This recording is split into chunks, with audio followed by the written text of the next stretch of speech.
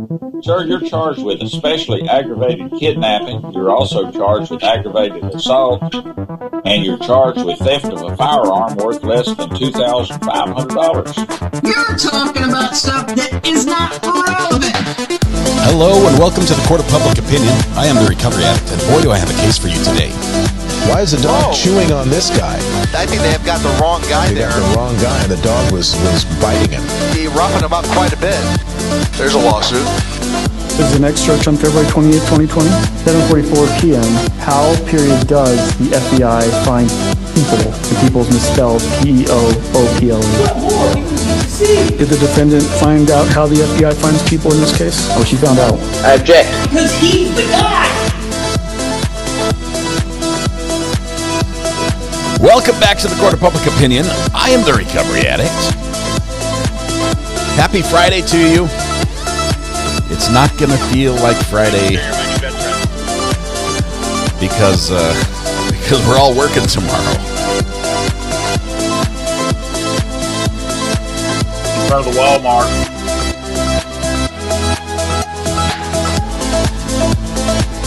Big shout out to Crystal H. first in chat this afternoon. Thank you very much, Crystal. I'll turn it down a little bit so we can hear ourselves think. Yes, the rare working Saturday, and then Sunday off, and then working Monday. That's how this case is going to go. We're going to be nearly done with the case by Monday or Tuesday when everyone else returns to work. We'll have been so productive. I got a tweet from a company that represented me on my TikTok channel, which I ran a TikTok channel right about the time I started YouTube. I started TikTok a little bit before then. And TikTok, I tried, and I watched a lot of TikToks, and I thought, I think I've figured this out. I think I know how to do it. And I made a video. And I posted it with the intent, and the goal of the video was to go viral. It was a short little video. Got 16.2 million views, and it earned me, and that's over like 16 million of them were in the first month, and then the other 0.2 were the next 2 years, and it earned me almost no money, like almost nothing. That for just comparison, that's that's more views than my entire YouTube channel in all the 2 years has ever gotten. And it earned me almost nothing. And anyway, I got a message about the impending doom of TikTok on Sunday, as the U.S. Supreme Court has ruled that in fact the ban is legal and it's going away. And the company that represented me on TikTok, which did nothing for me, is in a panic, and all their creators are in a panic. They're like, now what? So I was listening to that a little bit over the lunchtime. That was interesting. Lots of people panicking. I feel their pain. I think there's going to be a solution, and it's going to be a change of ownership. I think divestiture is in the future for TikTok. Anyway, welcome back to the Court of Public Opinion. Thank you all for being here. We are about to return to court in the Tennessee versus Chen case, where there is a little bit of motion, but I'm not sure exactly what. Just somebody standing in front of the camera.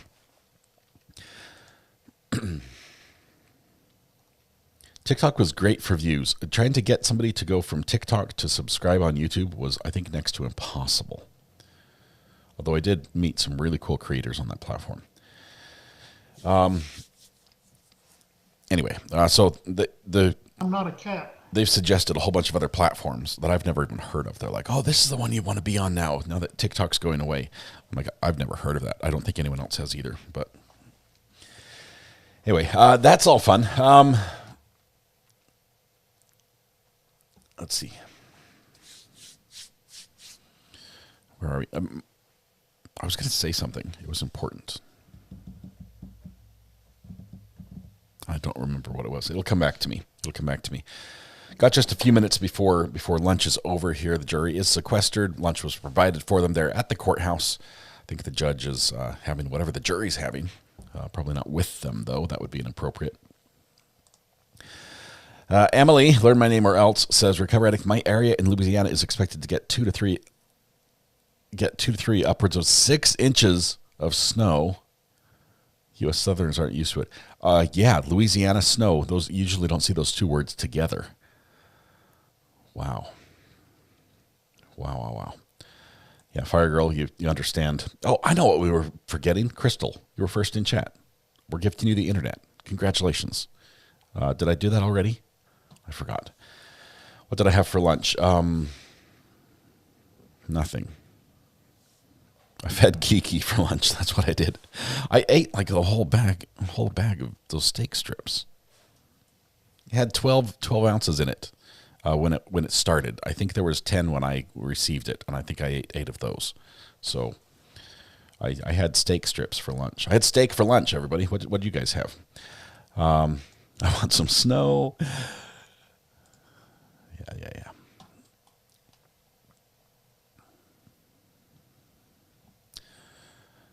Oh, there's a police chase live. Ooh, it's tempting. Chase on US 101. Is it another motorcycle, though? As we start day 5, part 2 of this trial. Thank you, Josh, for the pinned message. We're going to continue with Mark Hamilton, who's just an amazing witness. Now he's giving some dry testimony now. There's not a lot of funny things to this, but this guy, let me tell you, if he were able to just talk and we might get this, he might just talk on when defense gets up and gives him some more questions. It might be interesting. There's some humor in there that shows through. You've got to listen because he slides in some one-liners that are just absolutely hilarious. Where do you watch those chases? Lynn, I actually get notified by most of the chases through some accounts I follow on Twitter, on X. There are some accounts that monitor for chases. As soon as there is a chase, they'll send out a tweet. I get those alerts, and then I can go there. It's usually Sky 7, 11, I forget, a couple channels out of L.A., basically the L.A. TV channels with helicopters. They're the ones that cover it because that's almost always where the chase is. Tim says we're working on the second foot of snow since Monday.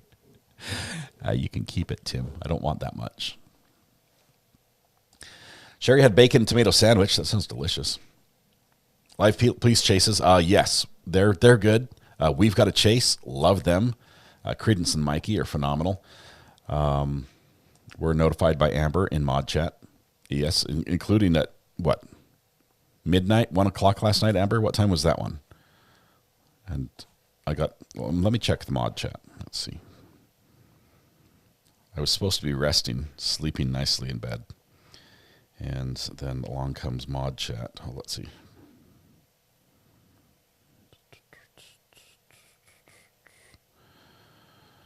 I'm going to out Amber right here. Oh, 2 a.m. 2 a.m. says Amber. She just owns up. Thank you, sir. You're my new best friend. Sounds working.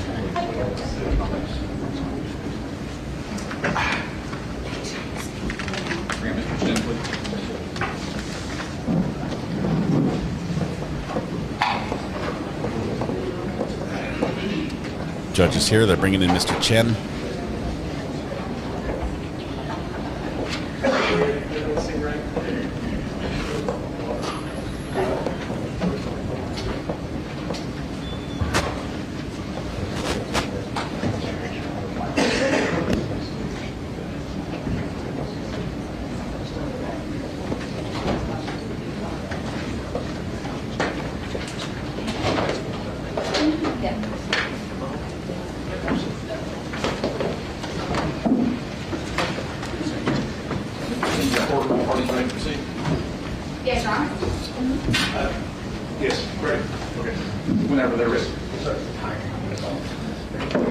Got a suit coat. Do you think Mr. Hamilton went down and changed? It would be so funny if he did.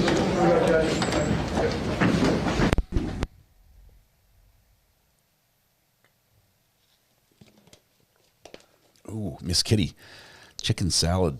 Chicken Caesar salad from Panera.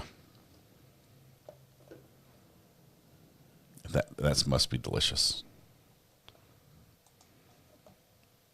I'm not seeing the police chase.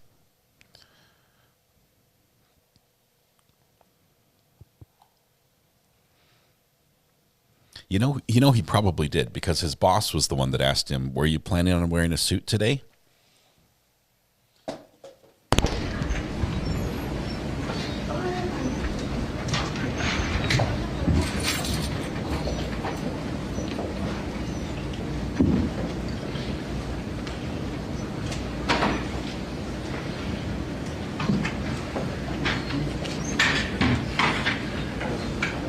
All right, please be seated.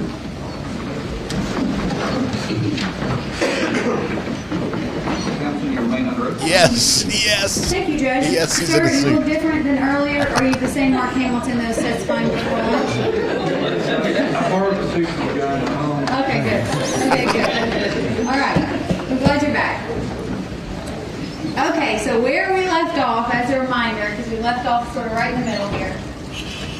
You had explained to the jury that the Says he green borrowed the suit from the guy in the circles or hall. pie shapes from this point forward are going to represent Ms. Pace's phone. Yes, And the red is going to represent Mr. Chen's phone. correct.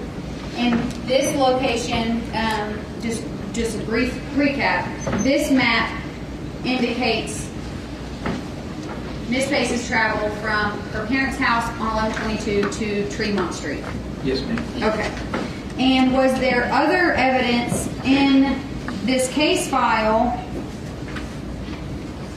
that also corroborated that travel? Yes, ma'am. There's some video looking across the street. This is State's Exhibit 128. Is this the video you're referring to? Yes, ma'am.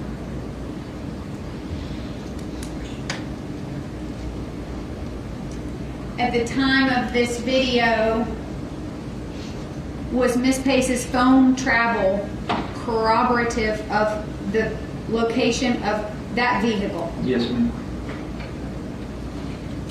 And the my Chevy out. And the My Chevy app, that's correct. So, and the My Chevy app trip. They all correspond with the same timeline. Yes, ma'am. Okay. And then I'm going to show you State's Exhibit 7. Have you seen this before? Yes, ma'am. In the early morning hours of 11:23, can you tell the jury where Miss Pace's phone was located? It is at this coordinate, which is a GPS internal to the phone that sent it. And so it'll be quite accurate, and that is 110 Tremont Street.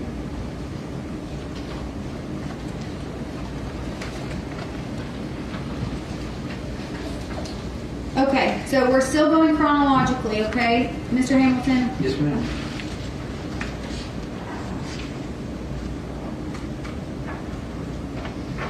The next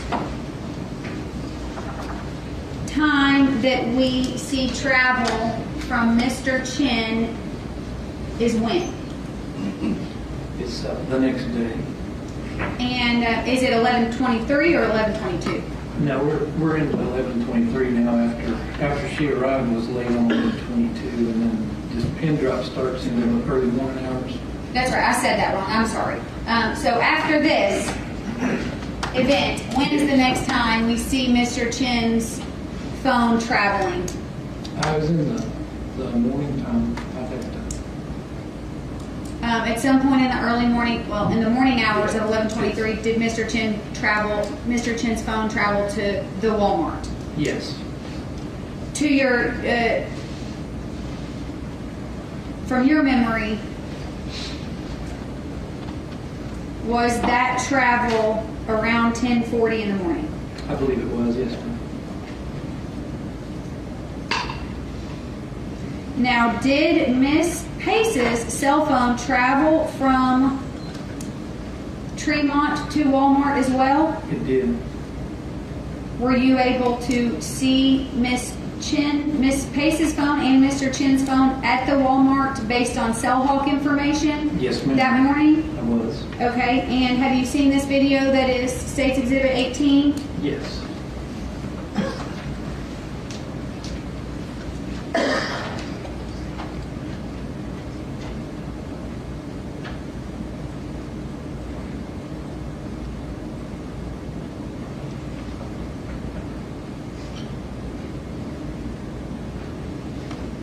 Does this video corroborate Mr. Chen's cell phone location data? It does, yes, ma'am. Do you see Ms. Pace in this video? I do not. And then again, Exhibit 18 is depicts Mr. Chen checking out at the Walmart. Does this video also corroborate Mr. Chen's cell phone records? Yes, ma'am. Do you see Ms. Pace in this video? I do not. Okay.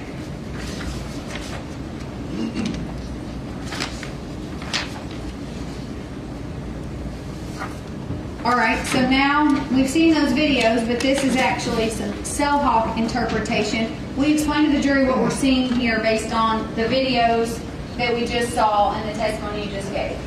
Yes, and just to clarify, these circles are not like the ones we saw where a tower is that was shown in Omni antenna. These are actually the estimated location from the two cellular providers, which were T-Mobile in the red and Verizon in the green. Two completely different carriers are both estimating almost identical accuracy and location, and the center of that is the Walmart. Is this how you were able to testify that both of their phones were at the Walmart around 10:40 to 11 o'clock on Yes, 11/23? That, and they both leave Tremont and kind of travel together, so it might not be exactly matched, but they're leaving and arriving about the same time. Thank you, sir. The next slide is around the same time, also near the Walmart. Can you explain to the jury why this looks different, why the red dots are smaller? Well, just at that time and period, there wasn't anything from the Pace phone, but what's even better is the tiny dots are much more accurate. So they know you're on these arcs by the time it takes the signal to travel, and where the arcs intersect is basically where they estimate you to be. And when you start getting these small, it's usually pretty accurate. Like we saw the big circle cover all the Walmart and some surrounding stores. Now we're in the parking lot. When the arcs intersect, you said that is when we can have a better idea of exactly where Yes. the parties are. Yes, it's not always 100% accurate, but the one thing to remember, you have to be in the coverage of that antenna on that tower, so you're not going to be way on the other side of town. It might put you in the wrong parking lot, but it's not going to put you way off. But the lines you would testify are arcs from the towers? Yes, it's the range, so that's how they get this known record. You'll see like 0.68 miles. It's usually plus or minus a tenth. And that's how long it took the signal to travel from that tower at the speed of light. They measure it that fast. It's really blink of an eye, but it works. Will we continue to see the arcs throughout your testimony? Yes, ma'am. All right, so again, at 10:47, you have documented in Cell Hawk, both of their phones are at or near the Walmart, correct? Correct. Okay, and so let's keep going chronologically. Do you recall where the next location in Hamilton County Mr. Chen's phone travels to? I believe he went up towards Sutton Creek.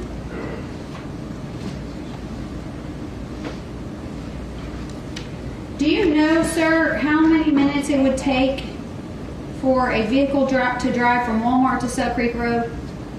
Just 5 minutes. I'm guessing. I didn't actually measure that one, but this is the Walmart, and you literally just have to go up to this road right here and turn. It's very close. So we see those little dots again, is that right? Yes.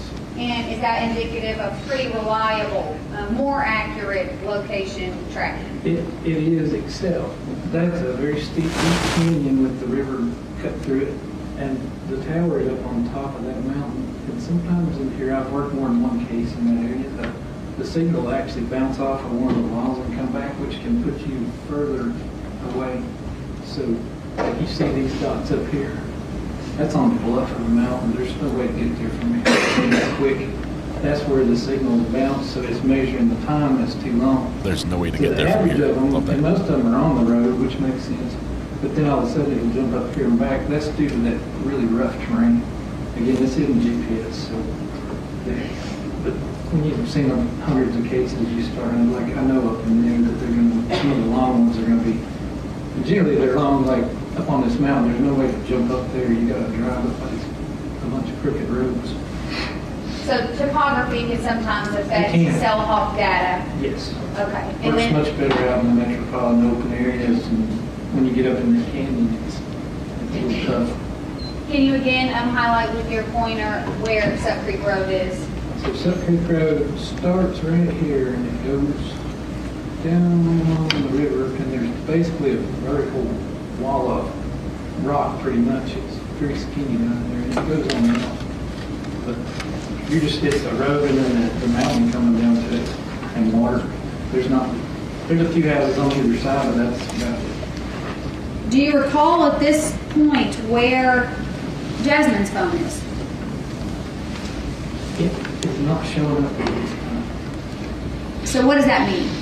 It just means it's not communicating with the network for whatever reason. Could be that it just didn't need to, or it could be turned off. Could be in airplane mode. Could be wrapped in aluminum foil, but it's not leaving a trail at the moment. If a phone is off, does it leave a trail of location data? No, ma'am. Okay. If the SIM card is removed, does the location data, is it erupted? It is. It is. I'm sorry, interrupted? Yes. Okay. So there's multiple reasons why a phone can go, let's call it, from now on, let's call it going black. Yes. Right? That's a good time. Okay.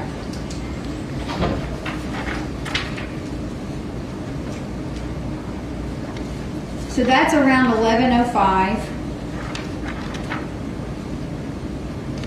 Can you tell the jury where the next location is that Mr. Chen traveled? It's back to the Walmart area.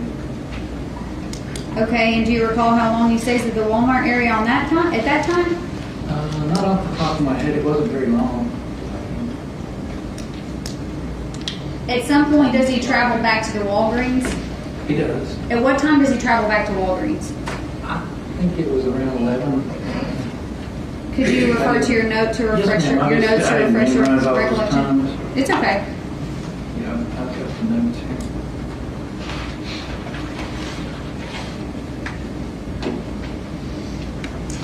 Let's see here.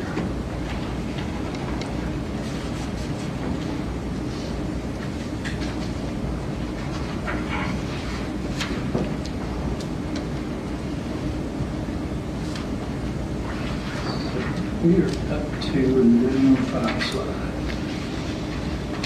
So the next one's 141.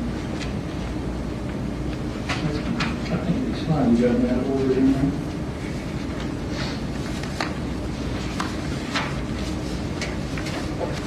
Well, let me just ask you this. We can clear it up. At some point later in the day, is Mr. Chen at Walgreens? He is around 140, 141. 1 second, Judge. Yes, ma'am.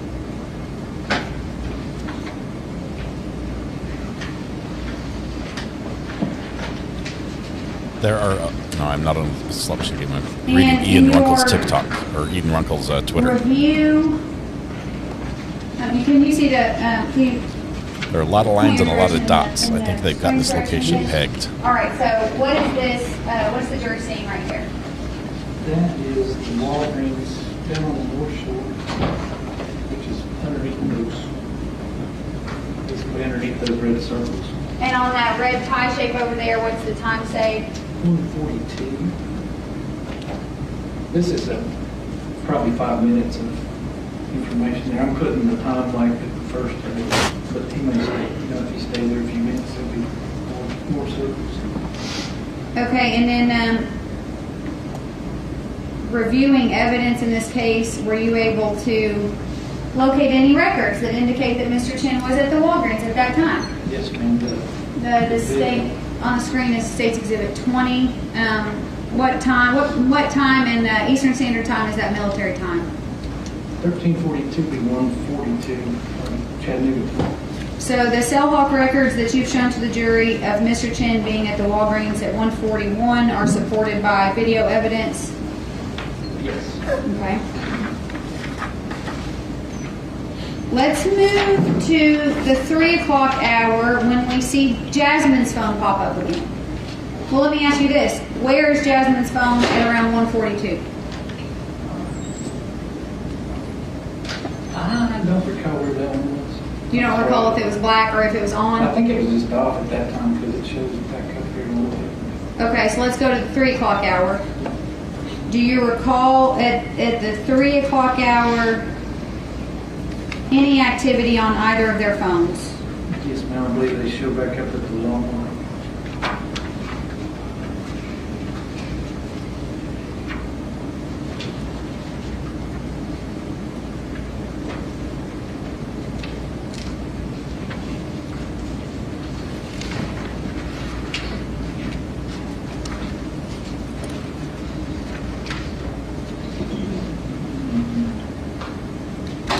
At 3:50, both of them are actually in the downtown area. In Chattanooga, not in Richmond. Refer to the screen here. What are we seeing on Cell Hawk in the 3:50 hour? 3:50, 4 o'clock hour. So just to orient you, Tremont would be probably right up in here. It's across the river. But this is downtown where we are now. And these two phones are both using similar towers. And it was, what I saw, it traveled from right to left, so heading from east to west. But this phone had been on for a while, and the red one was off. And then right about here, the red one comes on. And both of them show up at the same time in this downtown area. And this is all happening in the 350s. Some of these, those are estimated locations. These are showing the tower, but they didn't have a location. Is it your opinion that at this time both of their phones are in the downtown area shown on the screen? It is. They were traveling at about the same time in the same place. Are you aware of any activity that you found on both of their cellular records around this time?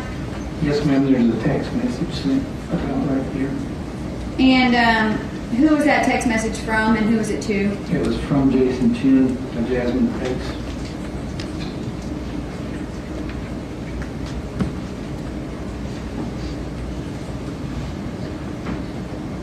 At 4:03 p.m., based on your review of the T-Mobile and the Verizon records, Mr. Chen texted Jasmine, "Hey, are we still good for dinner tonight?" That's correct.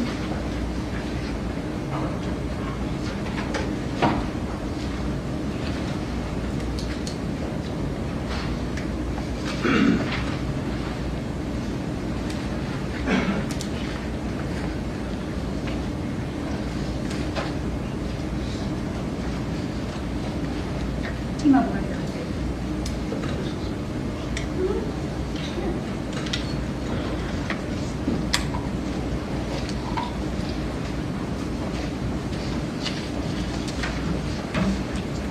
Approaching you with one piece of paper. If you can review that and tell me if you've seen it before. Yes, ma'am. Where is this document from? It's from the phone forensic.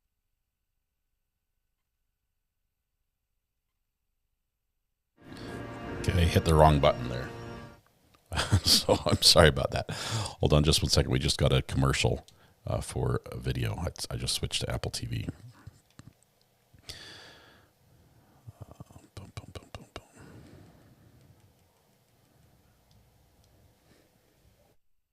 We need someone with more experience.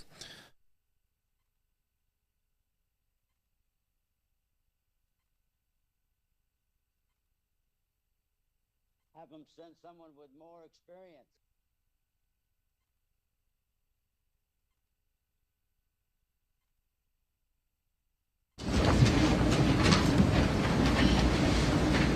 Mr. Hamilton, on the screen behind you, is this what you're looking at?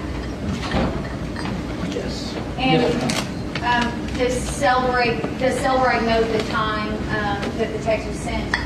It does right here, 16:03, TC -5, which would be. Yeah, I deserve that one. 4:15, Set my hands down on the remote. Okay, and at the below it says body. Is that the body of the? Is that the text message? Yes. Okay. It is, and this is who it's to. And then you infer this is Jason Chen's cell phone, so the from, they don't populate it there, but it's from him to her. And that's, hey, are we still good for dinner tonight? All right, and in your review of the discovery in this case, did you come across another piece of evidence that corroborates both the location data and the cell phone, the text message Yes, ma'am. from the forensic download? There, I did. Showing Exhibit 121 to the witness. Now, you can see this text message on the screenshot, but can you explain again why this says Wednesday at 3:03 p.m. and this one would indicate 4:03 p.m. in Eastern Standard Time? Yes, ma'am. The reason is that screenshot was taken later, and the phone was up in Nolensville, and it was on Central Time. So the time they automatically adjust to what time zone you're in as you're driving across the country. So the screenshot itself was taken up there, so it adjusted the times to Central in that phone. But we know it's forensically, the phone does everything in UTC time, so these reports coming off of Celebrite are accurate, and the records coming off of the provider are in UTC generally. So that describes that discrepancy just because of where the phone was when the screenshot was made of the message. Are you able to tell the jury, so you testified, we're going back, you testified that at this time, approximately 3:50 something, that both of their phones showed back up in downtown Chattanooga, correct? Yes, ma'am. Are you able to tell the jury if Miss Pace's phone had been on immediately before that, or is this the first time you see it back on? No, it had been on for a little while. Okay. His was off and hers was on, and it was driving around the city. Is it fair to say hers was coming off and on Yes. for the first part of the day on 11/23? It was. It went dark, and then it reappeared and rode around, and his was off, and then his and hers just come on almost exactly the same time. Flip-flop. And to be clear with what you testified to a moment ago, Nolensville, Tennessee is on Central Standard Time, correct? Yes, ma'am. And Chattanooga is Eastern Standard Time. It is. Okay. And All right. the phone, the forensic tools tell you what time zone it's set to, and it was, I guess it was recovered in Nolensville and secured. It was actually processed down here, but it was still in Central Time when the report was made. But the report is always in UTC time, and so I have to go in the report tools and adjust it to what time zone I want, so that I don't have to do a bunch of math. The closest I've got is some phenolphthalein. After this, did Mr. Chen go back to Sub Creek He did. immediately after? I don't think so. Well, he travels, it's not on that picture, but he kind of travels across the bridge and over that way. He goes from downtown, would it have been back to the North Shore, you're saying? Yes, ma'am. It was just a few minutes off. And did he travel back to the Sub Creek area? He did. Okay. What are we seeing in this photo? So that is that same road we saw to zoom in a little more at Suck Creek. And so that's the body location up at the top. And that's him coming down that road again. Would this be the second time on 11/23 that he's in the Sub Creek Road area? Yes, ma'am. All right, does he then go back to the area of 110 Tremont? He went to, yes, he goes to Tremont.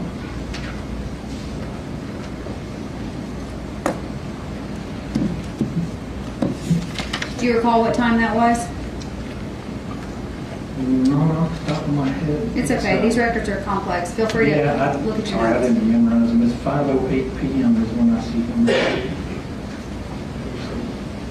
Do these records reflect what you just testified to? I do, and something to point out, see how this group gets a little bit north of him. I would, from long experience and having to locate, especially missing people by their phone, those dots all belong down here. They're just on that arc, and the inaccuracy of the pivot. I don't believe he was moving because it'll jump in seconds, and there's no physical way to do that. So these belong down here just in my professional opinion. He's in there, he's not driving around.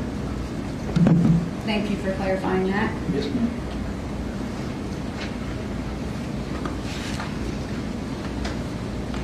And do you recall how long Mr. Chen is here in the area of Tremont after 5:08 p.m.?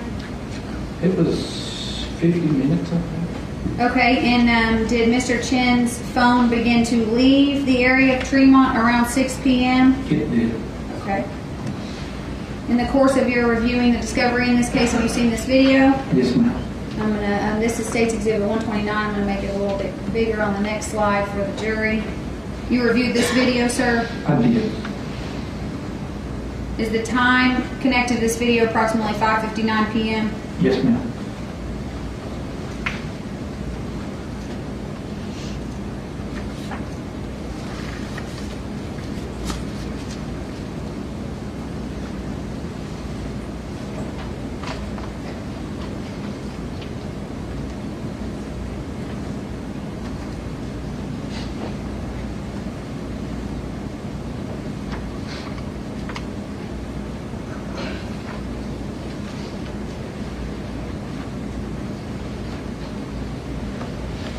And then is there another video, Mr. Hamilton, in which you can see what appears to be Mr. Chen's vehicle leaving Tremont Street? Yes, ma'am.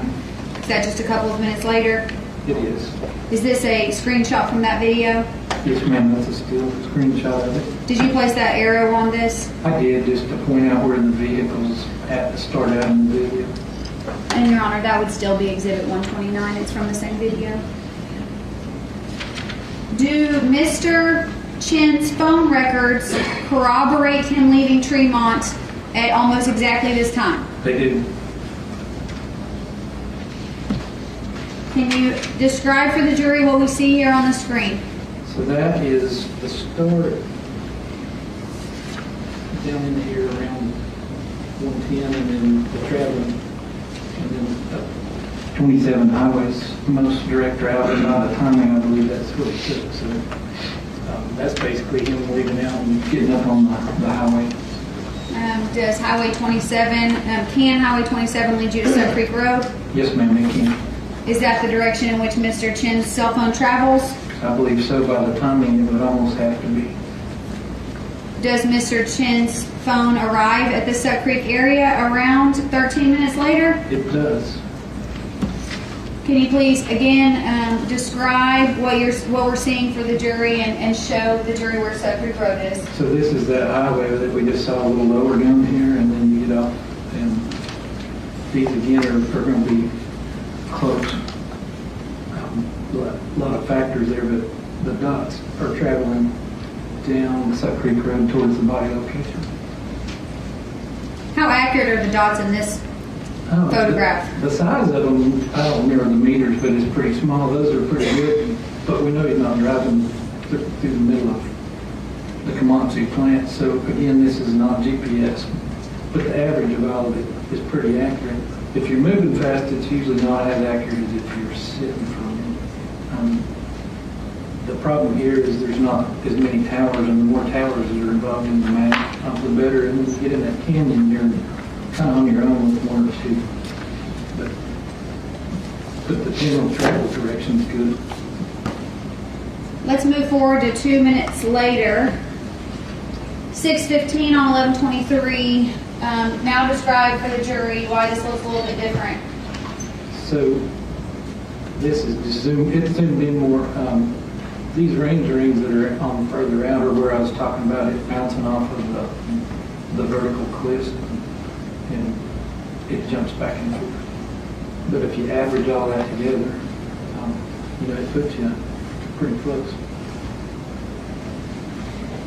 And you testified about how long it would take to get from Tremont to certain locations, but did you actually look at anything on Google Maps to help the jury understand the distance between certain locations? I did. I just ran a address from travel trip from point A to point B and let Google tell me, because they know the speeds and average travel times. Is this a screenshot from the Google Maps? It is. and it shows that it takes how long to get from Tremont to Sup Creek? 13 minutes. Does that corroborate the location data that you retrieved from Cellhawk? It does. Do you recall what time Mr. Chen departs the Sup Creek area? It was not long. He was 6:33 p.m. when he leaves out of there. All right, and do you recall, and this is him leaving, Yes, so these dogs are stuck. There's no good way to do this in court, but that they're laid down consecutively, like in a video, and he's going out now. Okay, so based on this photo, you can tell that he's actually leaving the location of the body. Yes, so this dot is older than that dot. So as you're going that way, which is at 6:33, he's headed out. Do you recall where Mr. Chen's phone goes from this location? Goes to the Walmart parking lot in Red Bank. Same Walmart we saw earlier. This is the same Walmart that he was at earlier in the day? Yes, ma'am. That's nearby, is that correct? It is. Okay. And is there, I apologize. Here we are. Tell the jury what we're seeing. This looks a little bit different. Looks like it's just zoomed in. Yeah, he was in the area of Walmart. There's the super center down here at the bottom. Again, these dots can get inaccurate, especially like even in that location, they can be off some, but he's near the Walmart. And do you recall if there's anything significant about Mr. Chen's phone being back at the Walmart again? There is, because Ayden Pace's phone reappears at the Walmart. So when you say reappears, what do you mean? It's been dark. Didn't go to the Aldi. Time period, and now it shows back up. And can you look at the screen, please? Yes, ma'am. What does that represent? That's the estimated location of Jasmine Pace's cell phone by Verizon, and it's pretty much centered on the Walmart. It's 6:21. Is this location the last location for several days that you see Miss Pace's phone? The location is, but not the time. So, tell the jury what you mean. I see it again here in a minute, but it's Okay. it's never seen anywhere else after. Okay. Is this what you were talking about? Yes, ma'am. So Oh, okay. 6:49. Same location. A few minutes later, it's detected again near the Walmart. Yes, And then does it go dark? it does.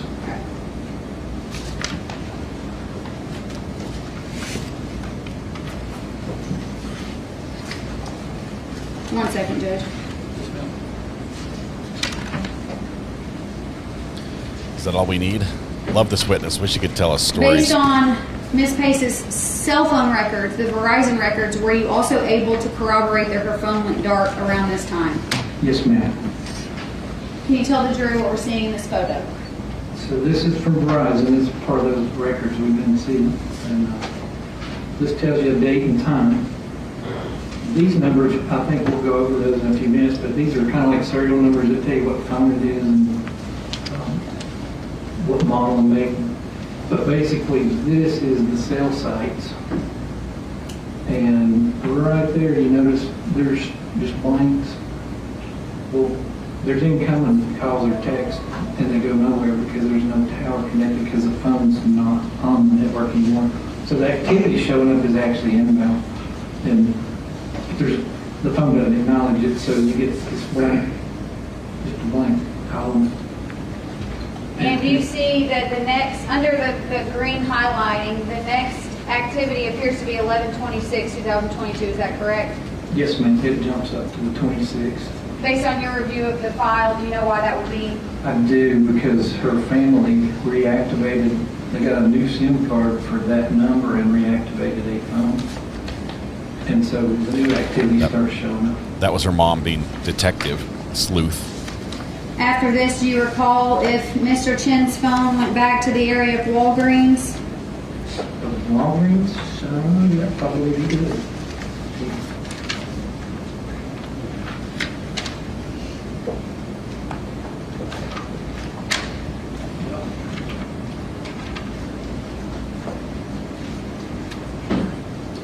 Sir, do you know approximately how far it is from the Walmart to the Walgreens?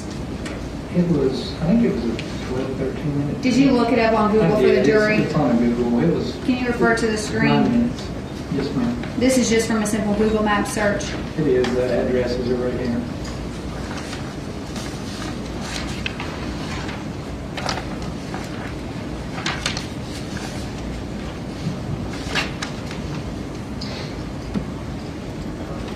Have you seen this video? Yes, ma'am. And what time would that be in the right-hand corner? In local Chattanooga, that is 7 p.m. Exhibit 21, Your Honor.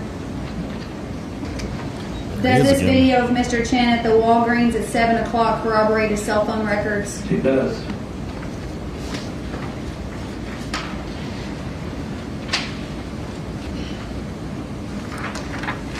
And at some point, a while later, do we see Mr. Chen back at Tremont? Yes, ma'am. Do you recall what time he arrived back at Tremont? I don't, but it wasn't long after that. In your review of the evidence, were you able to see this video? Yes. Okay.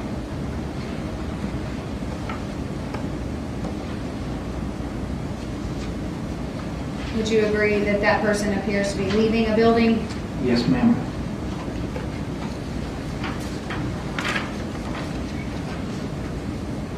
That would be a screenshot, is that correct? It is. All right. And now we go back to phone records. Did Mr. Chen's phone indicate that he was leaving the Tremont apartments around this time? It did. Busted. Around the exact same time that he is seen leaving the Tremont apartment building, is that correct? Yes, ma'am. Just a minute later. And do you recall where he went? Yeah, it was to 900 Mountain Creek. And is there other evidence that you've reviewed that would corroborate his travel to 900 Mountain Creek Road? There is the camera that's across the street from Tremont. I think they play Monopoly at night. And Cindy. my Chevy house. And the My Chevy app you Yes, said? ma'am. Exhibit 2, you can see that Exhibit 2 indicates a start time of 8:27 and an end time of 8:45, is that correct? Yes, ma'am. Does this corroborate Mr. Chen's cell phone records? It does. And were you able to, using his cell phone records, actually map him in the direction of 900 Mountain Creek Road? I was able to map that. Yes, ma'am. And then you mentioned this video, this is Exhibit 129 from Arctic camera footage, 1123. Why is this significant, sir? Because you can see the Pace vehicle, and I can make out the hat and the hoodie that I saw in the ring camera in the hallway. It's your opinion that the person in this car is the same person in the hallway at that apartment building? Yes, ma'am. This video jumps a little bit, but are we seeing the white Chevrolet pull out Right here. of Tremont Street? Yes, ma'am. All right, and is this a screenshot? It is. That's when he's turning that corner, and the colors aren't showing up on this display very well, but you can make out the red in that hat and the gray hoodie. The projector presents it poorly. The actual image is Do better. Mr. Chen's cell phone records corroborate that he would be leaving Tremont Street at this time? They do. And did you Google map for the jury approximately how long it would take to get from Tremont Street to 900 Mountain Creek Road? I did. You can look at the screen for me. Approximately how long would that take? It's a 12-minute trip.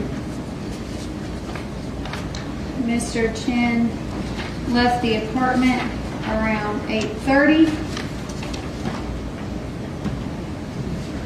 Exhibit 24, have you seen this video before, Mr. Hamilton? Yes, ma'am. Okay, is this video taken from the Mountain Creek Road apartment buildings? It is.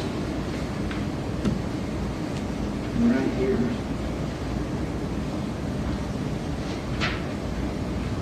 Does that appear to be a white SUV? Yes, ma'am. At this point in time, is Mr. Chen's cell phone location data showing that he is in or around 900 Mountain Creek Road? Yes, ma'am, it is.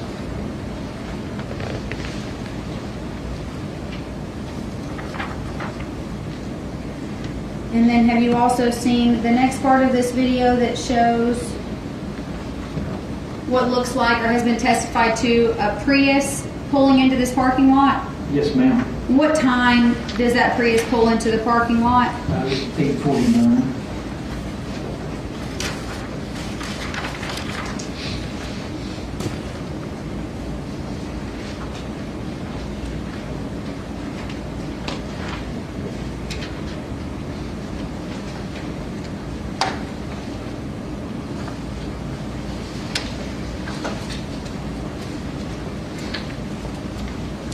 Mr. Hamilton, I'm going to place you with 2 documents. Can you look at those for me?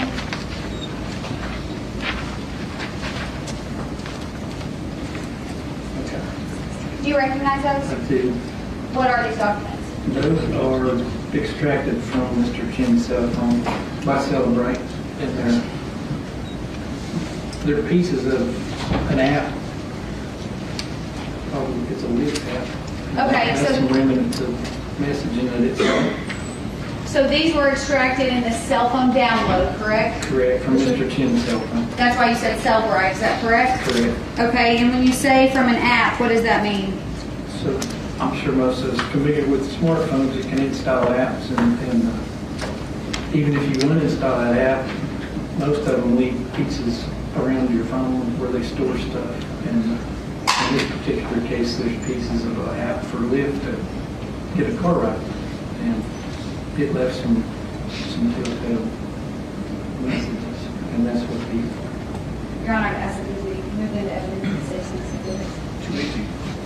Now, you just testified to Lyft, 218, Judge?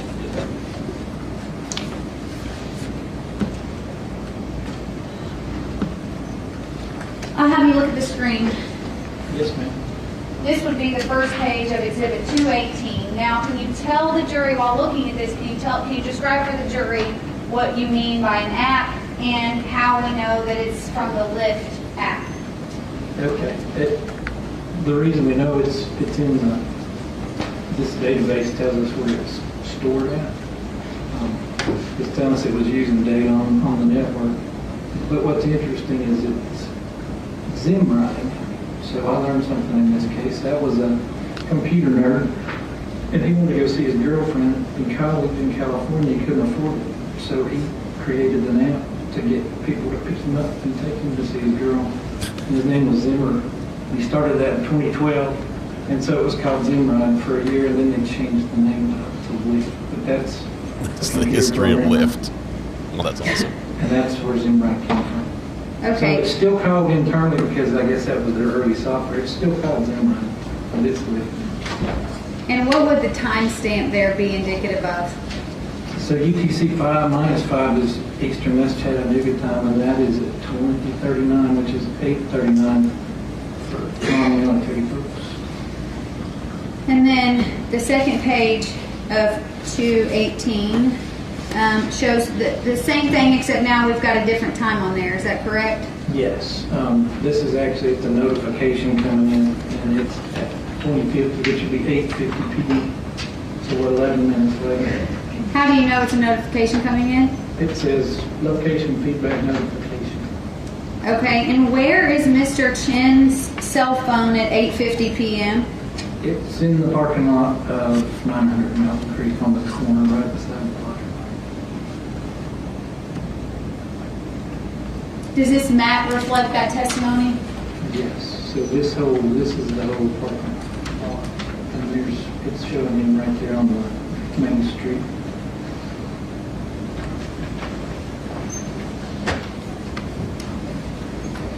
At this point, does Mr. Chen's phone appear to travel back to the Tremont Apartments? It does. How long of a trip again would that be, Mr. Hamilton? It's 12. It's on the screen. 12 minutes. Are you able to tell us at what time both the gray Prius and Mr. Chen's cell phone arrived back at Tremont Street? Yeah, it was about 12 minutes later. So Is there video evidence that There is, corroborates yeah. this as well? That same Arctic camera catches it. Exhibit 129. Yes, ma'am, 902. And we left at 8:50, so 12 minutes. And there's the Prius. And does this video corroborate Mr. Chen's cell phone records? It does. His records come in right at the same time. And they're stopping and putting the hazards on and letting somebody out. But you'll see them kind of run right up in here.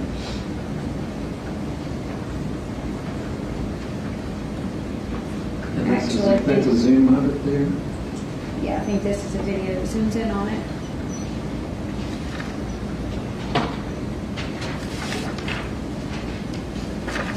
Here he goes. Does that person appear to have a hoodie on? They did. And at this point in time, are Mr. Chen's phone records showing that he is back at his apartment on Tremont Street? They are. All right. The next question I ask you is significant. Where was Mr. Chen's cell phone from this time on 11/23 until midday on 11/25? It was here. It was at his apartment Yes. the entire time. Yes. Didn't go anywhere. No. Would you agree that that's basically a day and a half? It is. Yes, ma'am.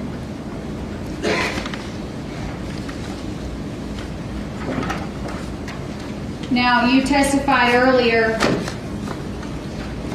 that you testified to the jury what the difference between a SIM card and a cell phone is, Yes. correct? Are you aware in this case that Ms. Pace's SIM card was located at some point, and I apologize, this is the slide that shows Mr. Chen back at Tremont, is that correct? It is. Okay. Yeah. Now, are you aware that this was found in Mr. Chen's possessions? Yes, ma'am. Okay, and this is 167-2, State's Exhibit. Have you seen this photo before? I have. Have you also seen the forensic report that was extracted by the digital forensics unit Yes, from ma'am. this SIM card? I have. Now you're seeing Exhibit 201 next to Exhibit 167-2. Correct. The SIM card report shows that, well, what does the SIM card report show? So on this slide, what I'm showing is it's called ICCID, and you can read it there, Integrated Circuit Card Identifier. It's all these they're like serial numbers. That's what's printed on the outside. That's an ICCID. Electronically, this is extracted by Celebrite, so that nobody typed anything in there. That number matches that number, so that tells me this report is on the device that they physically took a picture of. There's only one of these in the world with that number because your phone would get mixed up with somebody, so you can't have any duplicates. So that tells me this report's valid, and it matches what they found up in Noblesville. Now, for your purposes, is there another significant number on this forensic report? There is. And what is that? It'll be the well, two of them actually. So This is Exhibit 201 still, Judge. yeah, the MC is kind of an internal number on that card that tells them. MC, and you're saying Yeah, IMSI. Yeah, International Mobile Subscriber Identity. That's how you show up on their network. You're not the phone number. You're actually an MC. And then they translate. I know it's a little complicated, but another unique number that's only going to be in that card, and it matches.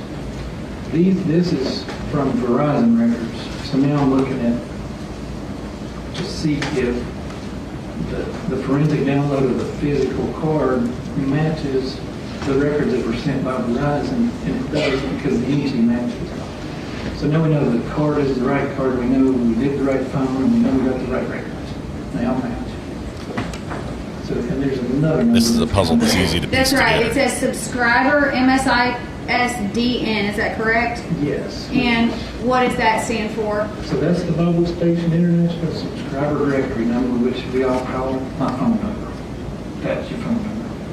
So it's right down here, and it's when they do the whole thing, it'll always have a 1 because the United States is area code 1. But that's her phone number. So that can change on that card. You can change phone numbers on the same SIM card. You can have SIM cards with more than one phone number. But in this case, that's her phone number and that's her number. For your purposes, is the IMEI also significant? It is.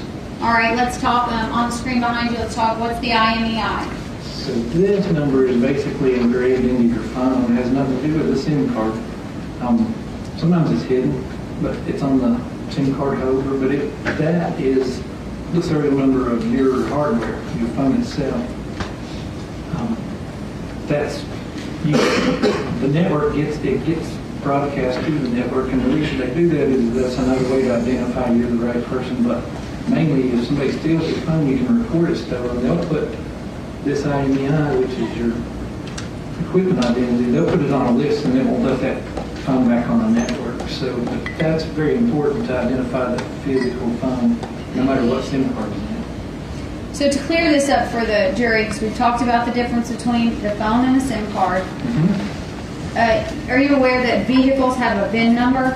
Yes, ma'am. That identifies the vehicle itself? Yes. Is the IMEI basically like the physical phone's VIN number? It is. That's a good way to put it. You can't change it. It's electronically embedded into it. And there's only one in the world, so that identifies the actual phone. No matter if it's SIM card, no SIM card, that way you don't know whose phone it is. At some point on 11/25, is there something that happens that involves Jasmine Pace's phone based on your explanation of the IMEI? Yes, ma'am. And what would that be? Jason Chen's SIM card gets put in Jasmine Pace's cell phone and he starts using her nice bigger iPhone 13. And can you please refer to the screen and explain to the jury how based on these telephone records you know that? He upgraded his phone to hers. This is his records from T-Mobile. And here's that IMEI we were talking about. And we have them both from the forensic download and from his records and her records. So I got them 3 different ways. And this IMEI, actually encoded into that IMEI is the make and model, so they can determine that from when it comes in. But that number is unique in the world. And we're right here. You'll see that ends in 2297. And it's an iPhone XR. Right here, it turns into 2742. Now you'll see on the other records there's actually a number after the 2. That's a check sum. So they're 14 digits. Some of them have an extra digit to check them, but you just kind of ignore it. But his phone changes into an iPhone 13 Pro Max, which is what hers is. And that happens on 11/25 at 2:07 in the afternoon.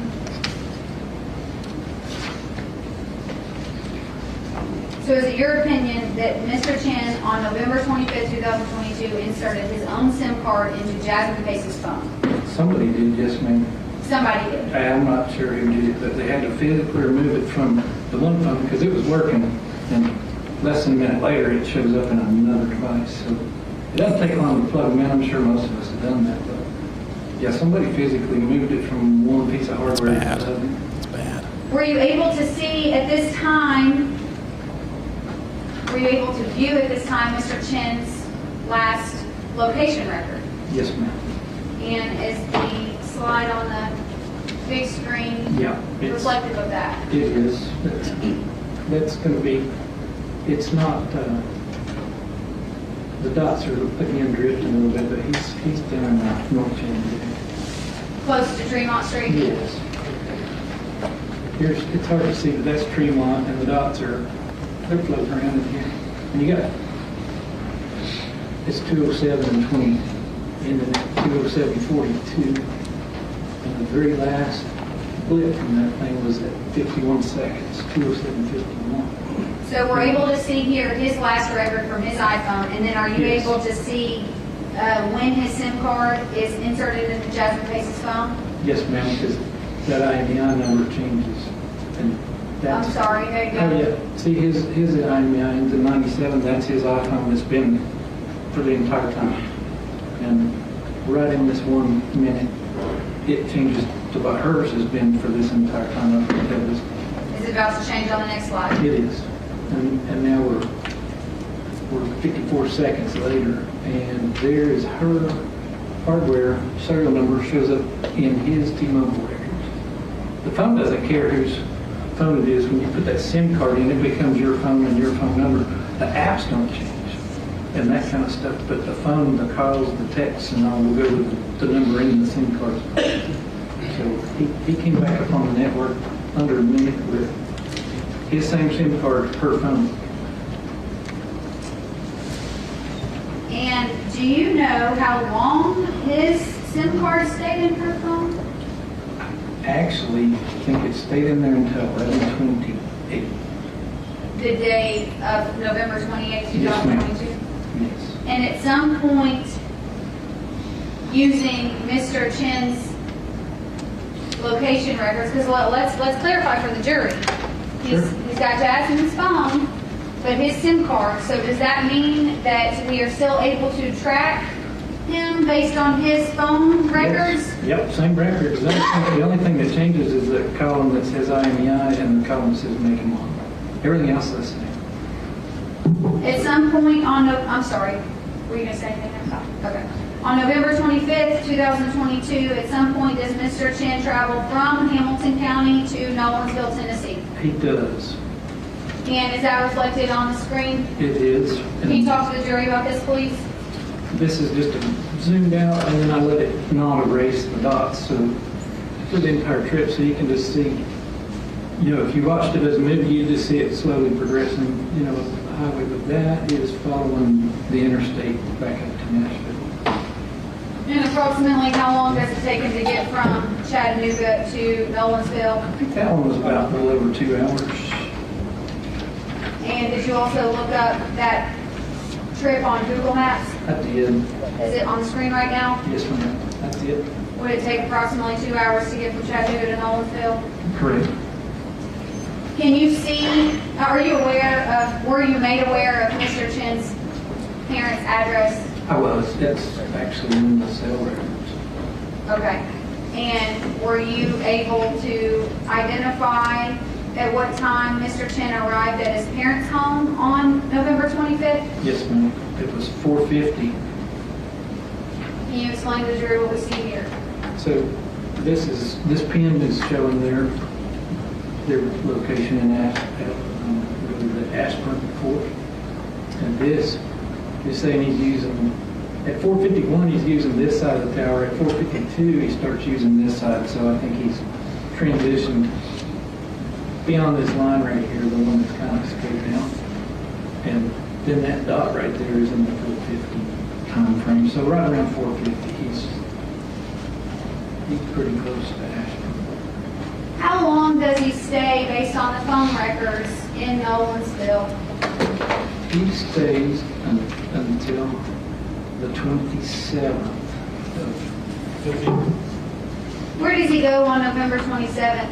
He comes back to the North Shore in Chattanooga.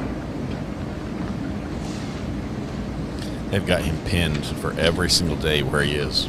This is great. So this is his travel southbound coming back this way. Okay, and then this next slide, what does this show? That shows the entire travel path. Right now, he didn't deviate really. He just came straight in. What area of town does his phone travel back to in Chattanooga? He's just a little bit west of Tremont Street. Kind of we call it Renaissance Park, but he never does actually show up right all the way to Tremont, but he's within a few blocks of it. That would indicate to the jury that you are able to see with quite a bit of accuracy where a phone is located. Is that correct? It is. Because here you know that he doesn't make it all the way back to Tremont, but you know that he's nearby. Is that right? Correct. And when we say that you know he is nearby, we mean you know where his phone is. Phone is correct. And his phone was just a few blocks from Tremont Street. Yes. At, let's see, I've got this, 6:37 Yes. On So 11/27, yeah, so go ahead and map it out for the jury. here's 110 Tremont. That camera we've been watching is right here on this intersection. And that's just a couple blocks to walk. That phone stays over in this area. And we've got a long history of seeing what it looks like when it's at Tremont. It kind of bounces around on these arcs, so it never does, it never makes it that far. It stays a little bit, a block or two away. Are you aware, Mr. Hamilton, of what time on November 27, 2022, the Chattanooga Police Department was able to secure Mr. Chen's apartment? I think it was 10:30. Will you refer to your notes and see if you can find it in there? I think that's still, that slide's not in this slide.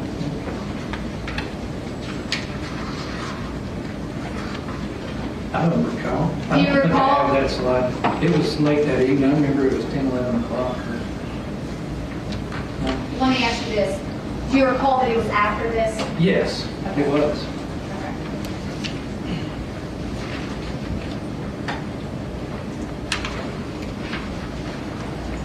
Do you recall what time Mr. Chen's phone leaves, well, Ms. Pace's phone with Mr. Chen's SIM card in it leaves the area of Tremont and North Chattanooga? Yes, it was around 9:30. And the jury, if you'll remember, is not from Hamilton County. Can you describe for them where Mr. Chen travels to? So Hickson will be north up here. It's actually a little bit further than where the Pace family lives. It's up towards that way, but it's Did you hear that? just north of there. It's a suburb of, kind of blends in with the North Shore, and then it becomes Hickson. What do we see on this map? So this is him leaving that area around a little bit west of Fraser Avenue and starting to travel. I'm starting to see movement. Are you able to see when his phone arrives in Hickson? I do. It's, like it should be about 10 minutes later he's in that area. You would describe Hickson as not too far from the North Shore? No, it's a short drive, depending on traffic. Do you recall how long Mr. Chen's phone stays in the Hickson area? Yeah, he stayed for till 10:15.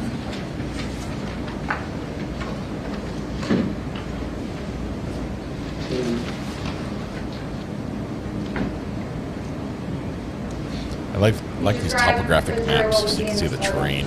So he's left Hickson to be up here. He's leaving out and traveling back down. There's some gaps here and there, but he's traveling back to I-24. So here's downtown and Tremont, and there's the interstate. So he's back on I-24 heading back north.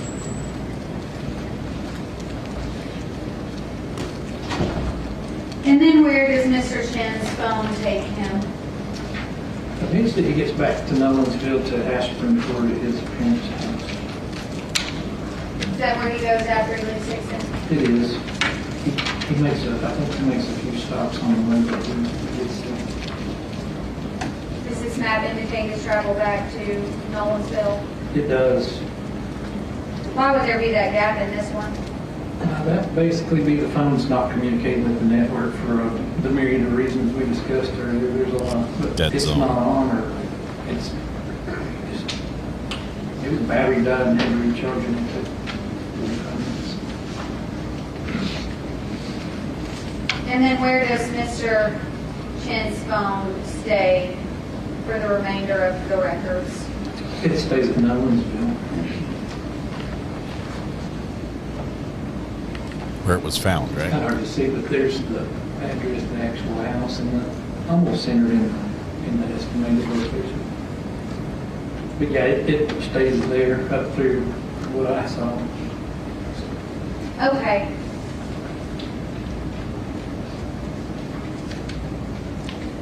So, is it your opinion that Mr. Chen's cellular location data matches the other discovery that you have seen in this case? It is. The other evidence that you have seen in this Yes. case? It is your opinion that Mr. Chen left his apartment on the night of November 23rd, 2022, and drove to Sup Creek Road? Yes, ma'am. It's the big finish right here. All right, we're done with location data. That's his opinion. You Shows he testified did that it. you inspected both Mr. Chen's forensic download, correct? Correct. How much time did you spend inspecting Mr. Chen's forensic download? Not a lot, because I wasn't allowed to until very recently. I probably have 10, 20, I'd say 10 or 12 hours. Okay. And how long were you able, what amount of time did you spend with his cellular records from T-Mobile? Probably 50, 60 hours. And a lot of that was actually converting those oddball videos into standard format so that they play in court and corroborating what a report said. Because I actually went through all the police reports and all and kind of built the case myself, not knowing anything about it. I like to do that first and then talk to the detectives and find out what their story is. See how I close spent I a lot of was. time reading and trying to wrap my head around what happened just from all the notes that are in the scope. And you did that in this case? I did. I like to build the case myself without talking to the detectives, and then check with them to see where they were wrong. This guy's amazing. I really hope we get to interview him. That would be awesome.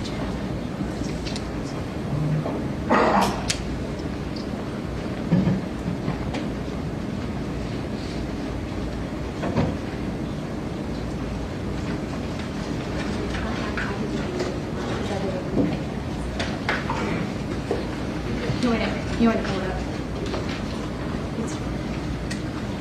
Keep accessing.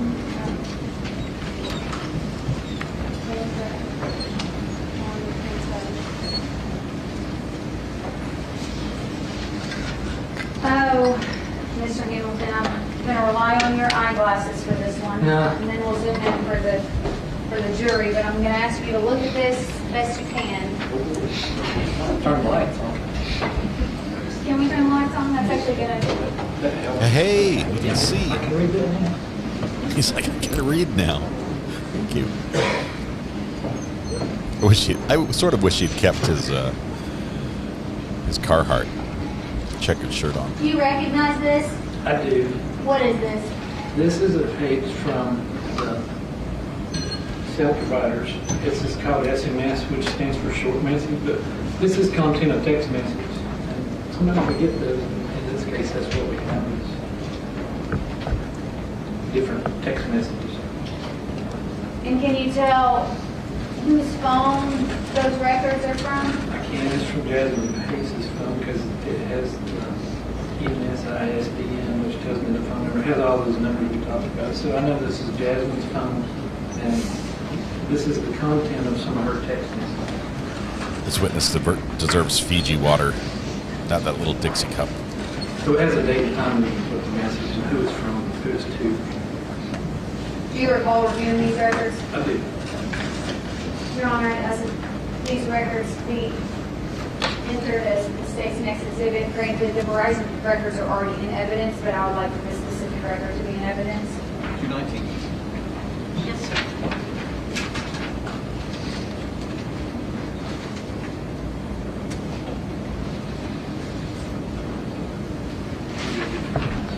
You can keep it up there. Okay. All right, let's see. I tried to do it on this time where I can zoom in so we can help here. Yeah, that's pretty small. Oh, wow. I did it. Okay. All right, so are these the records that you were looking at? Yes, ma'am. And over to the beginning at the left, you'll see message arrival and final disposition. What does that mean? That tells you what time. That's a lot of messages. If the phone was not on the network, like you turned it off, and then you turn it back on, those messages sit in a hopper, and as soon as you turn the phone on, they pop in there.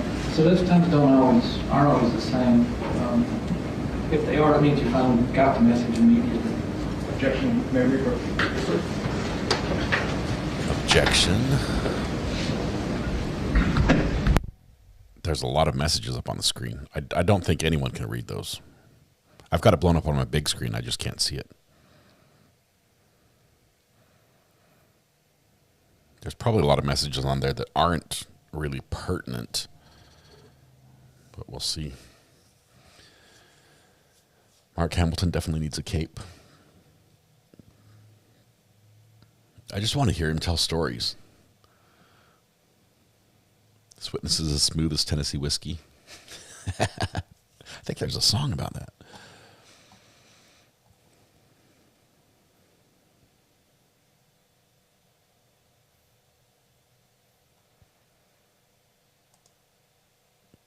Donna, I wish we could hear him a little better.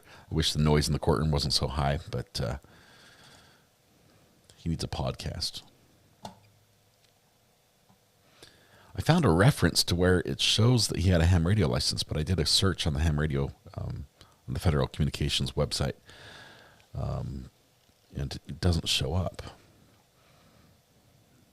He'd probably be able to ace the test without studying, though.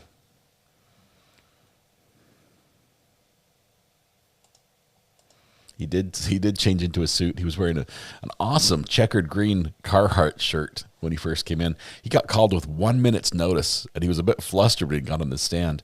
And as he's, the DA asked him, "Were you planning on wearing a suit when you testified?" And he's like, "Yeah." Well, he said no, but he said it jokingly, meaning he was planning on wearing a suit. And then she answered the elephant in the room question, or asked it, and said, basically, "Who do you work for?" And he's like, "You." You're my boss. So it's always great when your employee shows up not dressed appropriately for work, but it's been funny.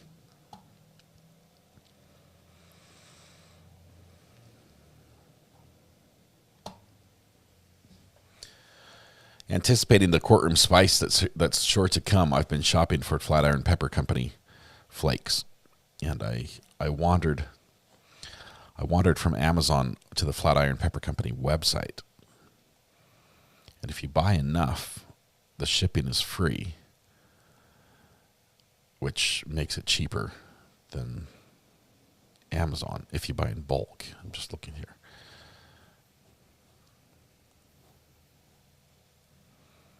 It's like $12.95 versus $8. So $4 cheaper per bottle. And they have I can't feel my face. Mr. Hamilton, one thing, before the bench conference, my colleague reminded me, this actually says T-Mobile SMS content, but is this Verizon SMS content? It is. That would be inaccurate. It's actually Verizon, correct? That's correct. That was my mistake. Okay, let's go back here. Ivan did send me a dog pic. Dog pic. You guys heard that clearly. I will share that here in a second.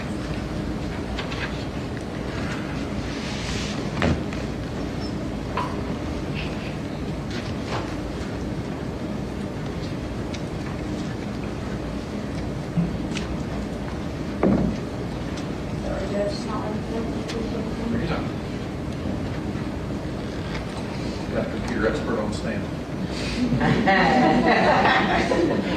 That's Apple. I don't do that. Oh, man.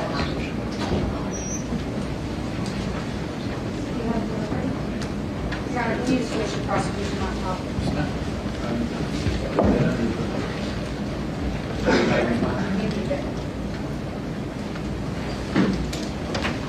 Okay, looky there. All right, so here's a larger version of the image. Would you agree?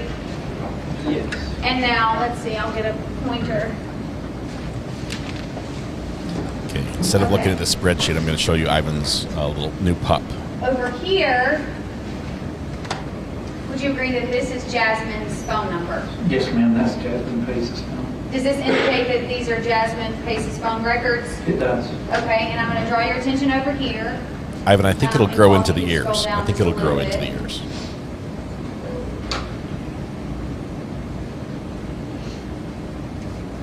All right, so we're in the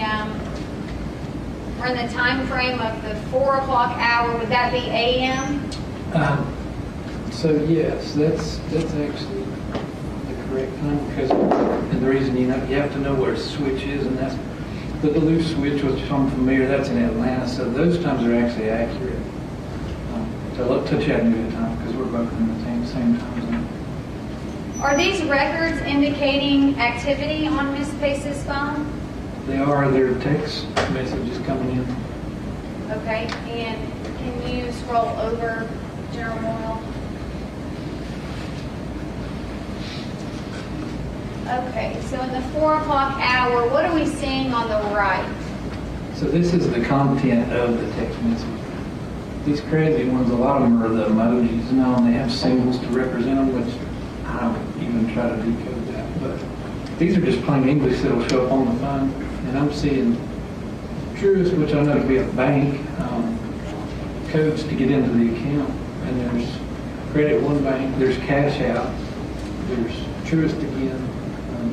So these are mostly banking apps, and somebody's requesting the passcode to get into it. And it's sending it because it's coming from the app on the phone that has the app on it. Interesting. Might be the parents trying to get the text messages to figure out where the daughter is.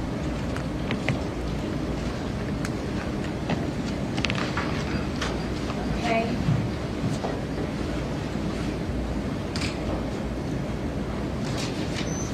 Now let's go back. Those were the Verizon records. Let's go back to the T-Mobile records. Are you able to, using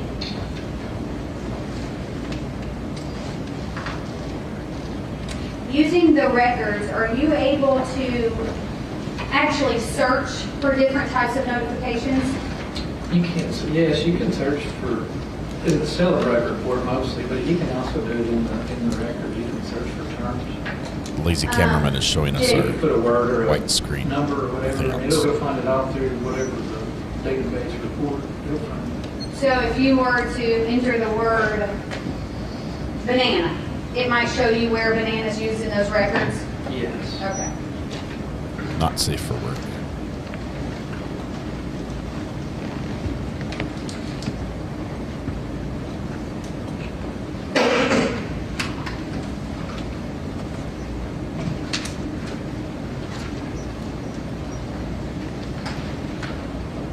And you said this is in Celebrate, is that correct? No, I'm sorry, what you just described, the searching. Oh, yes. Okay. Yes. The other one was actually from the record. I'm going to hand you this document. You recognize that? I did. Did you, using Celebrate, search for a word? Did. What was that word? I think it's powerful. I don't know if you're putting it up there, but yes, the word T-I-N-D-E-R, tender. Would that confidently pull up all of the Tinder activity on someone's phone? Yeah, it will, even if there's the app's no longer there, there's still a piece of crumbs laying around, and it'll find them. So yeah, I think quite a bit. Your Honor, I ask that this United States Exhibit 220. Great. Now we get the Tinder crumbs. This will be interesting. If you can please turn to the screen.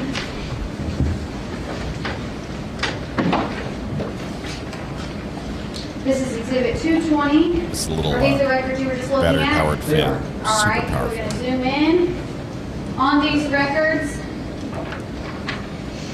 1121, can you see that there was activity on Mr. Chen's Twitter? Yes, here's 1121. It's really What do cookies mean? They're like they sound almost. They're like a breadcrumb. It's a piece of information stored on your device that lets them know what time of the day. And we get it on web pages. They're part of the revenue stream from ads and things. Would that indicate activity? It would. Okay. At least the app is running. And then is there any activity from 11/22/2022? Tell me. And then what is the first activity from Tinder on 11/23/2022? This is local time, Chattanooga, 9:51 in the morning. He lied. 23rd. He lied. He was getting no action on Tinder. And then there's more activity at 9:52, is that correct? Yes. And 9:52 and 9:52, and then we jump to 12:55. Everyone was swiping left. And what would Grace indicate? His phone was not blowing up with messages. Contact name is stored. And do you see here at 9:52, does Jason send a message on Tinder? He does. It says like, so I guess we're dating now.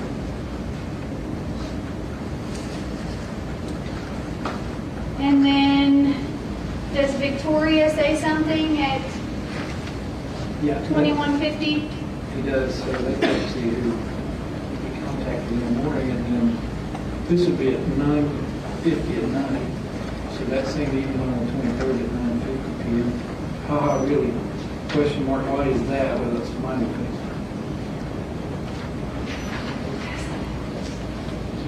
I did. Okay. Apparently, it's, at one point, Mr. Hamilton, I mentioned Twitter. For clarity, this is Tinder, correct? Correct. It's Tinder. T-I-N-D-E-R. Victoria, swipe left, quick. And now we're going to go to a zoomed-in shot of the bottom of the original page, the Tinder page. Yes. This is now 11:28, Correct.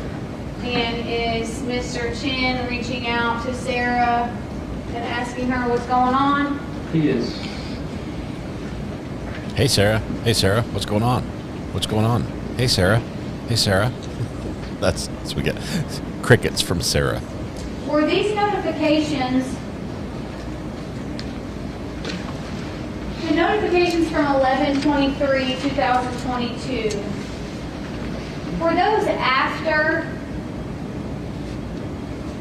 Miss Pace's phone had sent a location to another phone? Yes.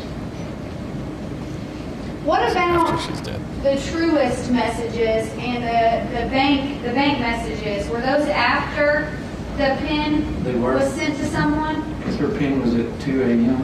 and these are 9 a.m., 10, all the way down through, we get down to 9, almost 10 o'clock at night here.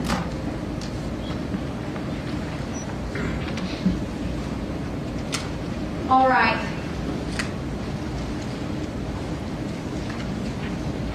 Lastly, I'm going to ask that you look through these records. I'm sorry, I need to show them to defense counsel. I apologize.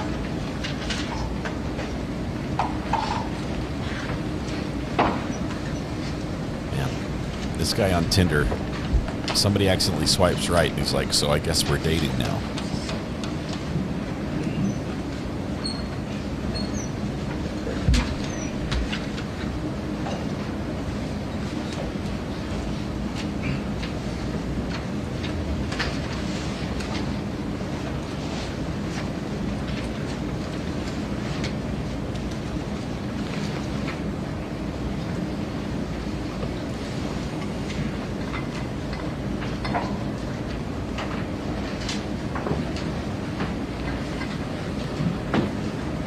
Clerk for today keeps her desk much cleaner than the previous one.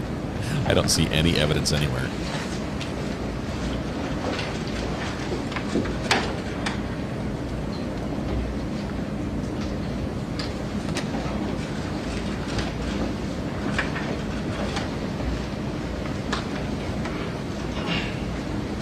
Can you review those records for me?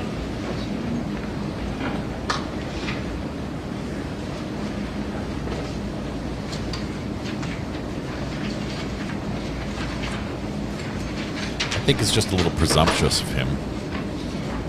And the girl's response, she's like, why is that? Do you recognize those? Yes, ma'am, they're from Celebrate, Jason Chen's cell phone and their messages. Would that have been discovered through the forensic download of Mr. Chen's phone? It is. And did you review those messages? I did. Are those text messages? Yes, they're called iMessages, so there's a distinction. Sure. Text messages are sent to a different packet of data, but iMessages are just internet. So you can't read when they're in the air, but yeah, so this is specific to an Apple phone. And it's called iMessage. Your Honor, I'd ask that these records be submitted as collective Exhibit 221. I'll staple them. Defense wants to approach. They don't like this idea. Little objection here.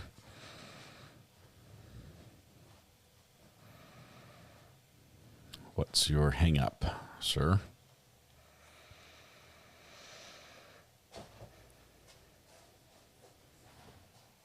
Judge goes to a standing position. He really wants to hear what their problem is.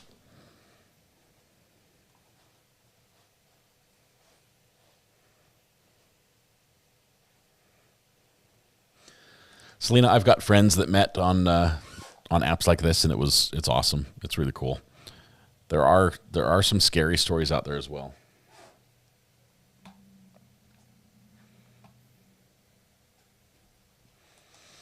Yeah, Jessica, this part is just completely wrong.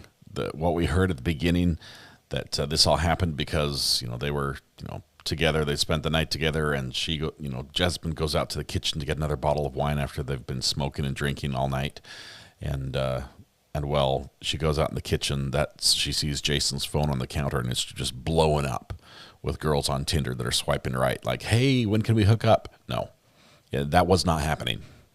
There was nothing there for her to get jealous over. In fact, the opposite was true of him sending messages to a bunch of girls saying, after Jasmine was dead, so we dating now? Hey, you there? Hey. Yeah.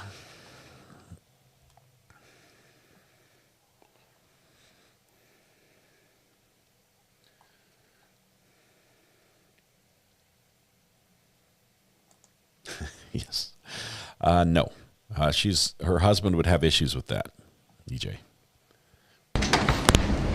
Okay, I believe that's exhibit 220, 221, I apologize. Are those that have it? Here we go, Judge. Do that, I promise. Do these records indicate text messages on Mr. Chen's phone from a certain time period? They do. And what's that time period? That was started at 11:23. Do they go briefly into 11:25? Okay. So we're going to start here. These are from 11:24. Can you tell the jury who these messages would be from? If there's a contact stored in the phone, it'll put the name with it. If there's no contact, it'll just have the phone number.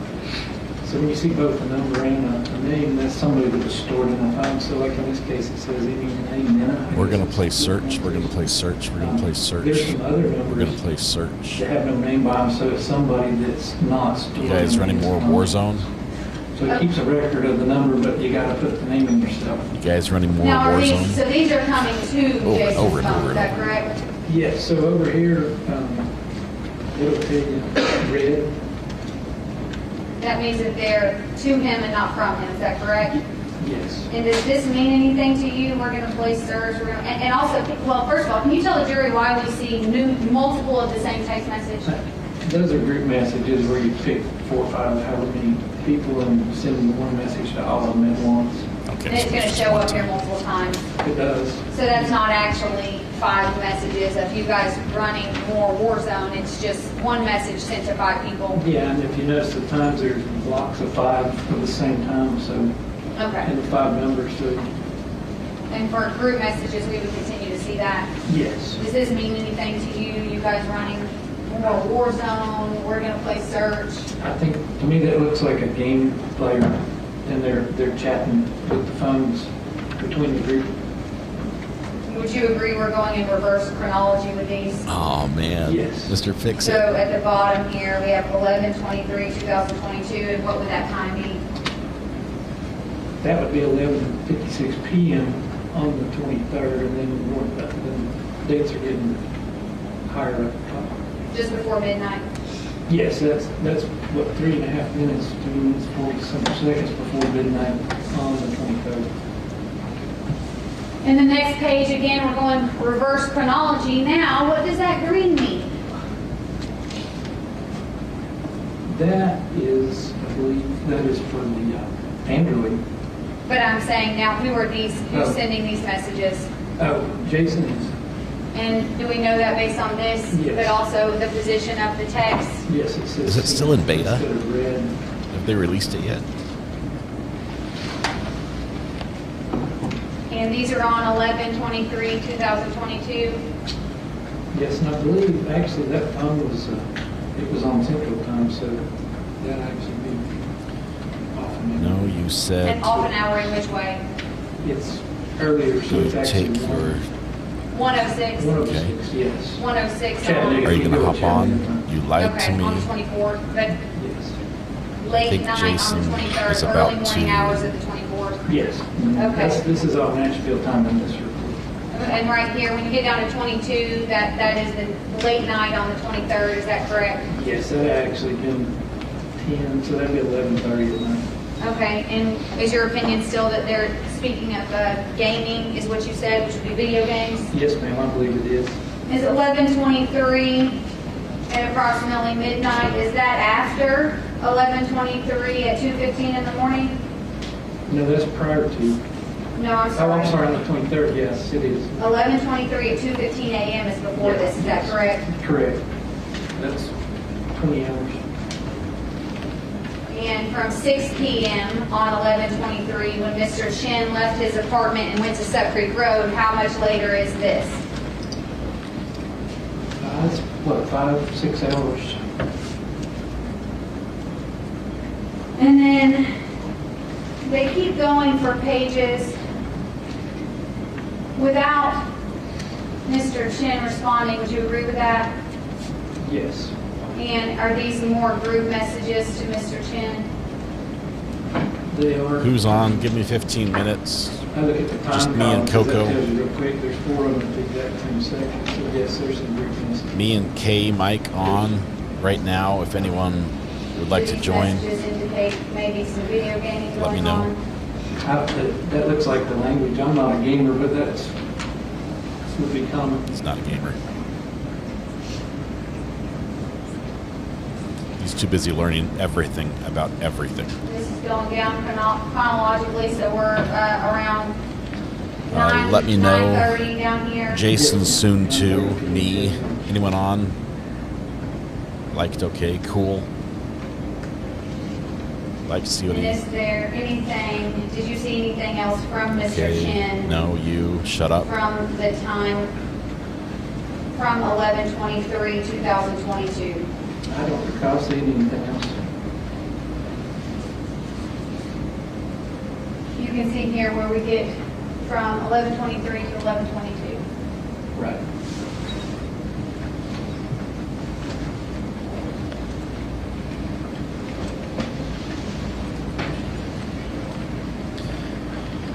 Yeah, definitely don't overdo it. You should tell mom and dad about it. It's a big achievement, and they'll be so proud to hear. That's awesome. How many hours do you work a week? Somebody said they got a job or something, I guess. It was like, whoa, That's it for the state a judge. real job? All right, defense up. Please, please let this guy talk. Please let him. I think this will be great.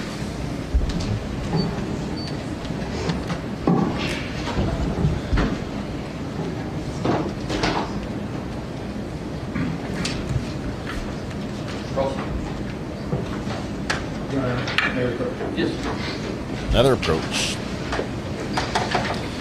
Sometimes an approach like this at the beginning of testimony would be to say, look, we need to warn you. We are going to go in this area. You said to approach before we did that. Maybe they want a break. 10-minute break. They want a break. We'll be back when that clock says 4:10. 4:10. Should have taken a 20-minute break.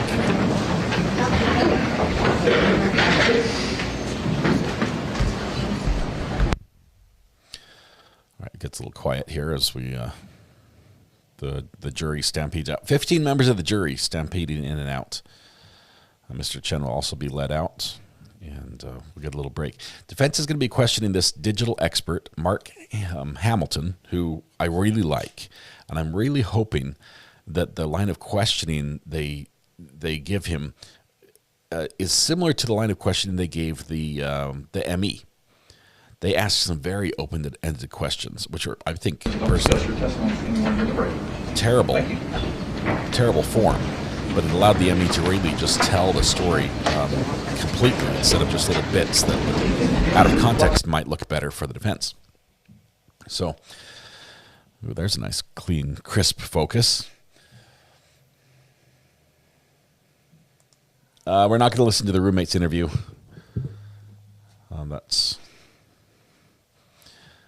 That's an issue. We run into issues with that.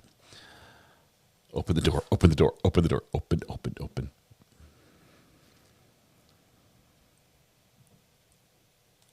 Next business we will add to our roster is a funeral home. I've looked into it extensively and it's impossible to lose money. Well, I figure, I don't know, maybe, no, it's too soon. I won't say what I was thinking. We'll talk offline, Ivan. I would say a laundromat or a car wash would be the way to go. And then you just, pay somebody to collect the money and replace, soap in the dispenser. I'll tell you the information we got from the roommate. There was a time that Jason Chen lived with a roommate, and the roommate was creeped out by him and said, I locked my door and slept with my one eye open. Didn't trust him. This guy was weird. That basically was the testimony. And there was also testimony that, or not testimony, those are the allegations. And there was also some allegations that Jason would like to impersonate people online, try to break into their computers and do weird things with messages, and just like a little off upstairs. Enough that the roommate eventually got a new place. If he's facing life anyway, why wouldn't he, the defendant, testify? Well, EJ, if the jury finds there was no premeditation, it's not life. It's just a term and then parole. That's what he's going for. He wants a chance to get out. If they find there's premeditation, find him guilty of murder in the first degree, they're not going for the death penalty, even though there is the death penalty in Tennessee. They're just going for life without parole. And that's what he'd get.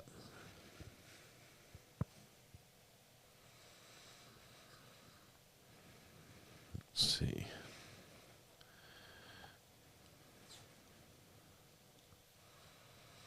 If he testifies, I hope it would be her.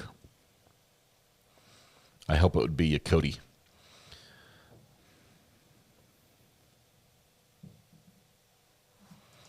Saw an interview where he went into his roommate's phone and got him fired from his job because of stuff he was changing on his roommate's social media. Yeah, weird stuff like this. Weird stuff like that. That's the interview we're talking about.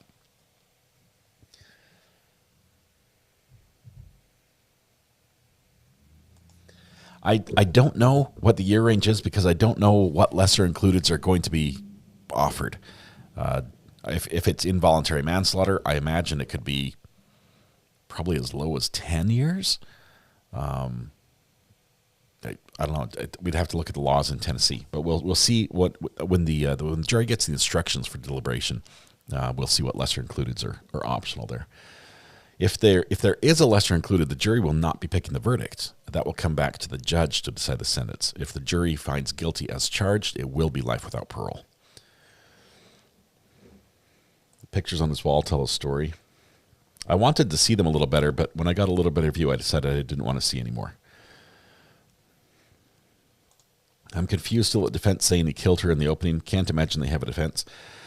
He did say that at the beginning. He said, my client's guilty, just not of what he's being charged with. He did it, but that is not evidence. So according to the law, he has pled not guilty, and the state still needs to prove the entire case, even though his attorney says he's guilty.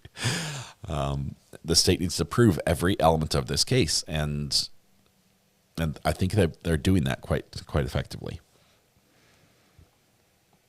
What is our lesser included? We use an example when we talk about lesser included, Marie. First of all, that's a great question, and thank you for asking it. If you're familiar with American candy bars, there's one candy bar that's called a Snickers, and the Snickers has milk chocolate on the outside. It has peanuts, caramel, and this wonderful chewy nougat inside. It's great. If you were to take away the peanuts from the Snickers, you would have milk chocolate, caramel, and nougat. They call that a Milky Way. Milky Way is a lesser included of a Snickers. If you were to take that Milky Way and take away just the caramel, so you have chocolate and nougat. Oh, wait, chocolate and nougat would be a Milky Way. If you would take the chocolate, the caramel, I'm messing this up. Chocolate, caramel, nougat would be a Milky Way. If you take the caramel away, you have a Three Musketeers. If you take the nougat away, you have a Hershey's bar. So there you have the four candies that build on each other. So you start with the Hershey's, you add nougat, you get a Milky Way. You add caramel, you get a Three Musketeers, and you add I swapped that. You add nougat, you get the Three Musketeers. You add caramel, you get a Milky Way, and you add peanuts, and you get a Snickers. So the lesser included would be anything that has most of, but not all of the ingredients of the larger one. So the higher crime of first-degree murder has an element of premeditation. If you take away premeditation, you would be down to a lesser included. I think I would do better with that analogy if I had the candy here to show. Last time I used the candy bars and ate them it was delicious. It was wonderful.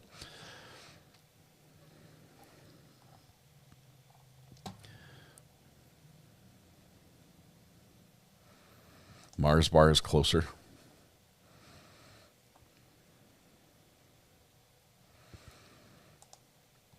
I think that should be the way the judges explain lesser includeds, and then they should hand out candy to the jury. I mean, if I'm ever a judge, that's what I will do. That's about as clear as mud. Thank you. Now I want the Babe Ruth. Yeah, Twix was not in there anywhere. Twix is completely different.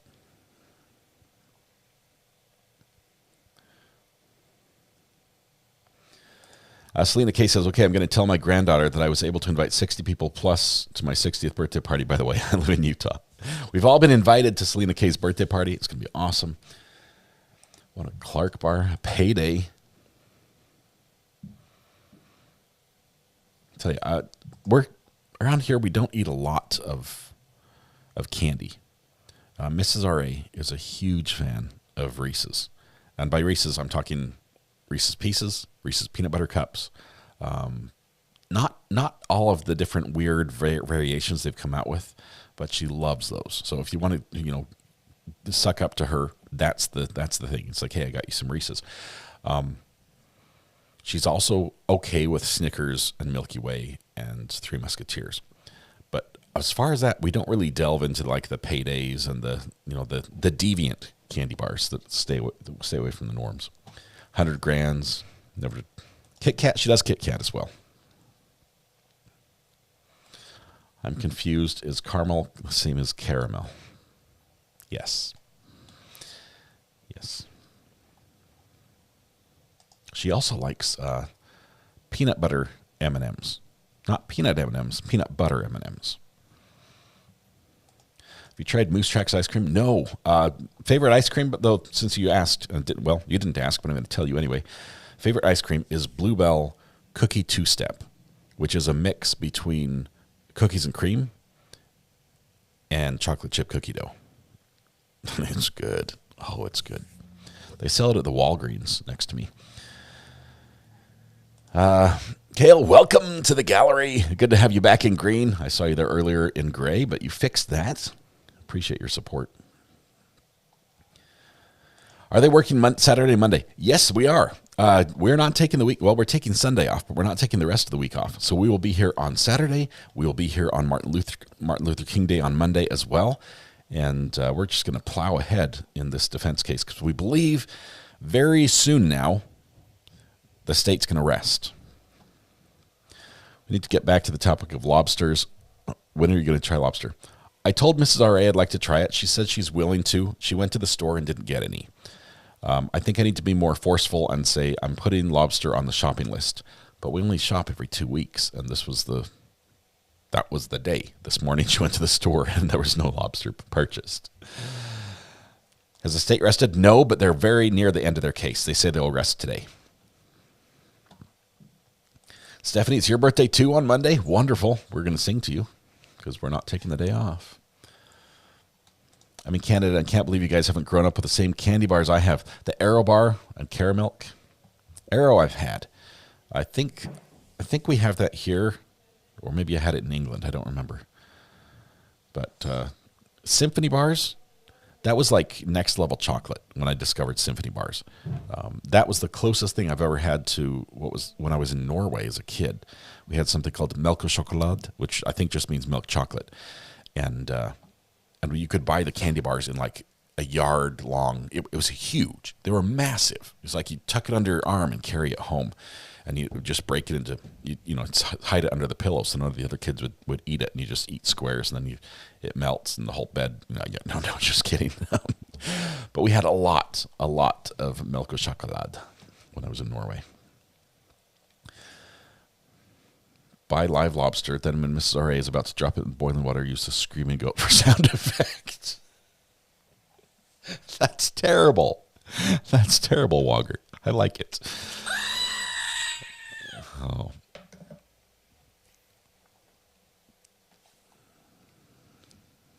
All right. Stephanie's like, I'll be here. I've been waiting all year. We're gonna sing to you. Don't let me forget, Stephanie. And make sure you're here nice and early, whatever time they start. Cadbury's okay. Were they huge or were you smaller? Both were true.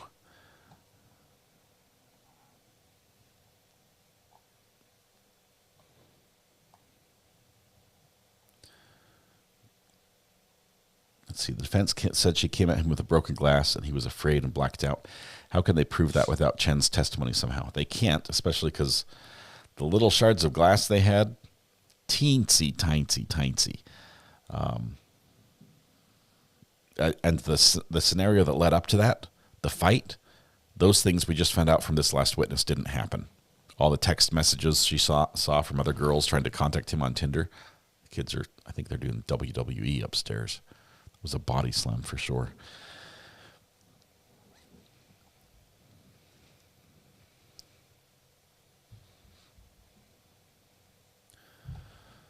Let's see. I'm eating a salted nut roll right now. Ooh, sounds good.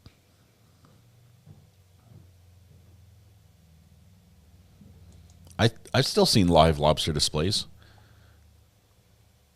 I know there's some stores that have fish tanks with lobsters in them. I've seen them. In front of the Walmart. Oh, Nikki. That's awesome. I hope you get some time to celebrate with him and make some memories.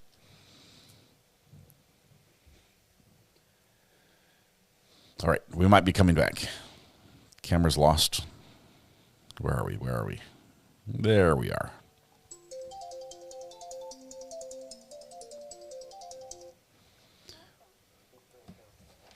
Hang on, we've got a call from Ayden. Just 1 second. Press 2. Ayden, the judge is just barely coming back here in a second. What's on your mind? Ayden, you there? Oh, I got poor timing. Oh, okay. Yes. I see. Yep. Can you hear me? I can hear you. We saw your dog Okay. pic. Thank you very much. It's a cute pup. Well, I'm updating the security system as we speak because it's worth more than anything I own. Yeah. So, so there is court tomorrow. That's the word. Both tomorrow and on Monday. I guess you've got a sequestered jury, and they want to make use of all the available time. The only day they wanted off was Sunday, and that works for me because I take that day off anyway. Well, they got you working overtime. Yeah, I'm going to put in for time and a half. I'm not sure who signs that paycheck, but we're hoping that comes through somehow. Yeah. Hashtag mod raise. Hashtag mod raise. Yeah, we've already tripled their pay for the weekend. Yep. Excellent. Yep. All right. Well, I'll let you get back to it. Love you guys. Awesome. See you Love you, later. man. See you. All Bye. right. Glad Ivan's feeling better. All right. Just by the tail. Okay, I'll just buy the tail. In Japan, they have more than 300 Kit Kat flavors. Oh, that's too many. I like the white chocolate and the regular, and that's it. Okay, Butterfingers. Yummy and at the same time yuck. I can't. I like the flavor and the texture until I've started eating it, and then I can't. I don't know what Bart Simpson sees in them.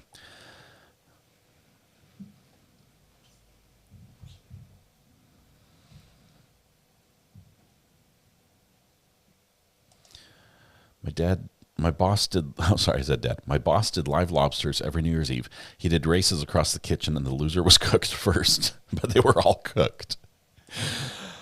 The mods are going to unionize. I would be in trouble.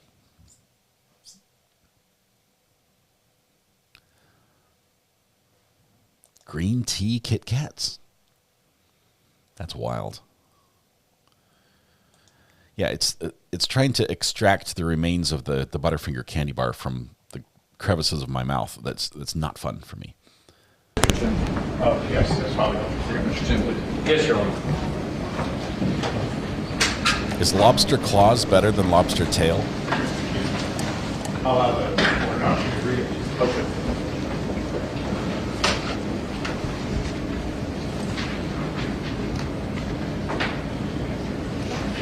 Oh, Butterfinger Blizzard. I'm a big fan of Dairy Queen. I might try that. Mr. Chen. Let the jurors know we're going to take the motions, so maybe a minute before we get them out. Yes, Your Honor. We've got a technical issue.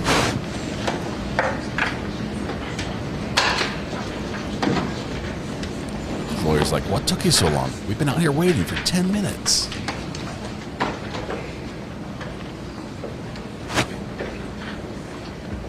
The claws are sweeter.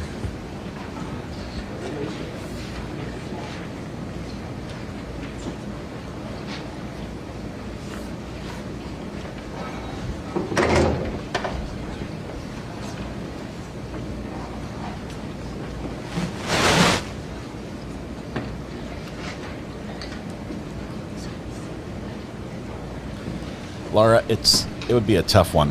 First of all, we'd already know the verdict, and also it just that one borders too closely to politics. It would be very hard to have that whole case and watch that without having political discussions in chat. I don't think we could give it the analysis and scrutiny it deserves, while still steering clear of any political issues, and that would just be difficult for chat. Any specific text messages that you're wanting to get in, or any specific text messages the state suggested? So we're looking to introduce the entirety of the text messages, and the most important thing that the motion states is that it's for non-hearsay purposes. We're trying to establish that Jason Chen had a relationship. This isn't just a one-night thing, and these text messages show the entire relationship between Jasmine and Jason. And so it shows when they were dating, how they would go out. There's not any particular text message that the defense intends to point to and actually even discuss with Mr. Hamilton. Mr. Hamilton? Okay. And what's the state position? Your Honor, the state has multiple positions. First of all, for the record, this came up between the parties on Monday. It was noted that we would object to these messages, and we just received this motion approximately 4.5 minutes ago. So that's late. You know, I barely had time to review it, but I do know how the state feels about it because, number one, it's hearsay. It is the only party opponent in this case would be Jason Chen versus the state of Tennessee. So they are hearsay. For the truth of the matter asserted, Mr. Weiss has admitted he's trying to assert the length and nature of the relationship between the defendant and the decedent and the amount of time the defendant and the decedent spent together. That's for the truth of the matter asserted. He cannot point to an actual hearsay exception, such as effect on the listener. There is no hearsay exception in here because they are hearsay. More importantly, the text messages are approximately 200 pages. They go back to 2021 when the two of them first spoke on Bumble. 2021.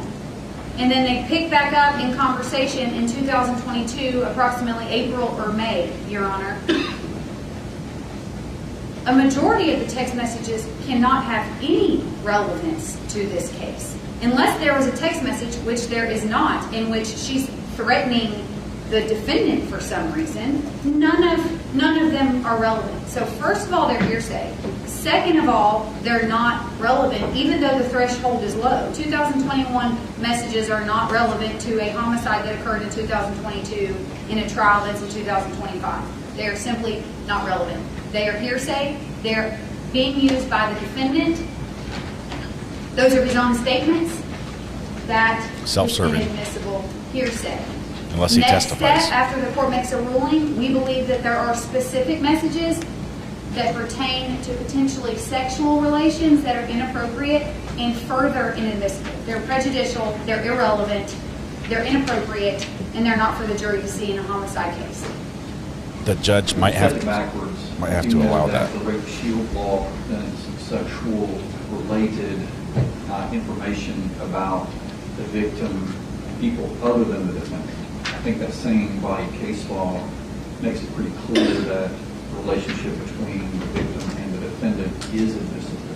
So I don't, unless there's a specific case you're referring to, I think generally that's the law is one.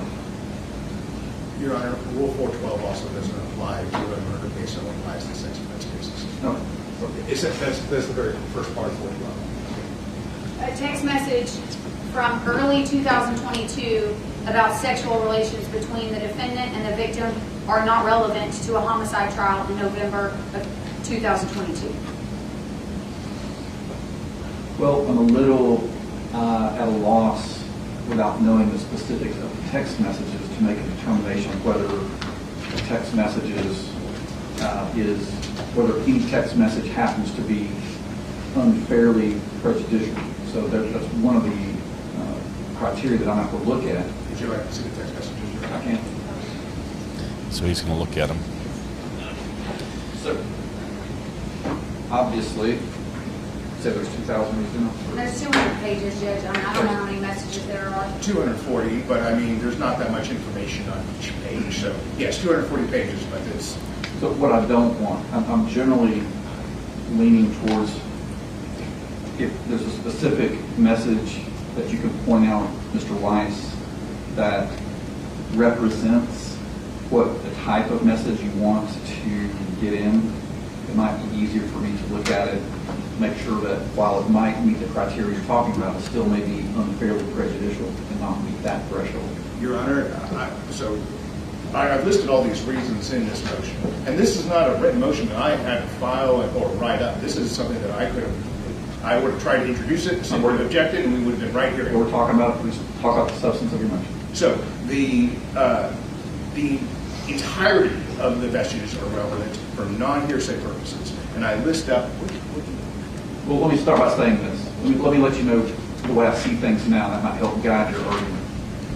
Generally speaking, I do understand that if one party puts in part of a conversation or part of a relationship, the other party can, for the rule of completeness, put in other aspects of the conversation, whether they're long or short. And so I do think that militates towards admission of some of these. I do think that, again, I'm a little at a loss to see which specific message you're talking about. Generally, the way I interpret the hearsay application is that whatever the body of the text message happens to be, it's not being taken that literally whatever is in the text message is true, but it could be indicative of, as you said, effect on the listener or just indicative of a relationship. If they're saying, let's go to this particular restaurant tonight. Donna, that may be something that comes out. If the party was offering for the fact that they went to that restaurant that night, that would be for the truth matter certain. If it's just showing that they're going out, they're going to dinner, they're engaged in some type of relationship, that would be a non-hearsay purpose.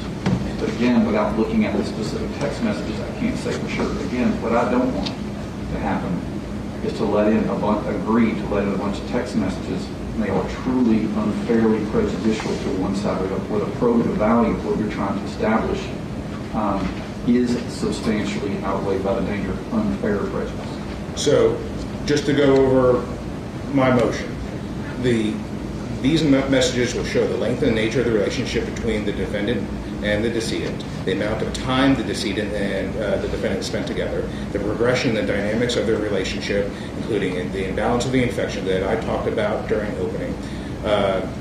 And then, secondly, the prosecution had already introduced these text messages into evidence. So, as the court noted, there is the rule of completeness. I'm with you on the first part. Okay. I'm with you on the second part. I just need to know what specific text messages you're talking about to make sure it's not fairly prejudicial. I think you should.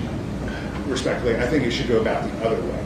I'm trying to introduce these, and I think they're all relevant for the purposes that I've stated. If there are specific text messages that the state says that they find unfairly prejudicial, I think it's the state that should say, these are the messages that we want redacted or are not appropriate. Because they're the objecting party. But that's a good segue to the text messages that are sexual in nature, I guess. But, I mean, it's not, well, I wouldn't say it reaches the point of vulgarity. Or obscenity. So what I would say is that would show proof that the defendant and the decedent had a sexual relationship. They were dating of some kind, and that needs to be shown. That the relationship between the defendant and the decedent is central to the defense's case. So we would like to have the entirety of the text messages submitted to show that, to show this relationship. Lastly, the state's opened the door. They've already had Mr. Hamilton go through the data extraction of how they obtain these messages the same way that we receive them. They've gone through the defendant's Tinder. They've gone through the defendant's iMessages. None of those messages were redacted, even though we talked about relevancy. And so all those came in. So I believe the state has opened the door to allowing these text messages to come in. If their argument is relevancy, well, then they shouldn't have introduced the iMessages. Or does either side want to argue anything that hasn't been argued yet? The iMessages, when the state uses them, are statements from a party opponent, a well-recognized hearsay exception. Mr. Wise cannot use Mr. Chen's statement in court because it's not a party opponent. So that's slightly different. I do not agree that we've opened the door. However, Your Honor, if we can agree to eliminate the irrelevant text messages, and there's not many of them, but irrelevant text messages regarding sexual activity, and I've only noted 4 or 5 of them, then we'll agree to the text messages coming in. I do not believe that the text messages about sexual activity are relevant to Mr. Wise's case or the homicide of Jasmine case. Okay, so we're tailoring down the argument. So please show me the sexual messages that we're talking about, because apparently that's what... Your Honor, I have them noted. If Your Honor will hold on to those, I'll point them out for you page by page. May I just mention that I don't intend to ask Mr. Hamilton, tell me about this sexual text message. I don't intend to do that with this one. No, he intends to tell the jury in closing argument to go back and read all the messages. They will be in evidence and we object to them. I will go through them with Mr. Hamilton. All right, let's see the messages. Okay. On page, these pages are strange, Judge. On page 3360. I'm not going to read it out loud. That's okay, I'll look at it. If you could refer to, you said 3360? Mm-hmm. They're doing this to not read them out loud. Get a small packet of text as well. Oh, got some. Who's got some post-it notes for the judge?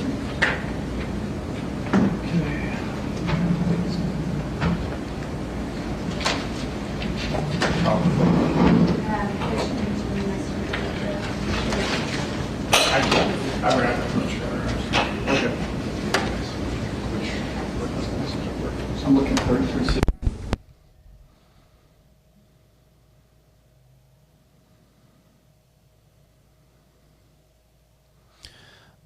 They've turned off the mics for this.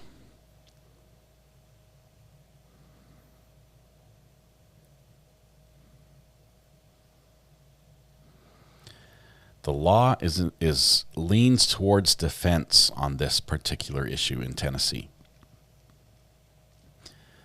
but the judge might look at it and say this is not fair. That you're using this wrongly, and he might rule these get excluded. There are only 4 or 5 messages in particular, and honestly, once these messages are out, I think defense will spend very little time focusing on these messages other than just to show that there was a length of time where they were in a relationship. If allowed to open the door, it would open the door for the state to bring in the ex-roommate's text. Oh, maybe.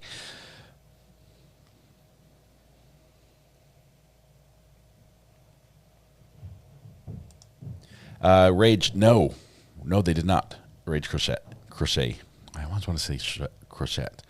Rage Crochet did not admit all the text into evidence. They have said now, if we can take these 4 or 5 messages out, we were okay with all of them going back to the jury. But don't leave these 4 or 5 in.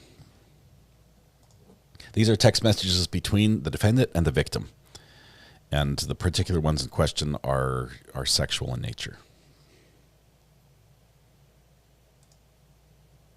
Because I can pronounce Je parle français, la langue de l'amour. I learned a wee bit of French, and I speak it poorly.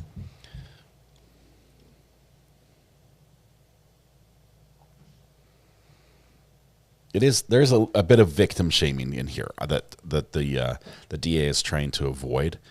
I'm willing to bet that any sexual message sent by anybody when read in court probably doesn't look the way that it was intended between the sender and the recipient. It's not a good look. I recommend not doing it personally, because then they can never be read in court. But they're there and they're fighting over them.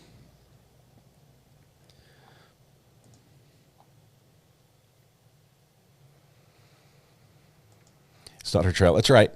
And that's why we're just dealing with the law in Tennessee about what is admissible evidence. And currently, the way the judge explained the law in Tennessee, it does tend to lean to allow messages between the defendant and the victim of this nature. So we'll see if the judge, once he reviews them, if he's going to allow them or not.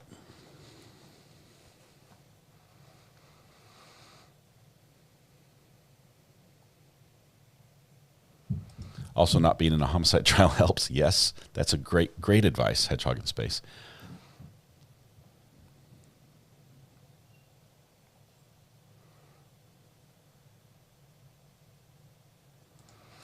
Rona, I believe you're right. That would possibly harm the defense more than help them if that's in there.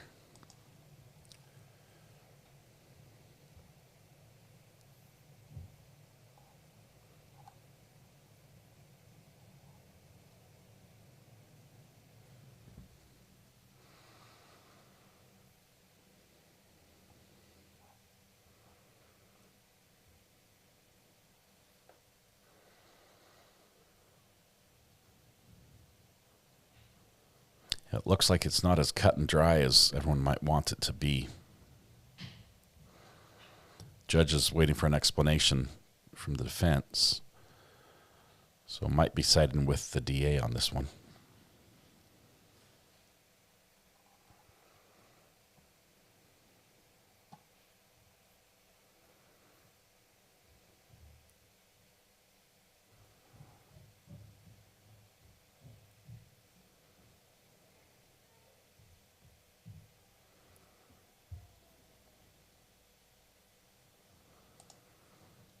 Defense has said there's nothing really pertinent in these messages.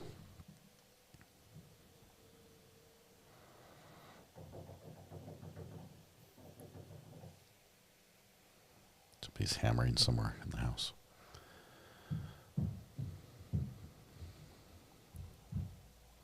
I think the only thing this will do is it will be an attempt by the defense to make her look bad.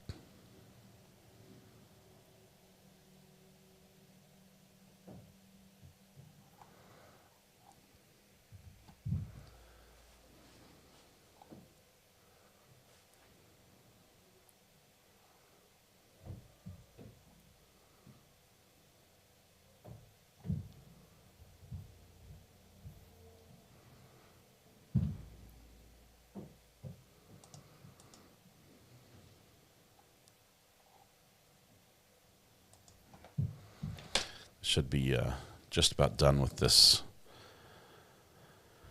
sidebar.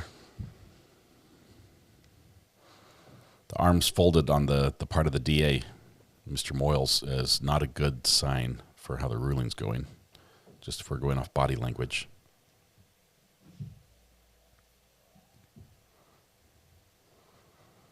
Mr. Weiss looks to be giving rationale for why specific messages would be pertinent.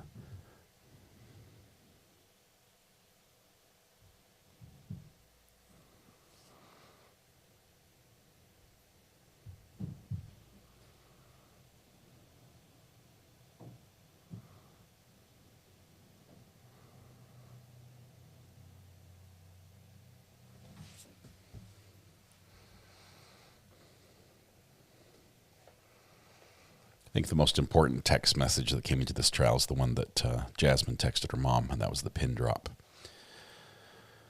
Everything else sort of pales in comparison, other than maybe second to that was the text that Jason sent to Jasmine after she was dead, asking if she wanted to go out to dinner.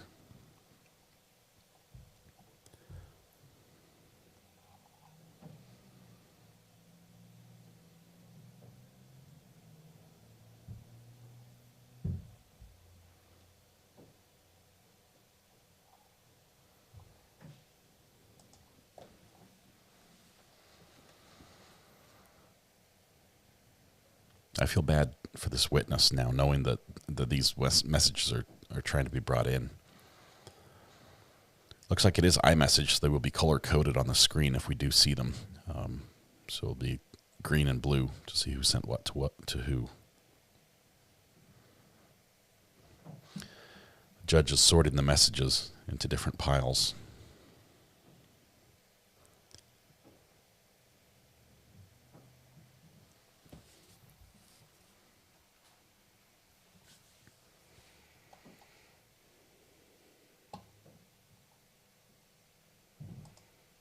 She's really good. And I hear she's from a prominent family in the Chattanooga area. So.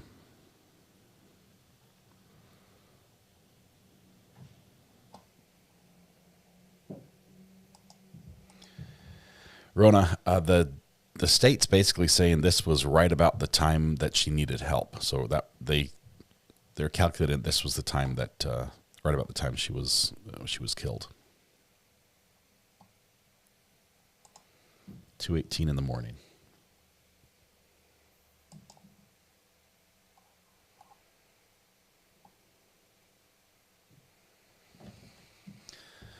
Thank you for all those who've clicked the like button. We've got just shy of 1,300 people in here, and about half of y'all, almost exactly half of y'all. Ooh, look at the hand gestures.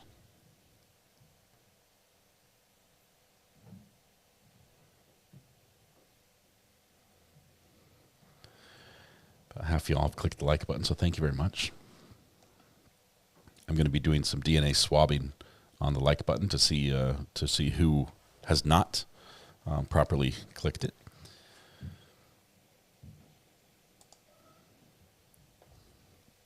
Not body language experts, just people watchers.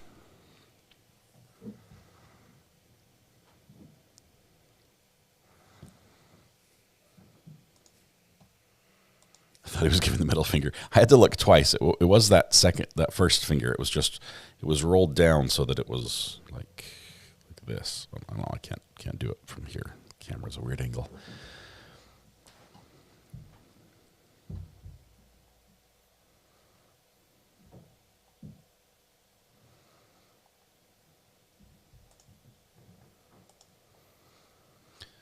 Kristen, thank you very much.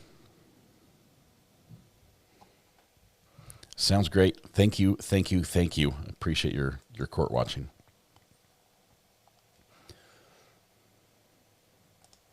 Kayla, thanks for clicking the subscribe button. I'm glad we got this working again. And thanks for the reminder, by the way. My mods are amazing. I'd forgotten that we had this helping us know when we had new subscribers, we could welcome them. But appreciate that.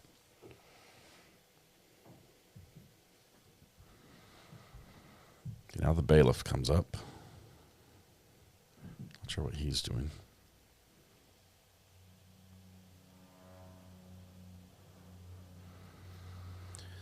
The district attorney has a desktop like mine. Ooh, I don't think she's happy.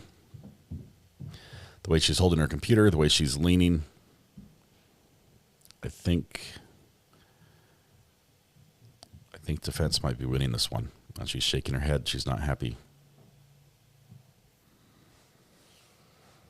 Let's see if we're right. See if my body language skills paid off. And he actually does get to bring in the messages he wanted to.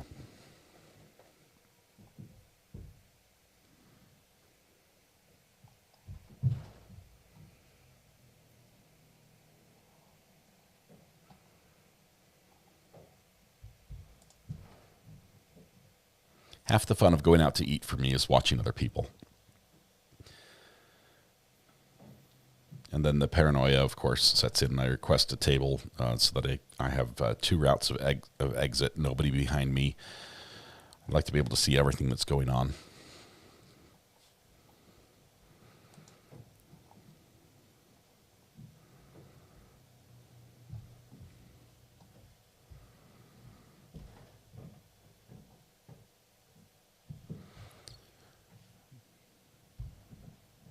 The fight's not over.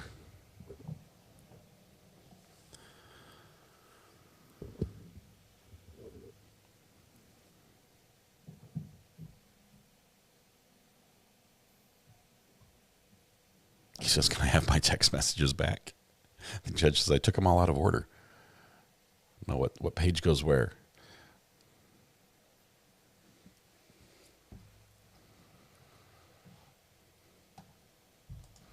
Defense has wanted to bring all the messages in. Judge just gives them back to him to sort. He seems thrilled with it. I think defense might have had a win there. We got our sound back here in just a second. For the purposes, for the non-hearsay purposes of showing the relationship between the parties, we'll find that these text messages, again, not for the truth of the matter asserted, but for the non-hearsay purpose of establishing the depth of the relationship between the victim and the defendant in this case, whether it is a heavy component of domestic-related violence, perhaps, that the danger of unfair prejudice does not substantially outweigh the further value of the text messages he admitted.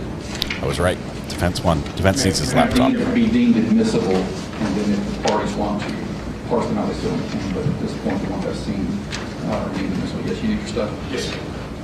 So I was right on that one. I called the body language correctly. The messages are admissible. If we just have 2 more minutes, Your Honor, while we put this together. CLK, good evening. Congratulations on 7 months. That's awesome.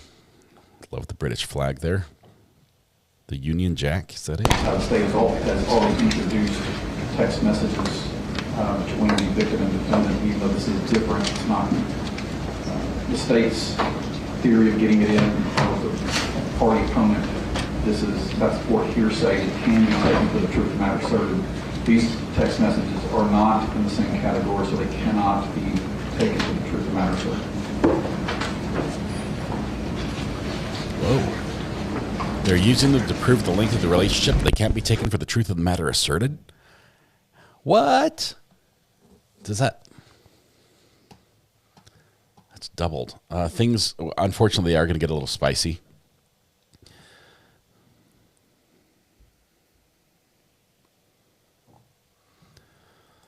He's so excited for this win that he forgot his laptop. He was looking everywhere for it, too. It's only the Union Jack went on a ship. Richard, I didn't know that.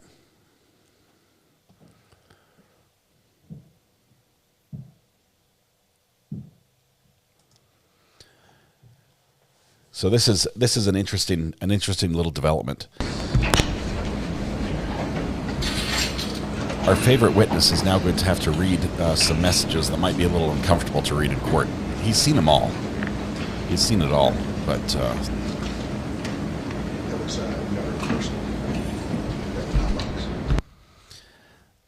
Mr. Weiss is almost giddy. He's got a pep in his step now. He's excited about this. I think he's counting this as a major win in a case where he has not had many that went his way.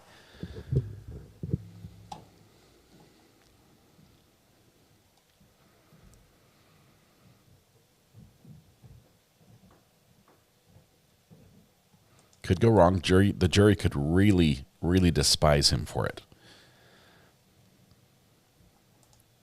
Cody's going to come back hard on this for sure.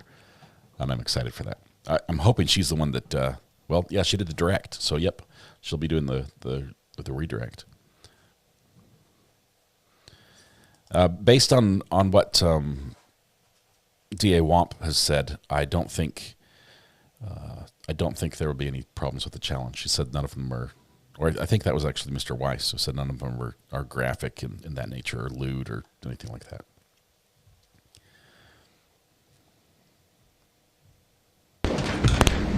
Yes, they do.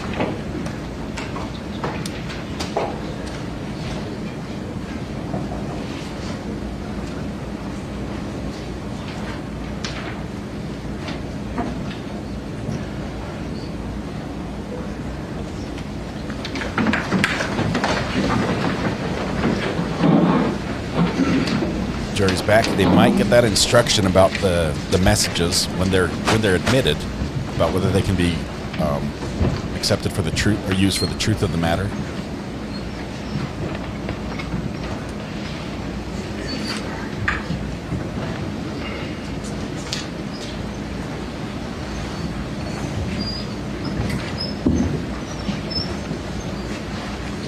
We'll just tell the rest of the room about the time. So everybody in the gallery, please have a seat. Zoom and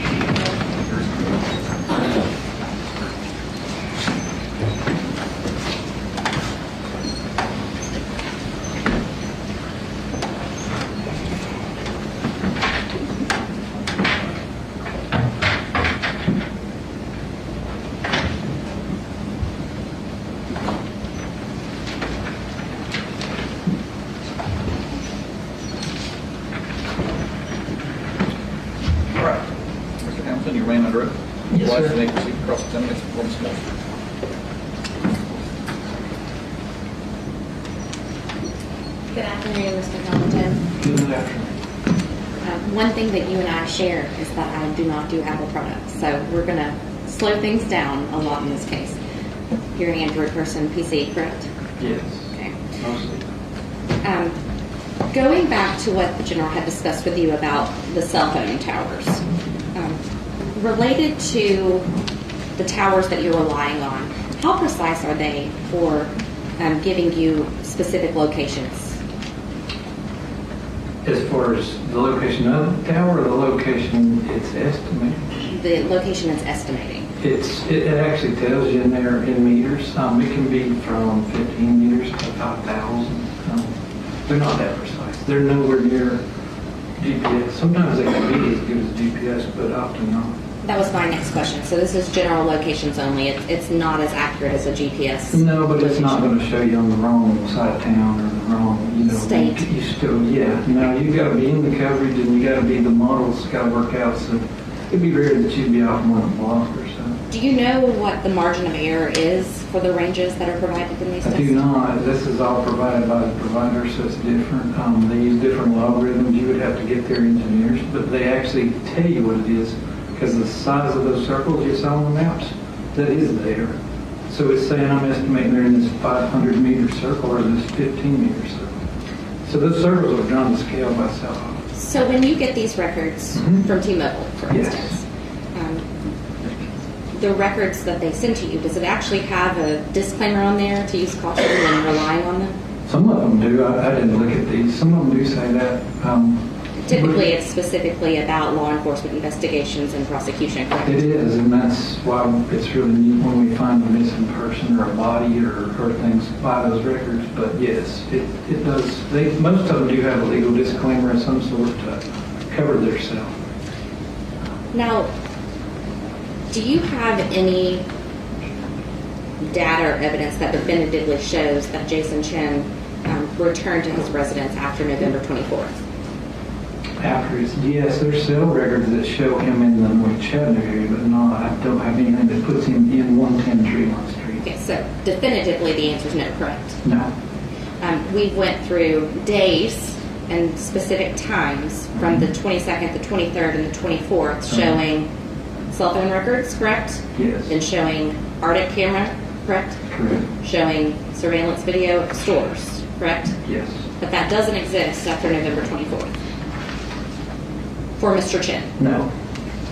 everything is Well, the approximations. cell records still exist, but not the Arctic and the Nothing storage. else that's I didn't supported. see anything in the case file after the last videos, other than the cell records go beyond the 24th. Okay. And the phone download obviously has some data. Right. But other than the cell phone location, which is approximations, there's nothing that you have that substantiates he's in 110 Tremont. Correct. I can put him on the North Shore within a block or two of it. I would be comfortable with that, but not in the residence. So I'm rephrasing this a little differently. It's going to sound repetitive, but you're not sitting here today saying definitively that he was in his apartment after November 24th, are you? No, I'm saying he was in the area. Now, there was Arctic videos that were available. Did you watch any Arctic videos that were from November 24th on to see if Mr. Chen was in the area of Tremont Tavern? I found no Arctic videos after the 24th. Let me back up. I just spoke of a restaurant, Tremont Tavern. I did not mean that. Tremont Apartments. You watched no Arctic cameras that showed him near the Tremont Apartments, correct? Let's start over. Okay. November 24th. Yes. Forward. Did you watch any Arctic cameras to see if he's in the location of the Tremont Apartments from November 24th forward? I saw no video available in the case file for the 24th forward. So no, the answer is no. I did not look at anything beyond that. Any ring camera footage that you were provided that showed him entering or exiting the apartment November 24th forward? I found none. Now, Celebrate is something that's been discussed here. Yes. A lot, not just through you. What is that? It's a forensic tool that's made. It's out of Israel, and as I discussed earlier, it's actually originally made for transferring cell phone data from one phone to another. But it's Like it's at a Verizon, forensic- you use that analogy, correct? Yes, they actually had the same tool I had for forensics. It's just had different software in it, but it's software and hardware that's designed and engineered to extract information from phones and then put it in a readable format. There's many vendors do that. That's just Is it one of something them. that's pretty accepted in the forensic community? It's 100% accepted, yes, ma'am. How long have you used it? Since they invented it. Which was when? I don't remember the year because I started they doing this invented stuff in 2002 and it wasn't available. We started out with suitcases full of cables because they made a different cable for every phone. I literally had suitcases of cables. So I've been doing this since it started. Is there a specific feature that makes Celebrite more reliable when extracting text messages than other programs? I liked them. They've been at it longer than a lot of people, and they have a really good product. And it takes a lot of engineering behind it. They have to reverse engineer each cell phone model. So whatever you're carrying right now may not be in the list yet if it's something brand new. They have to buy it, spend months of reverse engineering everything in that phone. So they spend probably in the hundreds of millions of dollars. Androids last forever. Mine's pretty old. Yeah. But you know what I'm saying? They have every phone's different, so they have to build a tool for that phone. And the big players in that game have to have a lot of money. It's a very expensive product. Now, when in this case, who all's phone has had an extraction done on it? The only one I looked at was Jason Chen's, and I asked them, they didn't find the phone that belonged to Desmond Pace. Okay, just a SIM card is But your understanding? Yeah, I'm looking at it from the outside, kind of like you. I was brought in looking at the evidence that's in the folders. Okay. So that's all I know about is Jason's. And I know that the general had asked questions earlier, and she was talking to you about a SIM card and then a phone. Yes. The phone is actually what Celebrite is plugged into, correct? Or no, SIM card. The SIM card is? You can do the SIM card by itself, or the phone with the SIM in it, or the phone by itself. You can do all three. So we know that we have a SIM card that we believe is Jasmine's, correct? I can guarantee it's hers. Okay. That's what all those numbers show. There's none other one in the world with those numbers on it. But you've not reviewed any kind of extraction from her SIM card, correct? That's what was on the screen. Yes, I did. That's a Celebrate extraction of her SIM card found in Nolensville. Those screenshots you saw compared Verizon with Celebrate. So that is. So yes, maybe I just have reviewed it. misunderstood what you said. I asked, had you seen any extractions other than Jason Chen's, and you said just Jason Chen. Was that? You said phones, I mean, that's not a Okay. phone, it's a SIM card. So now I'm with you. So SIM card for Jasmine, phone for Jason. Correct in the boss. There you go. Those are the only two extractions you're aware Yes, of ma'am. that you've reviewed. That's correct. Okay. Now, is there a specific procedure in place that actually protects the integrity of these extractions when they're done? Yes, they actually have hash codes built into them, so if you alter one period in them, it will change the hash code, and you'll know. You can put a speck in a picture, and it will change the whole hash code. So yes, they're internally protected by what's known as hash codes. When they're exported, they're in a zip file, and that's hashed, and then that, if you change, like I said, any... Now, when you say hashed, what do you mean? It's getting technical, but basically it looks at all the data in there, and it generates, through an algorithm, it generates a number. And that number, if it is anything changed, that number will change. How would I know if that hash is there? Hire an expert in cell phone forensics. I'd say would be the best way. I don't know if you understand. You told me you weren't a big techie, but... You know I'm not a big techie. So yeah, I'd say you probably need to get some, at least, a lot of computer people know about hash codes. Okay. This is job security for him. That's a really forensic thing because it basically protects, if anything gets corrupted, You're an expert. altered, yes ma'am. Did you see anything with the hash codes? No, I didn't. It's a zip file. They're unalterable in their stuff. If you alter a zip file, it won't extract. So I'm pretty comfortable that nobody's messed with that.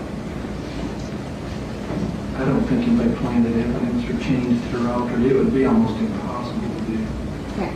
You just had mentioned the hash codes after I was talking about the integrity, so I didn't know if that was something you had That's just observed. one way you can check them, but yeah, they're pretty secure. They've been doing this for a long time.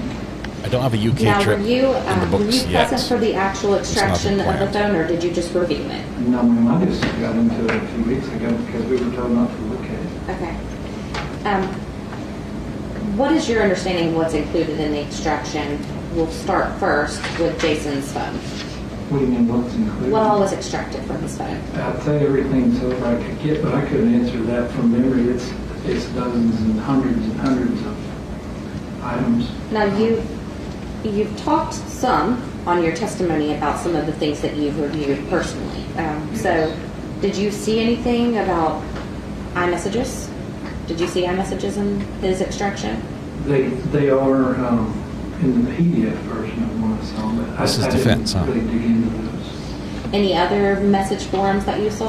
There's SMS. There's like 2 or 3 categories of messages, and they depend. I was talking about there's iMessages that are different than text messages. Thank you. Yeah, Thank there's you. a whole category for messages. And when you just said SMS messages, are those text messages? Those are text messages. And then iMessages are specific to iPhones? Yes. We call them text messages, but that's a whole different animal. Do you know, based on the SIM card that you received of Jasmine's, what the operating system was she was using on her phone? I didn't receive her card. I just received a report about her card. In the report, it tells you about the card, and then I showed you the path to match that to her records. And in the records, that number up there on that screen tells you what make and model and manufacturer, and then a unique portion to the end.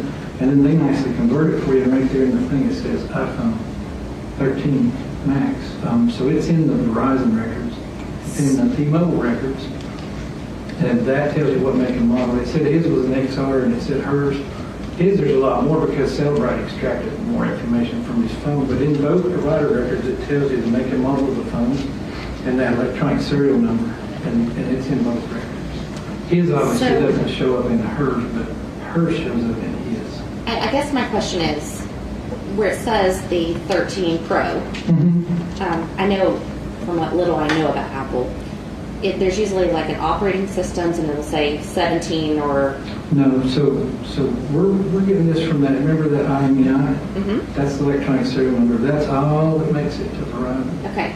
Verizon knows from that number, the first few blocks of it tell it what make and model. It doesn't tell it what OS. We get the OS, if you physically have the phone and download it with Celebrate, you'll get more than you ever want with the rig. but not from Verizon. So we don't have her phone. I didn't see it anywhere in there. We have her SIM card, which doesn't tell you anything about what's in the phone. That's separate. And Verizon knows she's using an iPhone 13 Pro. And what its serial number is, that eventually shows up over in Jason's records. But it wouldn't tell you what iOS version. Is it called iOS, not iOS? That's how little I know about this. Some countries would, but okay. I call it iOS. But yeah, the only way you're probably going to get that is either physically see it on the phone, or you're going to have to plug into it and extract the phone. Are you familiar enough with Apple's to know if the 13 Pro Max would have been under a certain iOS or iOS? I have no idea.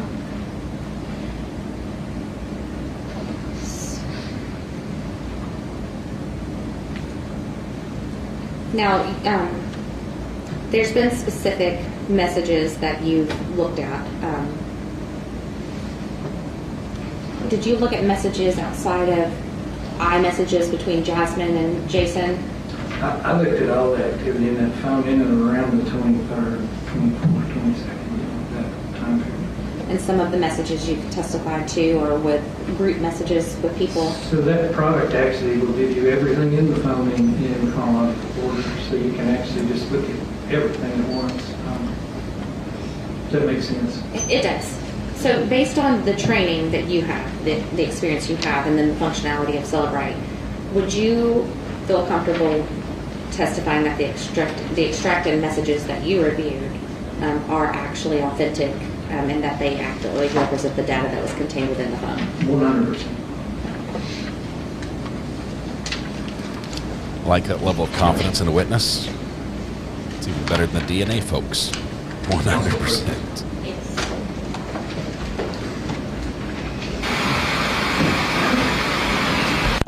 Judge calls audible here. I think we're doing we already had an afternoon break.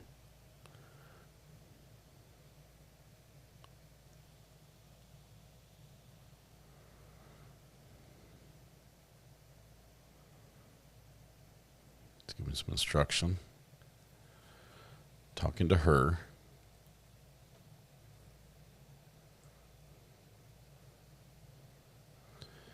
He's saying something about what he doesn't want to have happen here.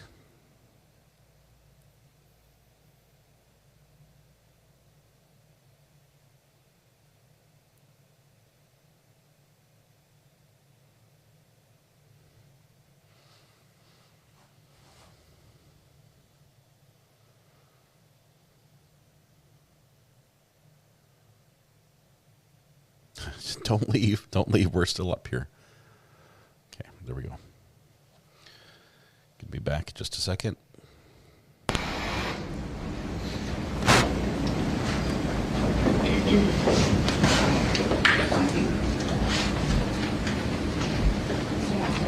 How do you look at these? I'll ask a full question.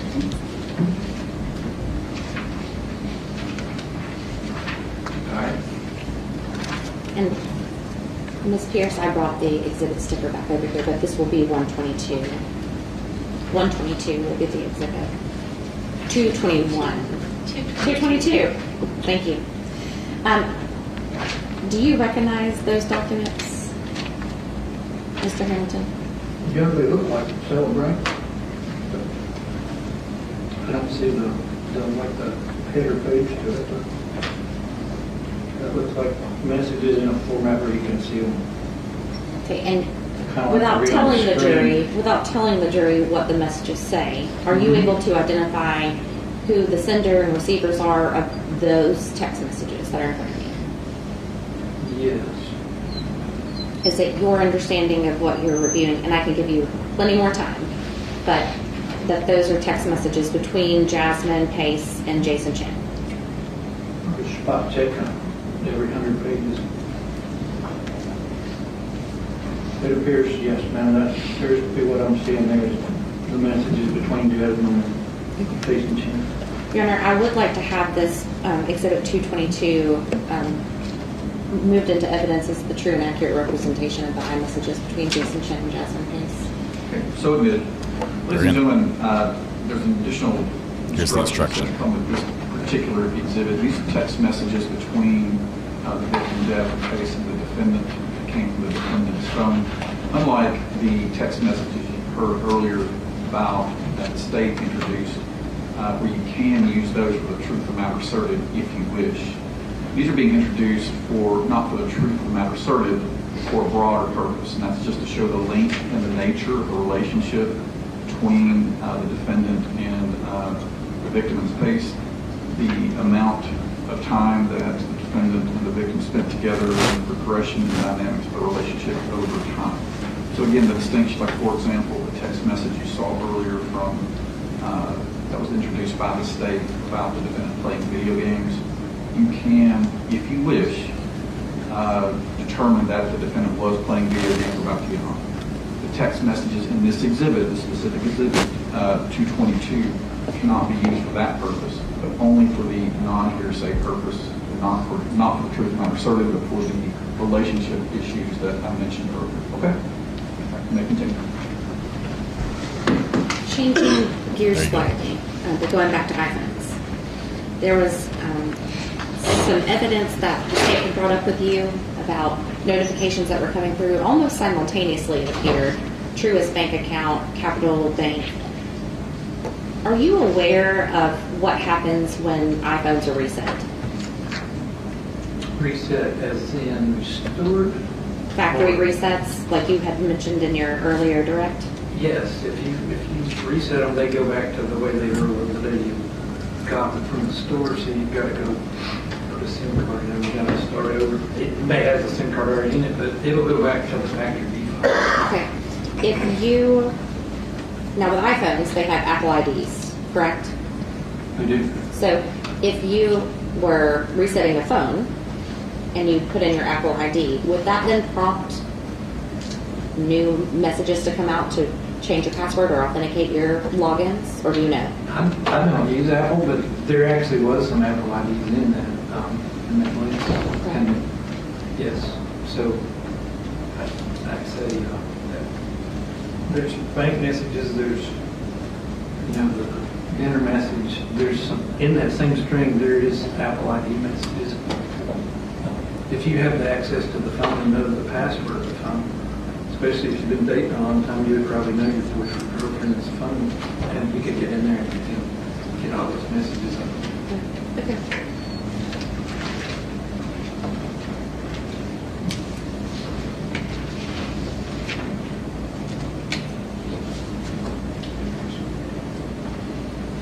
Did I answer your question? You about did. The you did light on the answer. phone? Yes.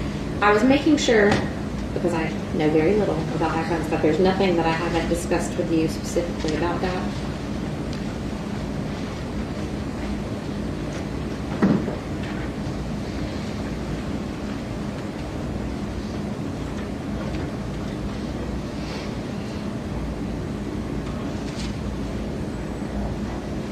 And not to rehash things repetitively here, but the only extractions you are aware of are related to Jasmine Pace and Jason Chen, correct? Jasmine's SIM card and Jason's cell phone.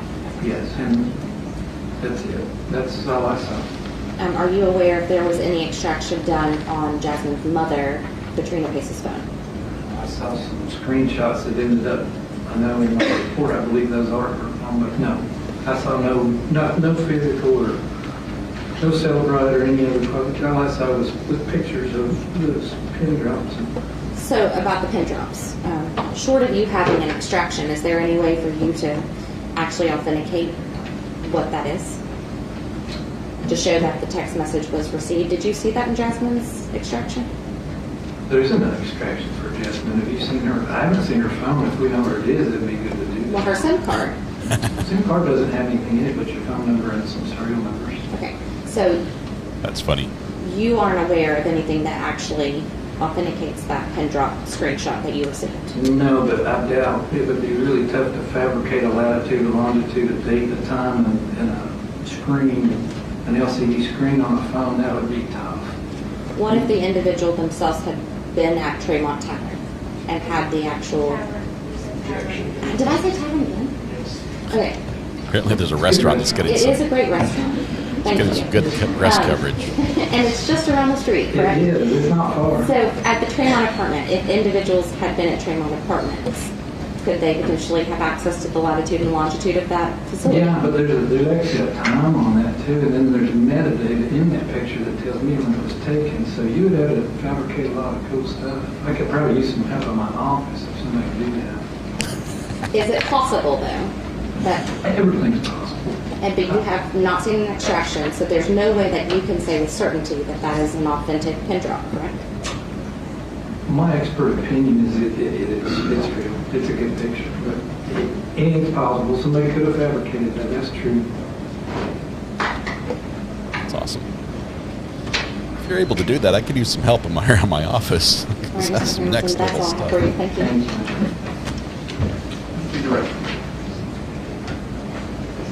They didn't. No messages.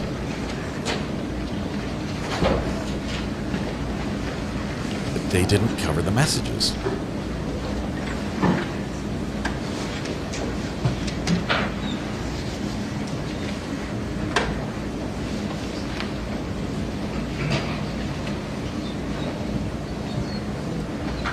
They entered them all into evidence. It sounds like defense will probably try to bring them in with another witness. Is he going to take the stand? Who else could possibly testify to those messages other than Jason Chen or the phone extraction guy?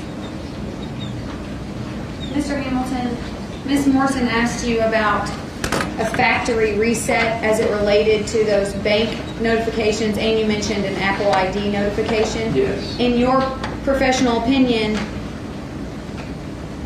would those messages have been the result of a factory reset? No, the reason I know it's factory reset because in the forensic download from Jason Chen's phone, it says it was factory reset. Basically, it was restored from the iCloud, which erases everything in it to where it's unrecoverable. Then you can go pick one of the dates, and I've never done it personally, but you can pick a date and time that you want to restore it to, and it puts all your phone back the way it was, and that's the phone that was downloaded. It was actually a restored phone, so it had been wiped clean, restored back to some date that I don't know, but it tells me that in the forensic tool, but that wouldn't affect the messages coming in. That's just your phone number. And even though the SIM card wasn't active at the time, those messages are still coming across the network. Understood. And to be clear, because you were asked about this multiple times, you weren't able to do a download on Jasmine Pace's phone because Jasmine Pace's phone was never found. Yes, ma'am, and I kind of got out of that business, but the city had those and ran them, and yeah, you got to have a physical device to download it, and you're not going to get nearly the information from the provider. You get some clues that we saw here, but the big pile of stuff's usually in a phone that hasn't been back and then wiped out, restored. That took a lot out. I can't say what all was in it, but I can tell you that looking at it, there's not nearly what I would expect to see. The restoration doesn't bring everything back. Okay. It brings back the important parts. Okay. Based on your knowledge and testimony, who was the last person to know the location of Jasmine Pace's physical phone? Well, I would assume she sent it, and her mom would go. No, I'm talking about the physical phone. The last time we saw her phone. Person, my best opinion is Jason Chen in the Walmart parking lot. Well, on 11/25, did you not testify that Mr. Chen's SIM card? I thought you meant when it was on the network. Okay, not when it was on the network. Okay. Yes, ma'am. All right. Up through the 28th, he's using it. Mr. Chen's SIM card is in Ms. Pace's phone. Yes. That's the last known location. Yes, the last known location is Nolensville, but it was active up through the 28th on that phone, and then it just goes, the end of the records comes. I don't know what happened after that. Nothing further. Recross. Nothing. Juror questions are up next. Do you have any questions for Mr. Hamilton? I have a question. What time would it be available to be interviewed on the show? And can you please wear your green checkered Carhartt shirt?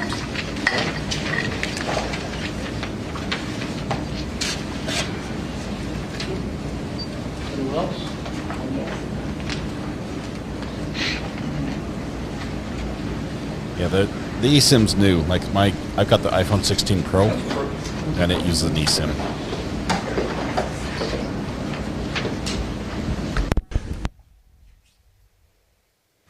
This is going to be fire.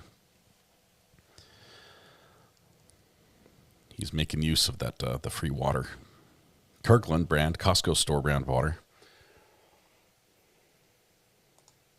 I'm not asking for a lot. No, I'm not. Alice, thank you very much. I appreciate the introduction.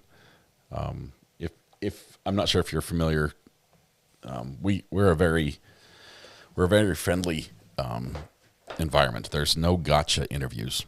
There's no entrapment and tricking you and trying to get him to say something that he shouldn't talk about or wouldn't talk about. We'll confine the questions to what he feels comfortable with and appropriate. And mostly I just like to ask him about his job in general, not in the case specific. So thank you very much. We might talk about him showing up in his Carhartt shirt though, because that's just cool.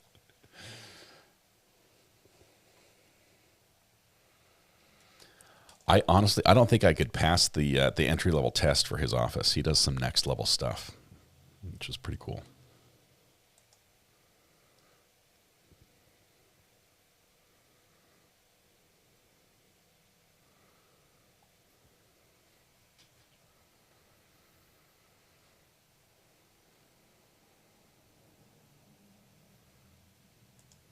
I need a matching Carhartt shirt. That would be best. Oh my goodness. Where do you find a green flannel? Was it flannel? I've got to look. Who sells Carhartt? Like Amazon?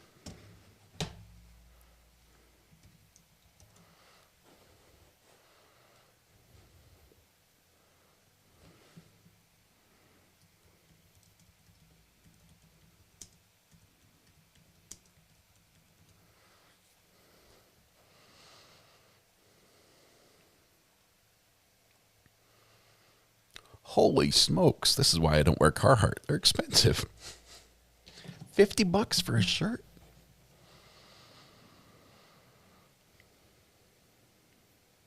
Oh, they've got some short sleeve versions. I like them a lot.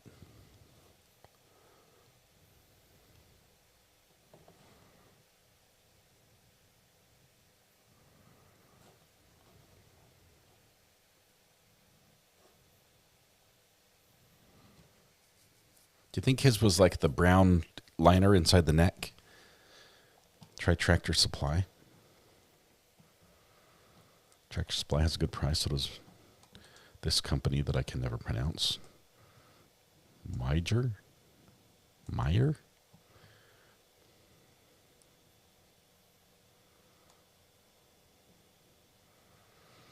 The guy in the hallway is wearing a Carhartt shirt right now.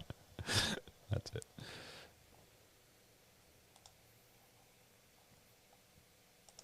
Just bought a pair of Carhartt boots for $130. Good boots. That's a good price for good boots. I mean, if you're working, boots are your lifeline. I wore steel-toed boots for many years as an employee, and good boots are worth their weight. Christmas is just around the corner. Maybe Miss Zara can save and get one. I'll look around. That's on website.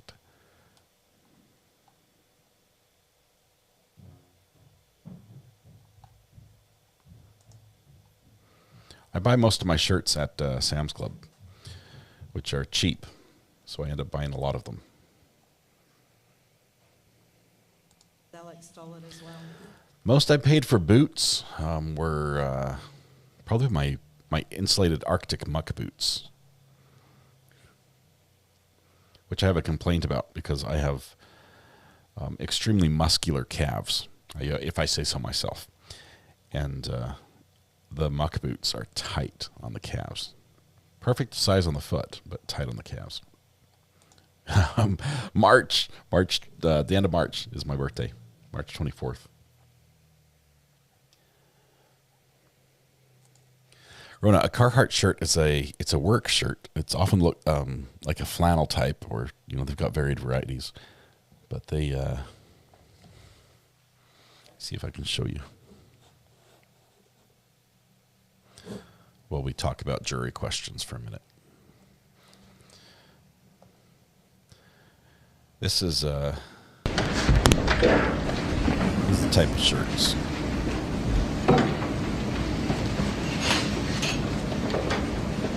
Mr. Hamilton, the jury has a few questions, so I'm going to ask them to face the jury when they answer, please. Is it possible that there are individual iMessages missing or deleted from the conversation log submitted by the defense as Exhibit 222? They're going to read those messages. The paper printed version that they handed me, there could be pages missing, or I don't know the quality of that. I would need to. Well, let's just assume for a moment that nothing was physically taken, but that is a complete set. That represents the call log. Yeah, you can. It depends on the make and model of the phone. You can delete some messages and they'll show deleted and that they were there, but not the content. I'm not sure on that exact make and model. I didn't see anything that said that, but we used to see it a lot. It would be able to tell something was deleted and the time and date, but not what was there. So yes, there could be stuff deleted. I would lean on that. When Jason Chen's iPhone was recovered from his parents' house in Nolensville, was his SIM card in it?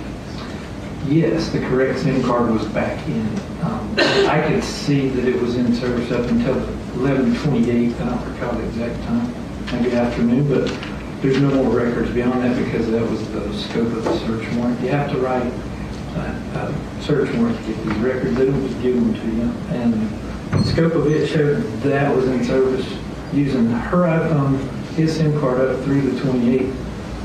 What they recovered and actually processed, the cell phone download was the correct phone from the time of the crime and the correct SIM card back in it. So he put it back together, but he had to restore it from the iCloud, so it had at some point been erased. I think within that answer, you answered this one, but just for clarity's sake, from the records, can you tell if and when Jason Chen's SIM card was put back in his iPhone? No, because I don't have. The records would tell us, but they only go to the 28th, and at that point it's still her phone. But yeah, but I think that was the scope of the warrant that was sent for the date range. Do you recall any tender activity on November the 22nd, 2022, that is associated with Jason Chen from the report you were given? Good questions. Yes, we actually put that. I don't remember which number it is. So there's a little bit. They're mostly cookies and things. Here you go. I'm sorry, I had it 220. Yeah. So there is some. And what I did was in the timeline, I did a search, and this looks through the whole phone. There's hundreds and hundreds of things, and then you can just say look for Tinder. They find it, and so I did see cookies and things. So the app was running, and then you see actual messages. There is cookies. I don't see any actual messages going in and out. Like he didn't send any. He didn't receive any on the 20th. But there's some cookies. So the app's running. The 21st, there's a token. It's a cookie. So again, he's not sending messages. The first actual time I see him send a message, so nothing but cookies on the 20th, the 21st, on the 22nd, I see zero activity. He didn't even leave a line. There's no date for the 22nd. The 23rd is when he sends out a message that says, so I guess we're dating now. And then that girl answers back late that evening. So that was, he sent it out at 9:52 our time in the morning on the 23rd, 9:52 a.m. She responds back, ha ha, really, why is that, with a smiley face. She answers him that night at 9:50 our time. But there's a location of that. That's actually GPS. That's the only one I recall for this entire crime time in his phone has one GPS, and it's from Tinder, and it's at 110 Tremont. And there is no activity on the 22nd at all, and there's cookies. 2XL. But I'm seeing messages going in and out on the 20th, so nothing on the 22nd, cookies on the 21st, and cookies on the 20th. And then he starts communicating with people the morning of the 23rd, and I see it on the 28th is the next one. It jumps 24 to 28. Yeah, just for the jurors taking notes, can you let them know what exhibit number that is? Yes, sir. That's exhibit 220. And something to remember, because you'll probably run into more of these. When you see UTC -5, that's Chattanooga time during this 11 November period. I don't think there is any, but if you see UTC 0, you need to subtract 5 from it. Because that's in Greenwich. Are you able to explain why an area is grayed out on the report that's displaying tender activity with his number on it? It says it's grayed out, but you just explain what that is. Those lines, that's the date. So that over here, you can't hardly see it, but over here is where it says like 12/20 or 11/21/2022. 11/23. So those gray bars are actually the date, and it separates that. That's a day. That's a day. That's a day. These might not be a full day because it may be off the screen, but yeah, that's the date bars. That's not the grading information. I was just separating dates for you. These are screenshots that program's huge, and the files that come off of it are big. These phones have so much data in them now that it's crazy. Some of them are up to a terabyte. All right, one of the jurors had a question about the content of the last 10 texts sent from Jason to Jasmine and the last 10 texts sent from Jasmine to Jason. Another witness will answer that. These are such good questions. Were you able to use Jason's phone to determine whether bank accounts linked to apps on his phone record, on his phone, received deposits on or after November 23rd? Basically, did he receive electronic payments of any form from an account linked to Jasmine during that time? I saw no evidence of that.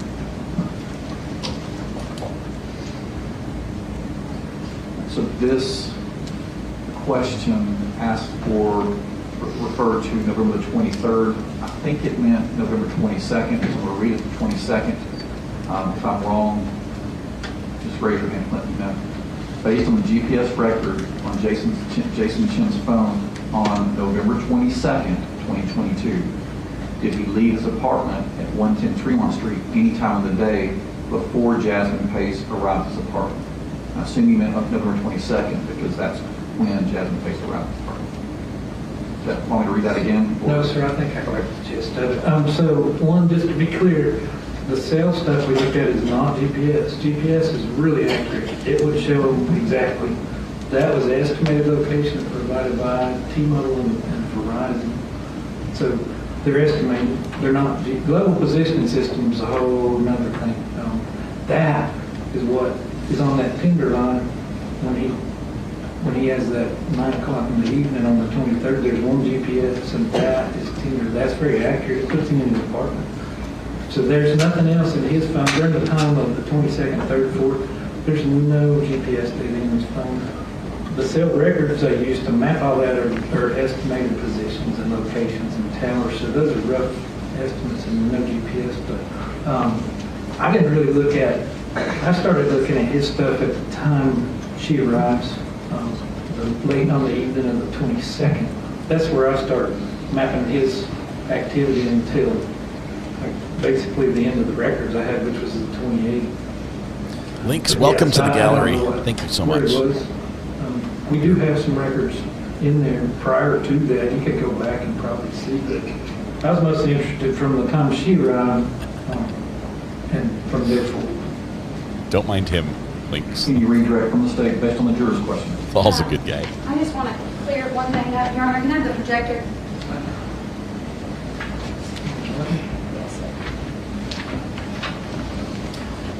Love jury questions. Just for clarity for the jurors.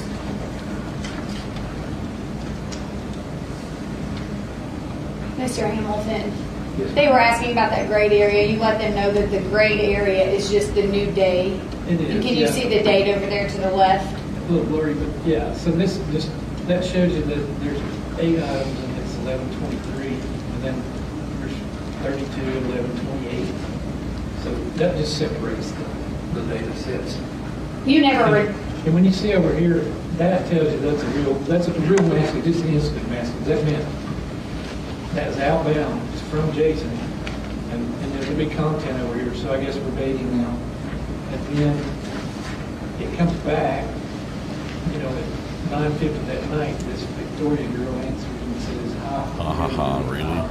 Why is By that? the way, these names have to be manually put in that form, so I don't think that automatically populates. You didn't redact anything from this document, did you? No, ma'am. You didn't change anything, did you? Absolutely not. Nothing further. I just screenshot a little bit of my screen, and that's where that came from. Thank you. You recross. But yeah, there it is.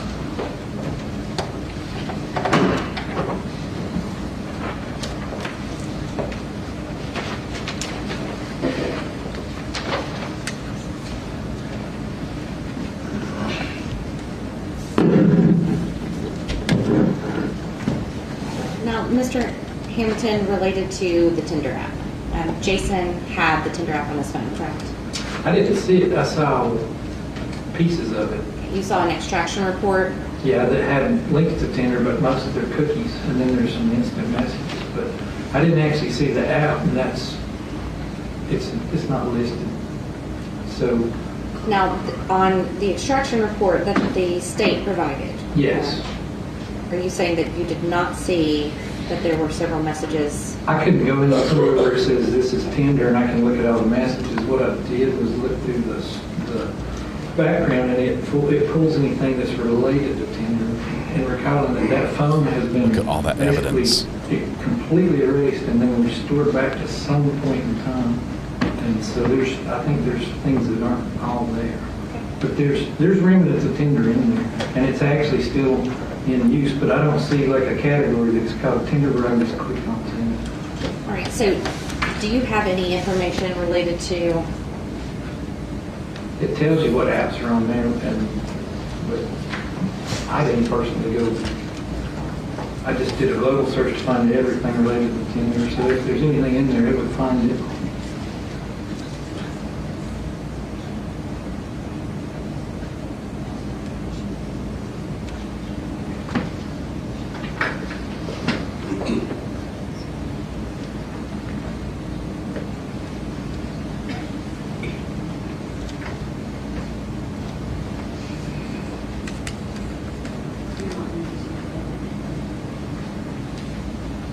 Mr. Hamilton, I'm just going to ask you a little bit Sure. different.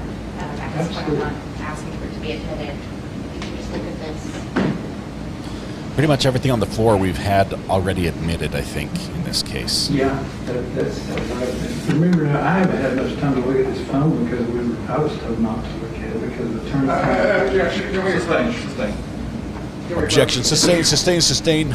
So, yeah, I see what Just hang on just a second. You're right. Wow. Wow. Is there a motion for a mistrial? What? He just said something he wasn't supposed to say. I didn't really look at the phone. I was told not to look at it because, objection! That's what just happened. And the judge shouting, sustain, sustain, sustain. I think he knows this is a problem. Mountain of evidence isn't just a metaphor. What happened, I think, is the clerk pushed everything off her desk. Just like gave it a shove, and it just thump right down there. That's where it fell. She's like, nope, my desk, keep it clean. You don't put your crap on my desk. Ohio Palm Mom, 13 months. Thank you very much for your membership and support. I appreciate that. Links, by the way, welcome. There have been a few comments that have come out during the testimony about how Mr. Hamilton wasn't allowed to look at things. As you know, we have a lot of out-of-court hearings and determinations about things. Many times it comes to me first before either side gets to look at it fully. That's what it was in this case. The cell phone was something that's very voluminous and had a lot of personal things in it. So before it could be examined fully by Mr. Hamilton, it had to go through my procedure of looking at it. So don't hold anything about Mr. Hamilton's not being able to look at it against either side. It's simply a procedural thing. I just didn't want you to be confused about that. Judge doing And I damage think control. I shared, make sure that it was that you didn't have the wrong impression about why Mr. Hamilton was not looking at it until very recently. Okay, thank you. I'm going to retreat this from you. Just Yeah. looking at that. So, Is it fair to say that there was an extraction that showed that there was Some tender activity on Mr. oh yeah, Chen's. that's the prettier way of showing what I showed in that other spreadsheet. It shows the exact same messages, the exact same dates and times. But that's a lot easier to read. I didn't see that category, but there's hundreds and hundreds of them. Mr. The way Chen's I phone. did a global search through the whole phone, find everything related. So that's prettier. That's the little windows, minor and lines, but what I just saw was the same exact messages. So I guess we're dating, and she answers, and then the dates and times match. And now he's brought out a ton of other tenders that I haven't really looked at because I was just looking at around the time of the crime. But yep, I agree. That's the same report, different format, different way of looking at it, same data. And more. Thank you, Mr. Yes, ma'am. The defense opened that door. I don't think that's going to be a problem for mistrial. Jury, have any follow-up questions for Mr. Hamilton? One follow-up question. So we're going to approach the judge.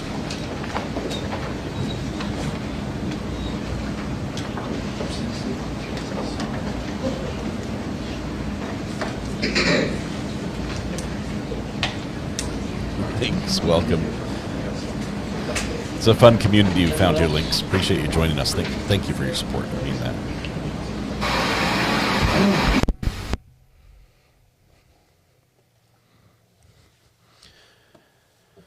I'm really hoping we get to, after this case is over, interview the witnesses on the stand right now. Just have them on as a guest.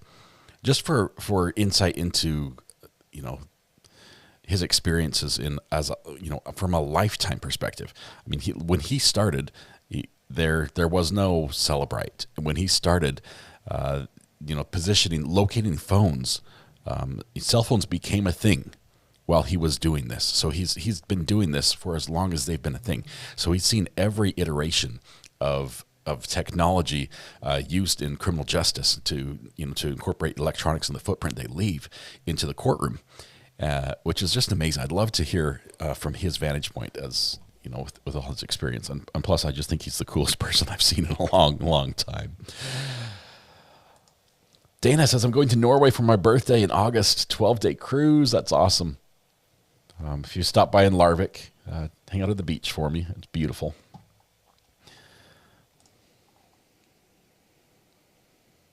Purple Coconut says, Ari wasn't as enthusiastic with my arrival, but I'll let that pass. Purple Coconut, welcome. I think I mentioned that I love the pooch on your picture with the tongue hanging out. If not, I do. And thank you very much. Welcome, welcome.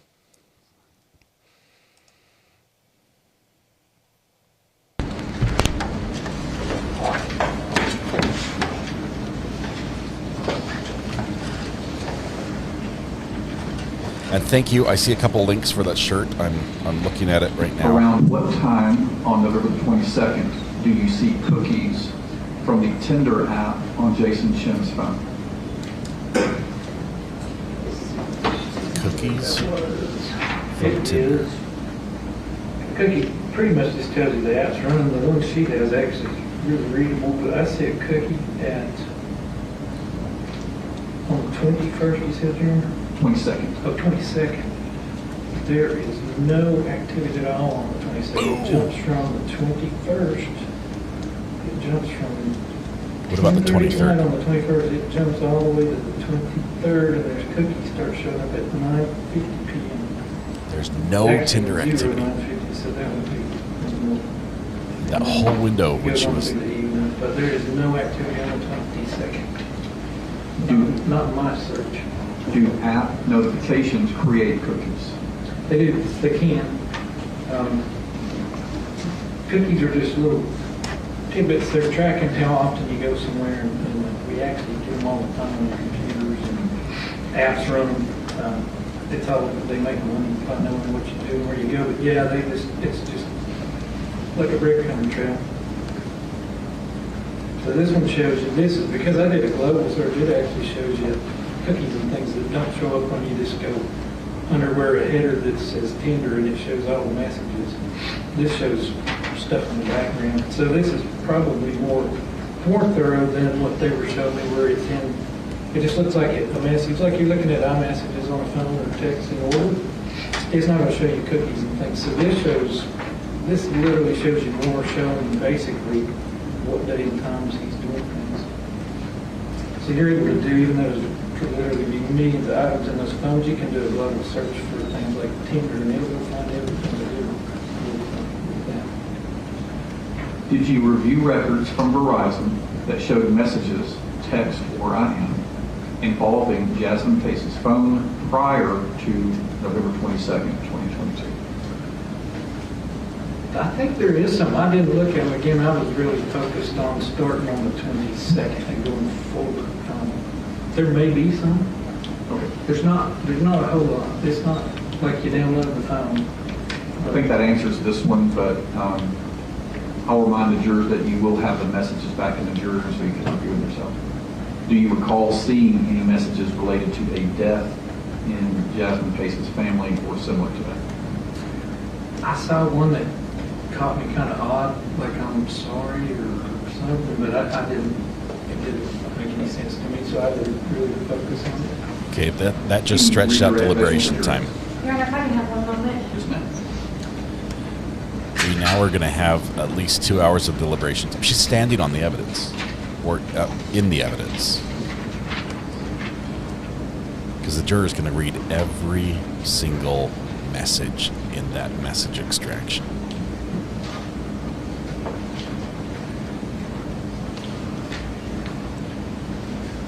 Related to that last question, Mr. Hamilton, Yes, this is Exhibit 219.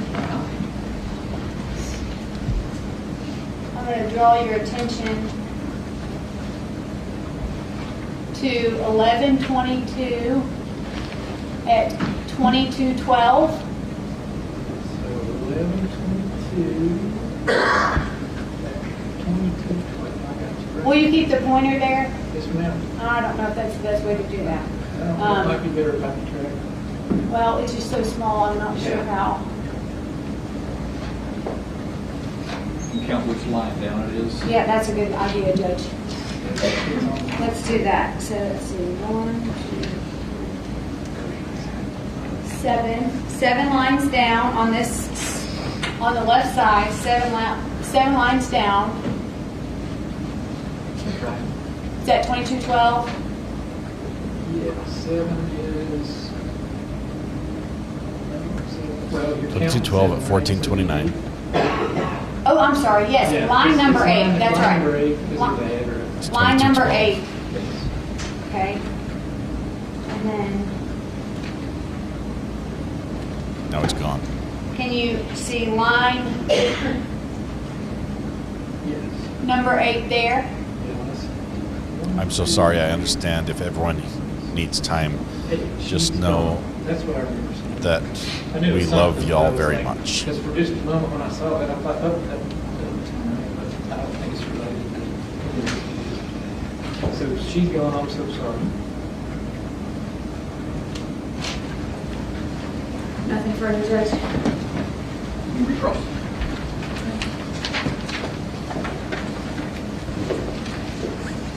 I blow it up on the big screen in my office, in the studio.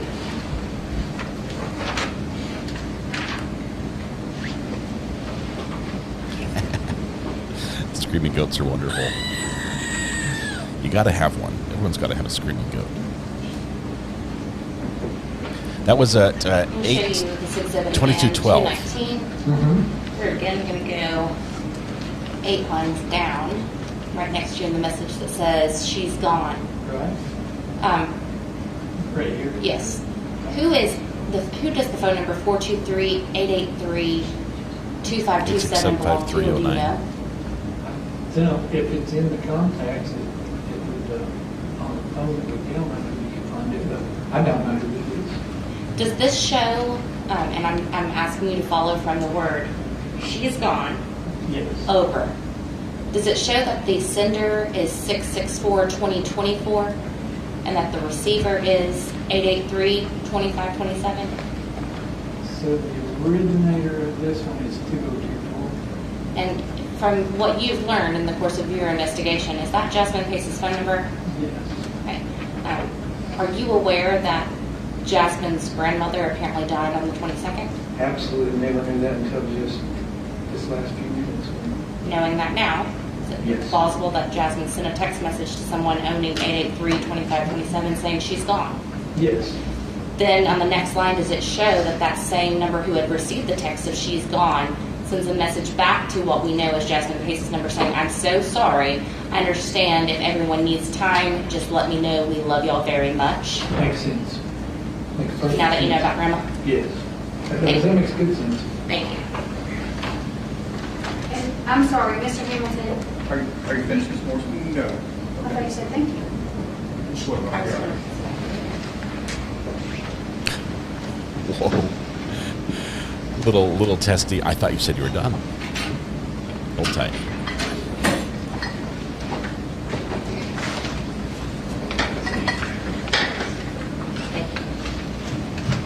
That is all the questions I have. Now Mr. she's done. Hamilton, just to clarify, because I think I misunderstood the court's question. The text that says she's gone was not between Jasmine and Jason, is that correct? No, it absolutely wasn't. I thought they were just asking about death or something in the text messages. And that one caught my eye for just a second until I started looking at it, and I thought that's not related. Sure, so I apologize. Those two messages were between Jasmine and someone else? Yes. Okay. Yeah. Jasmine was telling someone that she's gone? Yes. Like I said, on its face, when you're reading messages, that looks funny.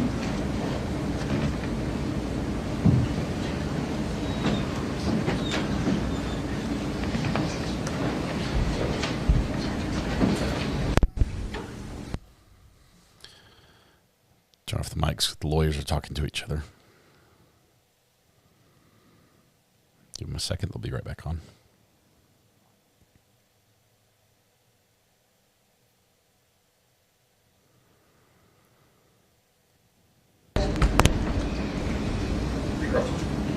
No. Do you have any further questions for Mr. Hamilton? All right, thank you, Mr. Hamilton. Thank you. Mr. Hamilton, you're done there, but I've got a whole stack of questions for you. I'd love for you to be able to come on the show. Please respond to the email. That'd be great. General Cardinal, please. Your Honor, the state would recall Investigator Crawford. Ooh. Second recall of the testimony. So Investigator Crawford was our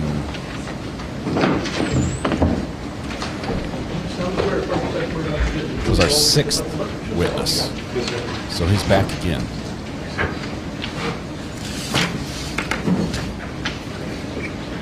Investigator Crawford, let's start with this.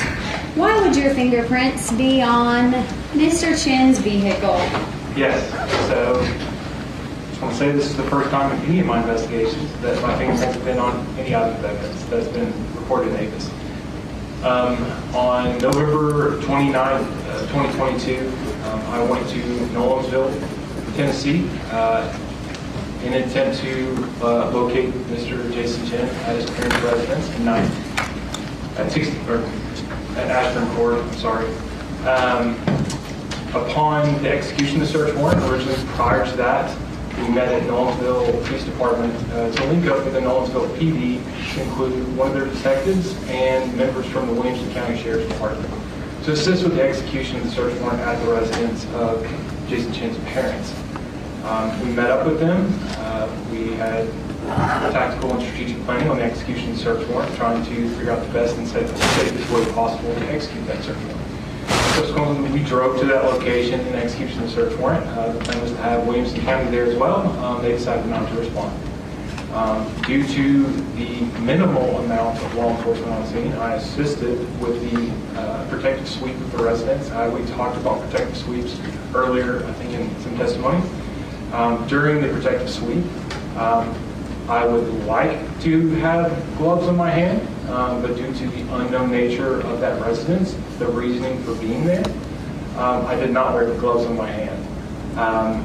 During the execution of the search warrant, the matter of which we were there, and the crime that we believed to happen at that point, I did have my firearm outside of my holster in attempt, to make sure it was safe, because unknown people in the residence, I wasn't familiar with every person that could potentially be inside that residence to that point. I then began to go around the residence to attempt to make sure no other people were in there other than Chen and his parents. When I was going through the garage area, I don't know if you remember the picture earlier, from the garage area at Ashburn Court. It was extremely cluttered. And to be thorough and make sure that it's safe, so crime scene investigators, particularly our crime scene technicians that responded, are civilians and they're not armed. To be able to safely carry out their jobs and duties and feel protected while they're doing so, us as law enforcement officers, we try to make it safe for them so they don't have to feel unsafe. I subsequently went in the garage area to make it safe or clear of any potential residents or parties or any potential people that could contaminate anything further. As I was going into the garage, I made my way around the front of the vehicle. There's about less than a foot of space. I do have small legs. It wasn't big enough, and I have big feet. Slightly clumsy. As I was making my way around the front of the vehicle, I had my firearm in my right hand. As I was going across, it hit the back of the wall. It has a little dressers thing there. I fell forward. My left hand hit the front of the vehicle. I actually told the crime scene investigator, if you find prints there, they're mine. At which point later on, I was contacted by Lieutenant Franklin, and he asked to request that I needed to submit updated fingerprints to include a partial palm print, because he believed that possibly my fingerprint found on something. At which point I submitted that during the investigation. I was personally fingerprinted / palm printed in this investigation. At which point that was submitted and ultimately confirmed to be my left hand. Okay, thank you. It's a long answer. Also, we recall in Lieutenant Franklin's testimony, prints from a Jim Cooper were located on Jasmine's vehicle. In the course of your investigation, did you learn who Jim Cooper is? Yes, I did. And who is Jim Cooper related to Jasmine's case? Yes. So, taking back the attention to November 26th of 2022, Jasmine Pace's parents used the My Chevy app to attempt to locate their daughter. They took them to the area of Mount Creek Road, where they ultimately recovered her 2021 Chevy Equinox. Upon arrival, patrol officer was called out. They asked for an investigation to be started, which missing persons were notified. We ultimately know that no investigator responded that night. At which point, the patrol officer instructed that they could tow the vehicle back to their residence. During that process, after the patrol officers left, the family did contact a local locksmith company, which Jim Cooper works at. He did respond to attempt to get the vehicle. They ultimately decided to tow the car back. Jim Cooper is a locksmith that the parents had contact with after the 26th. Thank you. And locksmiths will have their fingerprints on file, usually as part of their licensing. You have witnessed questions about the location that was shared with Katrina Bean in the early morning hours of 11/23/2022. Is that correct? Yes, that is correct. And you were the investigator in November of 2022 who was investigating this case. Is that correct? In November 27th, I was brought into the investigation of 2022. Were you present when Katrina Bean scrolled up in her text messages to show you that location drop? Yes, I was personally present. When she told me about the location drop, I personally requested that we observe those, at which point I actually requested a crime scene investigator come out and document those in photographs. And was that done? Yes. And what time was the location shared from Jasmine's phone? On her phone, it actually had her name as Jazzy with a picture. I verified, I looked at the contact itself, had her click on it, and observed it to be the phone number that we know to be the victim's, the 423-664-2024. Subsequently, I looked at the content of the text message group, at which point I observed a pin drop location that was shared on November 23rd, 2022 at 2:18 a.m. 2:18 a.m. Yes, ma'am. Thank you. You've heard testimony about the truest bank account, is that correct? Yes, that is correct. To your knowledge, did you locate anything in the course of this investigation that let you know that Ms. Pace had a truest bank account? Yes. What was that? Many things. So yes. One, contacted the family. They let me know that she had a truest bank account. She also had multiple documents, receipts, ledgers per se, deposit slips inside of her vehicle. She had multiple things with her name associated that with the truest bank account. Thank you. Going back to a crime scene at Mr. Chen's apartment, you'll recall that there have been questions asked about the testing of the large piece of carpet. And do you recall what piece of evidence was at evidence marker number 6? The door. Evidence marker 6 was the small carpeted section that was collected just on the edge of the tile area. Was that carpet sample connected to the large piece of carpet that's been sitting in this courtroom? Yes.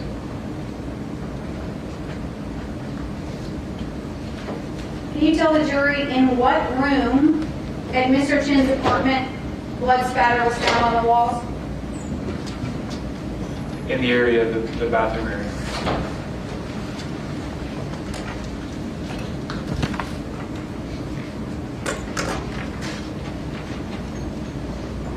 Ms. Morrison entered an exhibit that contained a large amount of text messages between Jasmine and Jason. Have you reviewed those? Yes. They were from a forensic download of Mr. Chen's phone. Yes, that's correct. And what year do they go back to? The earliest for that specific text message group, first the contents of the forensic download go all the way back to, I believe, November 3rd of 2021.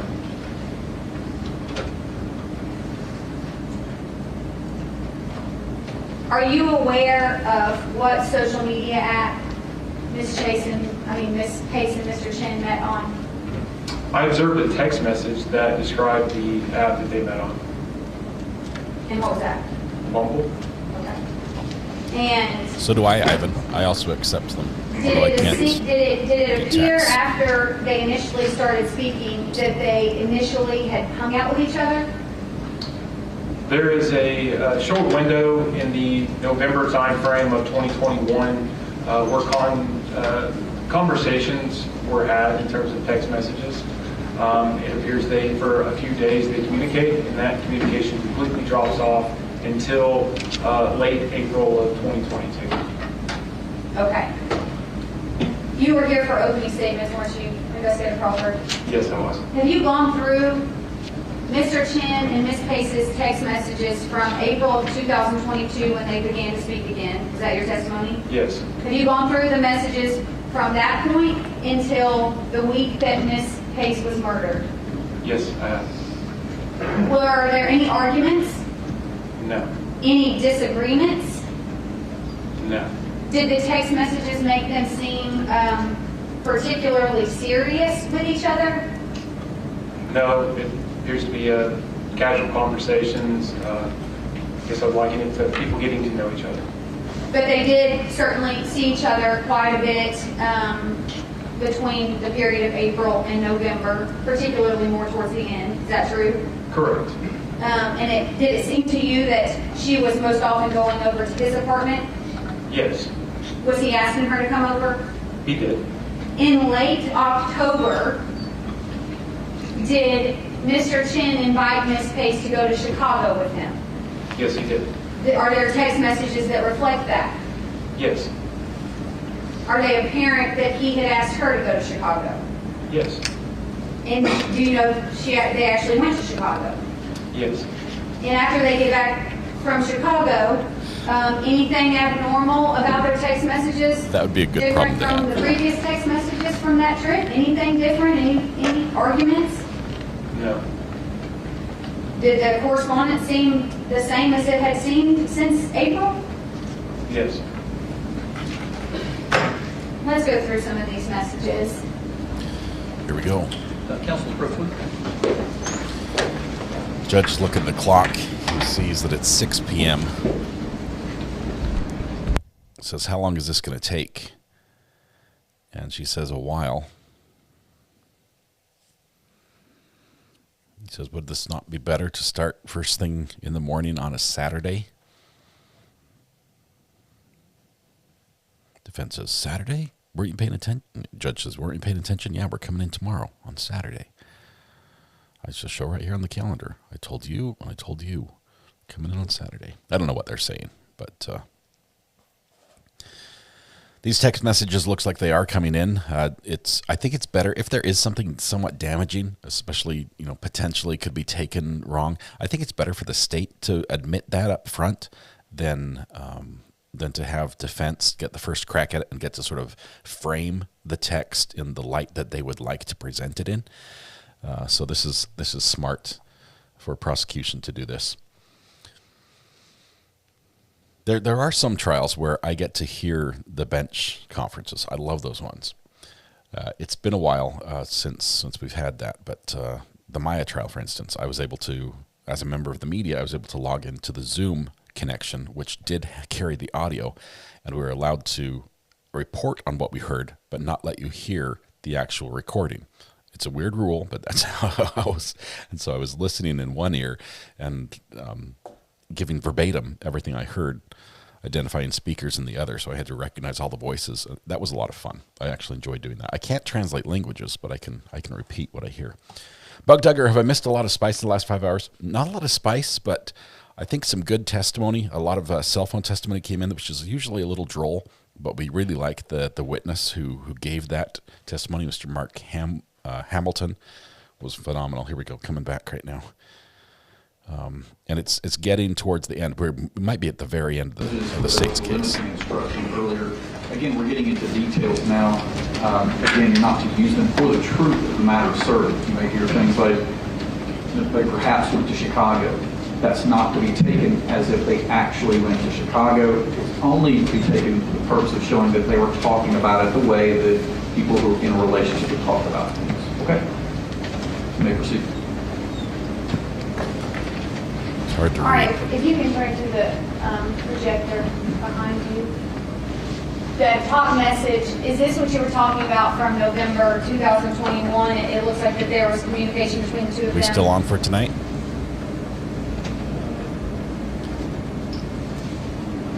Yes, they go back in the forensic extraction, go back further than that. Sure, this is not the beginning, is that correct? Correct. Okay, but this is the end of that. Would that be fair to say?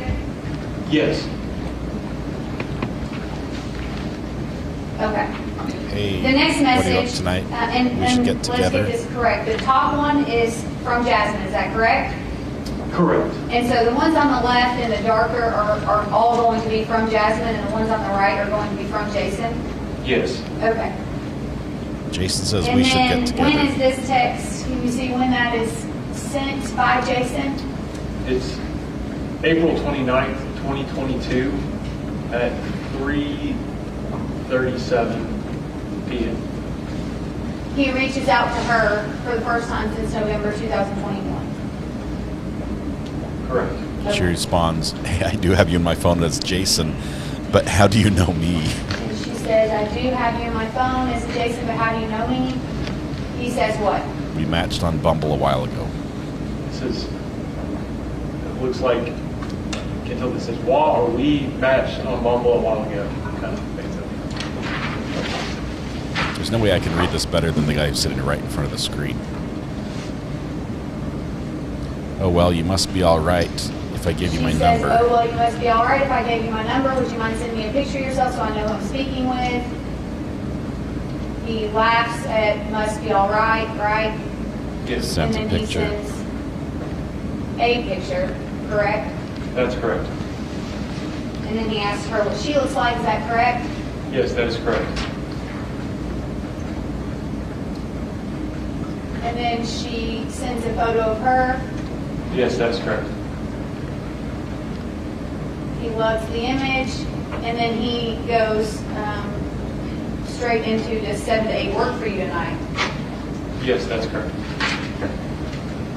We're not going to go through all of these messages. The jury will happen in in the deliberation room, but we're going to go through some of them, okay? Okay. Mr. Crawford. The girlfriend wanted to stay with her this weekend, but later in the night. So after he says, does 7 to 8 work tonight work for you? She says, what? I'm busy tonight. Keep going. And my girlfriend wanted me to stay with her this weekend. He says, how about later in the night? She says, staying the night is an all-night thing, but tomorrow during the day I was going to go to Rainbow Falls by myself if you'd like me to join. It's a little hike to a little waterfall. Is that correct? Yes, that is correct. Okay, so now we've picked back up to help the jury here. We're to October now, correct? Yes, I believe it states text message from Jason outwards on October 10, 2022 at 9:10 p.m. And that's the month before she was murdered, correct? Yes. Okay, and he says, how's the Chicago update look? How's it look like? She says, let me know by noon. Let you know by noon, question mark. Plus, I said I would get it to you by Monday before you told me you were going to your parents for the next couple of days. I don't want to bother you while you're gone, while you're out there. Yes, my answer is yes. I got it worked out. Got my office covered for a while. I'm gone. Mark me as coming with you. Is that right? That's correct.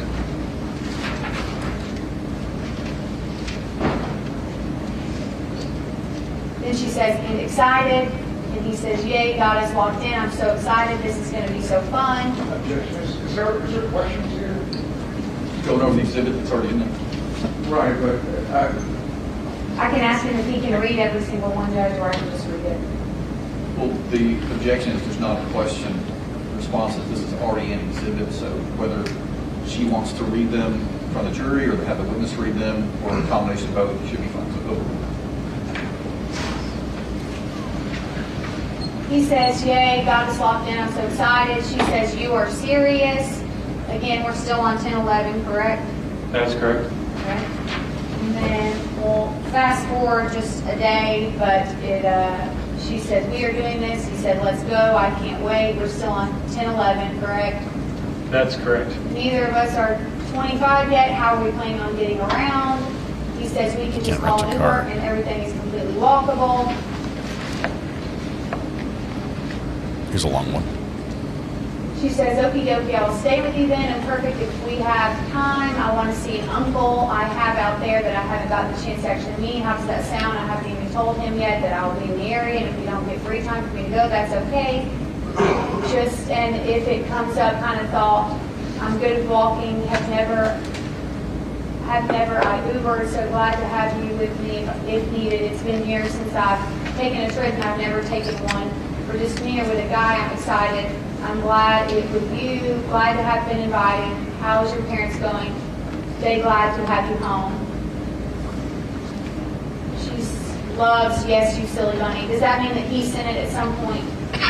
Yes. When it states love, it's no different than, depending on what platform you have, obviously we've identified these as being iMessages. So it's essentially you click on it and you put the little responding emoji, right? So essentially, is the way it's going to print out on this report. It doesn't like emojis per se. That's when we're seeing those the data. You know, we explained in those text messages, it just drawing out data. It's going to simply just say loved, and it's indicating that there was a message prior to that, but it's not there anymore. But it still picks up. The extraction still was able to get the loved part, but not the original message that was loved.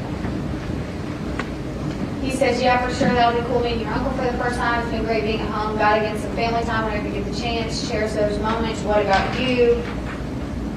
She reads Still fast. on 11. She says, I'm glad you're a family man, loved. I'm glad you're a family man. Wait, I don't know if I can fly anymore. I don't have my passport or been vaccinated. That's Jasmine.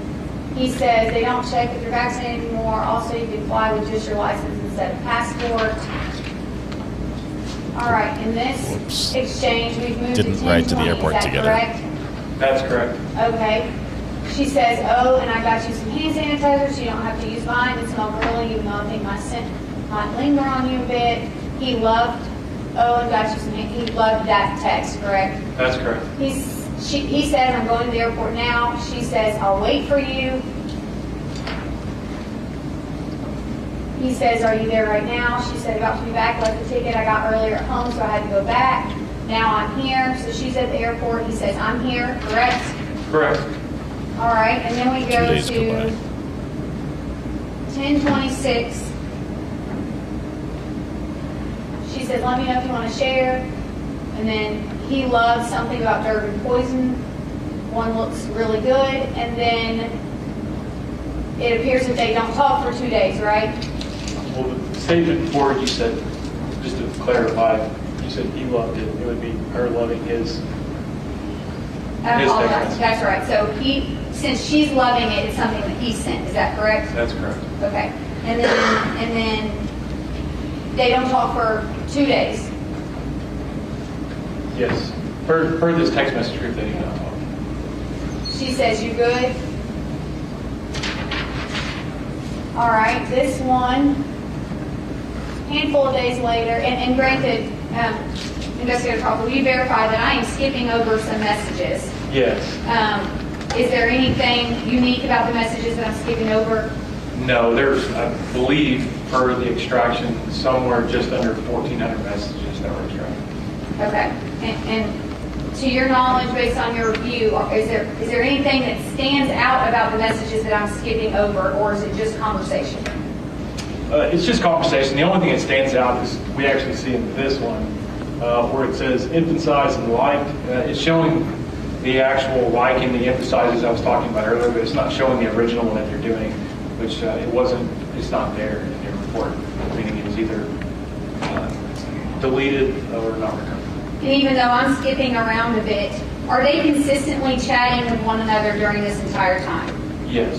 Is there ever a time where one of them is texting way more than the other one? No, I would say it's a typical text messaging between two people. Okay, so she emphasized something that he had sent, so that was spicy hot chocolate. Now that sounds interesting. Then he liked something she said, which is, oh, and you should go to the Sut Creek Drive this week before all the leaves are really dropped. Do you know what Sut Creek Drive is? I'm familiar with the area. I can only assume it's a typo. I'm not familiar with the Sut Creek in the Chattanooga region. Okay, and this is November 1st. Could be Suck Creek. That is November 1st at 11:07 a.m. He suggests the Got into a area. car accident on 11/1. That's correct. All right. Missed what that said. And then in November 1, he says, dang, that's awful, glad you're okay. She says, yeah, me too, on the 2nd. The morning of the 2nd at 6:34, she says, yeah, me too. Is that correct? That's correct. And then on 11/3, it doesn't appear they texted anymore on the 2nd. Would you agree? That's correct. And then she says, if you try to get a hold of me and I don't respond, I'm not upset or anything, just going to be gone for a bit, and I'm not taking my phone. She says, and you know, I'm really sorry if I missed your birthday. I would have really enjoyed celebrating you. Happy birthday. At 11:51 on 11/3/22. That's correct. And then on 11/3, he says, thanks, and oh, where are you going? And she doesn't respond again until 11/7, does she? Correct. And she says, just needed a break. And then later in the day, she says, Jason, question mark. And then they don't talk till the next day. He says, hey, sorry, just been tired and a bit sick these few days. Is that correct? Yes, that's correct. I love these sticky notes. Does she have all 600 pages in a stack there? November, is that 15? 16th. He says, I don't think I'll be able to make it. There's some things I'll have to get done by the end of the month. It's been busy. Hope y'all have fun, though. And then she says, oh, good luck getting them done on time. No problem. Just wanted to make sure the invitation was there. We don't know, based on this, what they were talking about, right? Where he was going to make it or not. Not based on this, no. Okay, and then he loved her previous message. Is that fair to say? Yes, that's correct. Okay, and then on 11/18, she loved thank you, that means a lot, and not yet it come. She loved one of his messages that said that. That's correct. Okay. Don't know what that's referring to. And then he laughed at, no, it means I need to be one on the diet and you eating a bit of sweets. He says, update, gym was closed, so I did yoga instead. On 11/18, he says, I'm heading home now. If you want to come over for some fun shower time and cuddles for a bit. She says, oh, nice, just cuddles, maybe shower time. I really haven't been feeling too well. He says, okay, I'll babysit you for a bit. 11:18, I'm almost home if you want to start heading over. She laughed at, okay, I'll babysit you for a bit. And then 11:18, it's 7:18 p.m. She says, here. On November, then we moved to November 20th. So no conversation between the 18th and the 20th. He texts her and he says, you gave me inspiration to get some donuts today. She says, oh, that left back corner looks good. How were they and where did you get them from? Donuts. He says, she loves, you gave me the inspiration to get some donuts. She says, it's funny that I had you the inspiration because you gave me mine. 11/20/2022, he says they were so good, got it tasty donuts. I ate the coconut icy chocolate one. 11/20/22, what are you doing this Wednesday, by the way? You'd agree that 11/20/2022 is 2 days before 11/22/2022. Yes, that's correct. And what day of the week was 11/22/2023? It was a Tuesday. 11/23 was a Wednesday? Correct. Okay. He says, what are you doing this Wednesday, by the way? She says,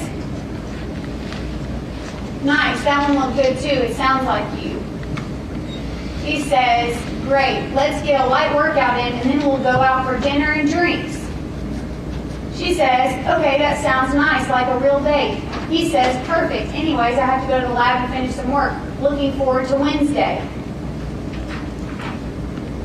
She loved that last text. She said, have a good lab and get homework done as well as some sleep. Looking forward to Wednesday. She says, I'm glad you feel it went well. I'm sure you were not overdressed. You always look amazing. She says, I could FaceTime you right now and show you my house. And then she says, well, never mind, I'm leaving before the message is delivering. He says, on 11/21/2022, hey, don't text and drive, LOL. She loved, you can if you want, but I think I like you as my mans. He loved, you can if you want, but I think I like you as my mans. 11/22, she says, are you at the gym yet? He says, yeah, I'm just finishing up now. What's up? She loved, not really ice cream, more like a silent hug, but I just got here and see the fam talk later. Why did we not see that text, Investigator Crawford? It's simply not there. It's been not recovered / potentially deleted. Okay, and then it says, she says, my schedule will be touch and go for the next few days, is what the doctor said. So I'll keep you as posted as I am.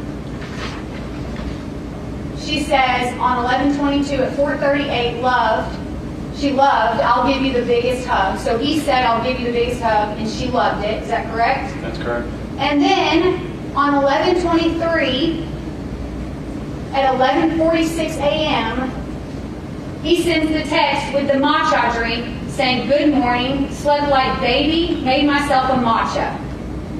That's correct. And then later in the day, which we've already seen, but now we're seeing it in a different version that's been made an exhibit. Hey, are we still good for dinner tonight? Wow. Is that right? That's correct.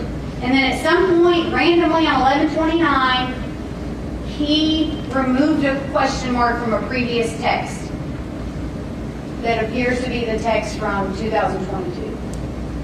Are these their last known communications with one another? Yes. Did you see anything about an argument? No. Did you see anything that indicated that he was more into her than she was to him? Or vice versa? She was more into him than he was to her? I did not see anything indicating that she was. The only indication from the beginning is he initiates contact twice during the period of the relationship in terms of when the relationship first began, when you had the few month separation, and then began again in April. After the April time frame, it seems to be pretty consensual. And 3 days before he murders her, he's asking her to come over to his apartment on the day he murders her? Yes.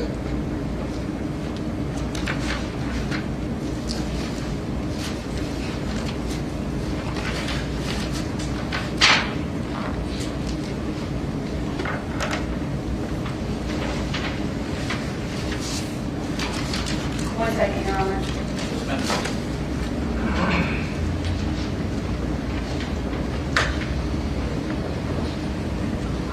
Nothing, Your Honor. Cross, you want a shot at the lead detective again? Thanks, sir. It's late, I'm tired. Investigator Crawford, let me ask about the bathroom at Jason Chen's apartment. You said that was blood up on the wall? I presumed it to be blood. Presumed? Okay. Was it tested? It was sent for testing, and TBI did not test it. So you can't see definitively whether that was blood? I can't. I'm not a DNA technician. We just went through a lot of text messages. Have you ever met a 22-year-old girl? No. Me neither. Would you be the best person to decide how a 22-year-old girl thinks? I did. I'm married and I've been with a 22-year-old girl, so I know how conversations are had, but I've never been a 22-year-old girl. So your subjective opinion of whether someone thought they was more into the relationship than the other might be different than someone else's subjective opinion. I believe in the matter of this case, the only person that would know what she was thinking would be the victim herself.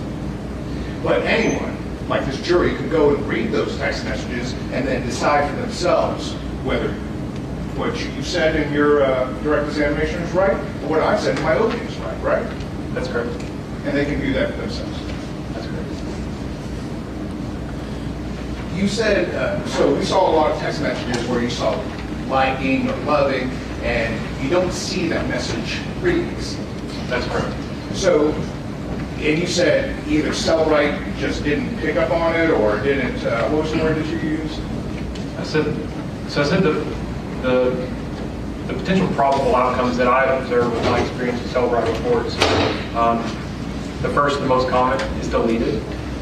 If something is deleted, now you'll specifically say in the report that if an item has been recovered, such as a text message that was deleted, it will specifically show in that Cellrite report as a deleted text message that's been recovered.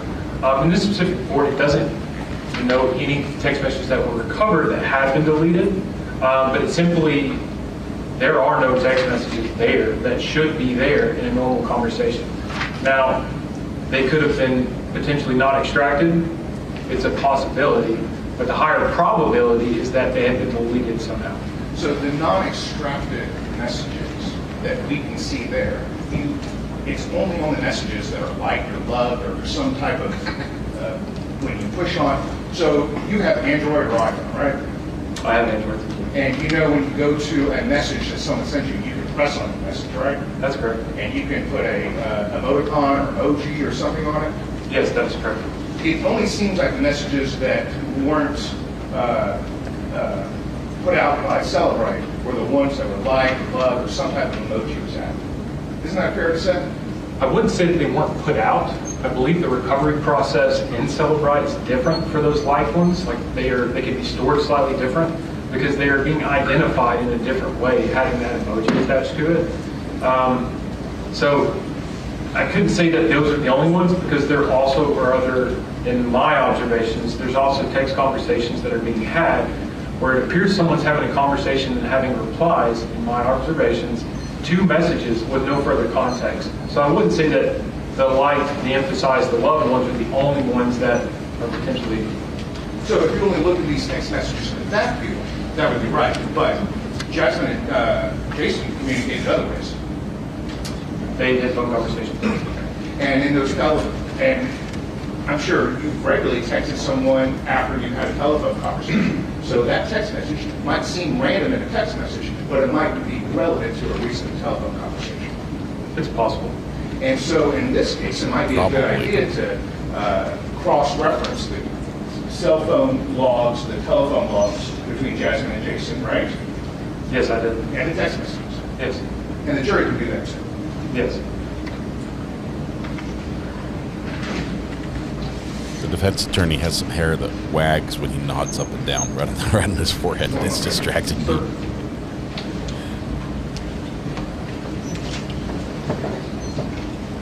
Yeah, him saying, "Hey, you should go down to Suck Creek Drive," he called it Sut Creek. Before the Do you have any beach. questions for Investigator Crawford? He knew the area. He was familiar with it.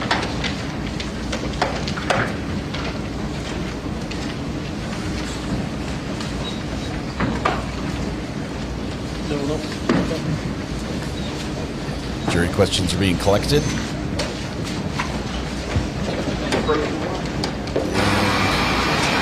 clear this up. There we go. All right. Prosecution was right up there. Defense just now getting there. Judge flipping through, glances over at the jury. There might be another question coming in.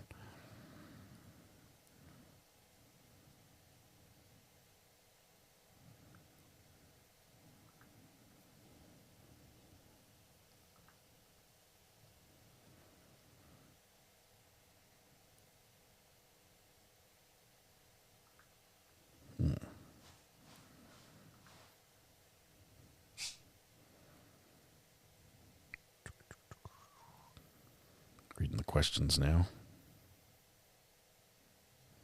Both shake their heads. There's agreement there.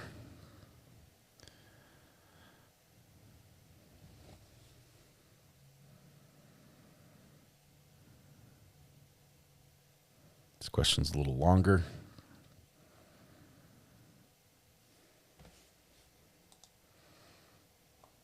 Blackbird, I just burned the food and set a fire, but everyone's fine. Oh no. It's terrible. This jury has been really good. Really, really good. I mean, keeping notes, specifically referencing evidence numbers, and it's been really, really good. Misconduct, it was 100% right. We've had many kind, likable witnesses in here. Not many witnesses that we've really, there's some witnesses that you're like, I don't think we'd ever hang out. I mean, we might not have a lot in common, but there's someone's like, I pretty much wouldn't go to a restaurant if they were there. We haven't had any of those this time around that I can think of so far. Of course, defense has still got a turn.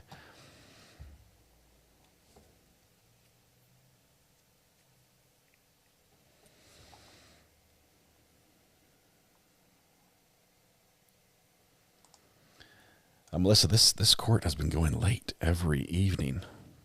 This is a problem because I'm lining up a collab on Tuesday. We're filming one.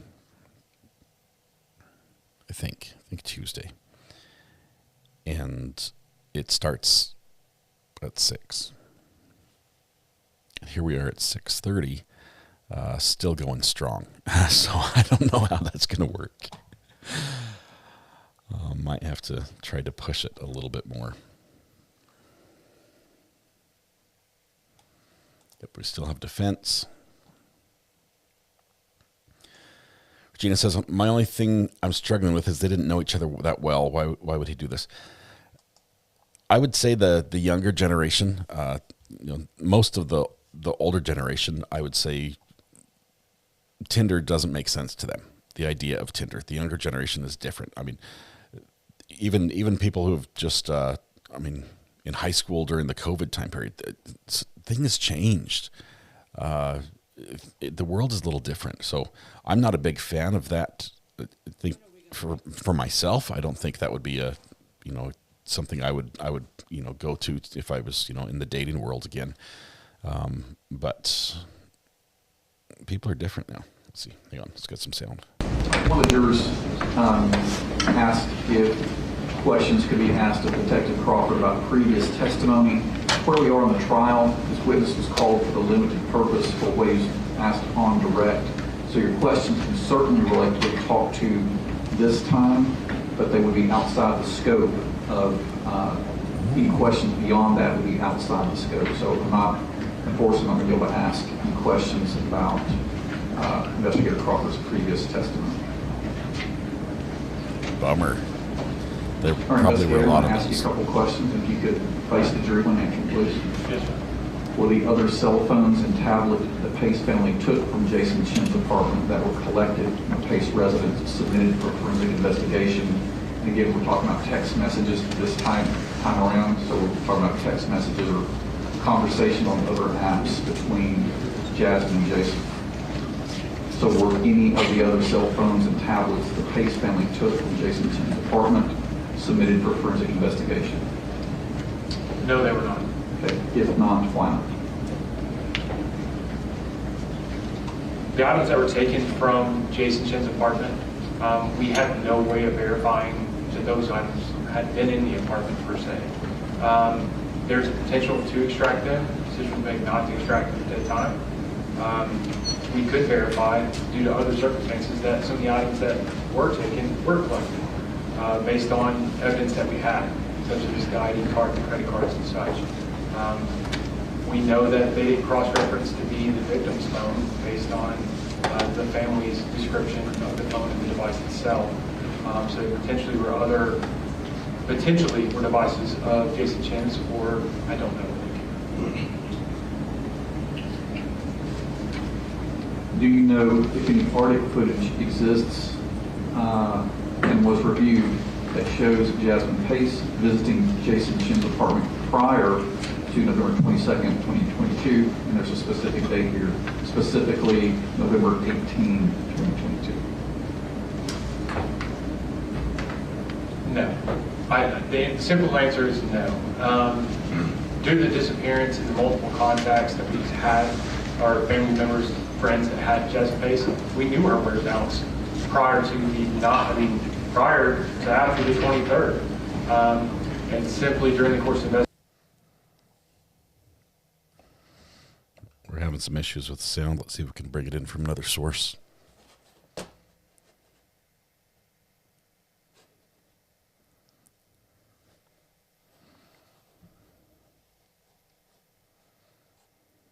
Just cut out.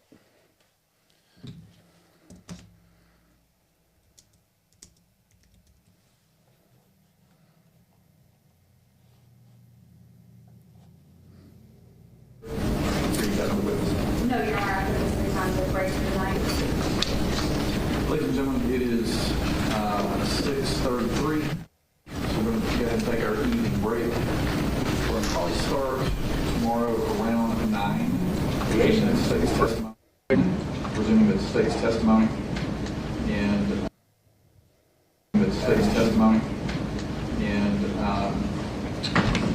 again, I must remind you of the admonition not to talk about the case, not to expose the media. With that, I hope you get a good night's rest. See you back tomorrow at 9. All right, so it cut out there. Sorry about that. Audio was bad for a second. We are starting tomorrow at 9. Yes, we will be back for a rare Saturday edition and also a rare holiday Monday edition. As this court has said, with the sequestered jury, we are going to work through the weekend, just taking Sunday off.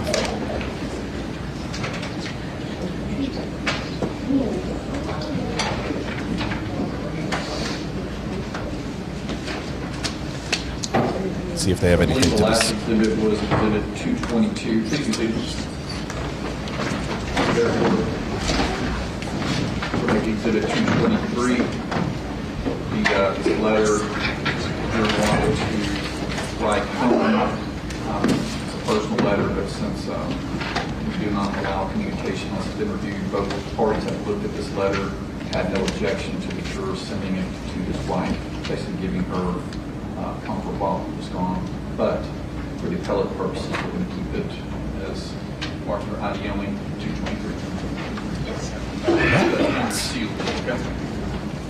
under seal. All right, any other matters to take up before you see one?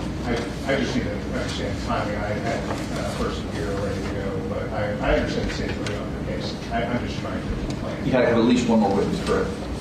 We don't know, Your Honor. We haven't made that decision. I'll speak with Mr. Weiss about it, but we also would have multiple motions to take up, well, at least one motion to take up after the state rests.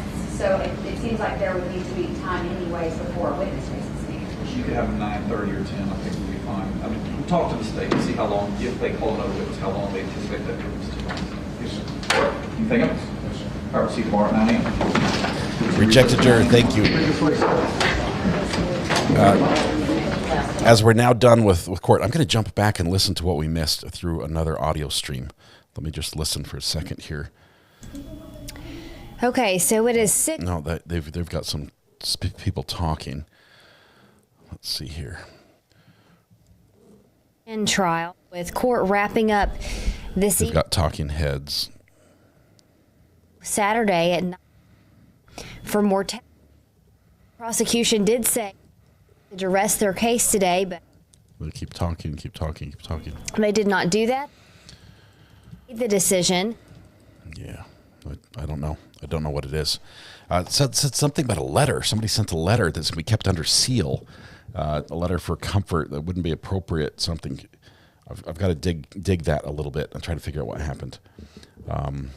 Amber says I'm going to be late tomorrow. Personal letter from a juror to who? I don't know. Amber, you get to use the buffer for your personal announcement that you're late. That's like, wow. Getting real comfy around here, Amber. Just kidding. I'm fine with you being late. Sleep in. That'd be good. Let's see where we are. Thought he said a juror sent a letter. Juror wanted to send a letter to his wife to give her comfort, and they're keeping the letter as part of their record. Okay, thank you, Red Pen. It sounded like a letter came from the juror. It's going to be under seal. It's a personal letter. The sequestering is taking its toll. Sequestering is taking its toll. A juror wrote a letter to his wife to comfort her while he was away. They are putting a copy under seal in case anything was hinky. Yeah, like, code words down the side. I'm going to vote guilty or something. Yeah, that would not be appropriate. Read chat, says Red Pen. Thank you, Tim. Appreciate it. Mr. AR-15. I've never owned one. I might at some point. If I ever get some land and have need to control a wild hog population, I think that's the best way to do it. All right. Hope he didn't use code words. Onward. Together.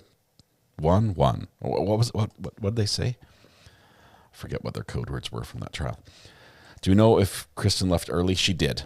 She did have to leave just a little bit before the end of the trial. All and forward. Those are the ones. Slay mine. Collapsible stock. Picatinny rail. Is it ready? Is it a 223 or a 562? What? I need details. And what's the brand? Is it like a Colt or a...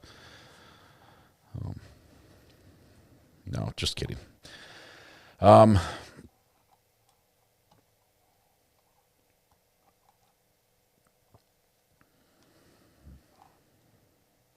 What time tomorrow? We're starting at about 8:30. They're going to be beginning at 9. So Kristen said left court at 4:30. I thought they were trying to work a deal this morning. It took forever for them to start. They get nervous about that. All good. A letter like walk the dog. That would be like the Corey Richards trial. All right. We are surprisingly still not done with the state's case. They're not done. It's been a long time. They said they were going to rest today. Sorry, I want different lights because it's getting darker in here. There we go. Let's do some rainbow. They said they were going to rest today, but they haven't. Because Amber says I use it too much, I'll be here at 8:30. Thank you, Josh. Appreciate your help. Thanks to all the mods. I appreciate them. They do a phenomenal job helping me out both behind the scenes. Where are they wrong? They're supposed to stay on Rainbow. Help me behind the scenes. Help me keep my head clear, and if I miss something, they catch me up with it. So it's wonderful. Apparently, won't stay on Rainbow.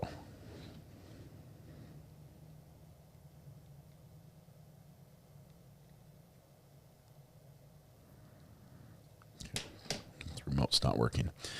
We have the best mods ever. Kristen, I had found I may have to go back once more before the end of the trial. Do let us know. I think we might have somebody in court tomorrow. Kristen, there's somebody else in the neighborhood who said they might be able to show up tomorrow. Not sure if she's still here, but we'll check on that. Okay, I'll be cleaning and listening tomorrow. Oh, how much do you charge, Regina? I need to get some of that done. I was supposed to work on the bathroom this weekend, and it's not going to happen. It's not going to happen. We'll be here instead. All right. With that said, it has been a late night. We've been on for a long time. We're approaching 4.5 hours just this afternoon, in addition to the 5.5 or something this morning. So we are going to. I need to get a new one. Mine is shredded. Like the ends are curling up and peeling off. I use it too much. We're going to be back tomorrow morning. We're going to have the rare Saturday birthday song, which is going to be great.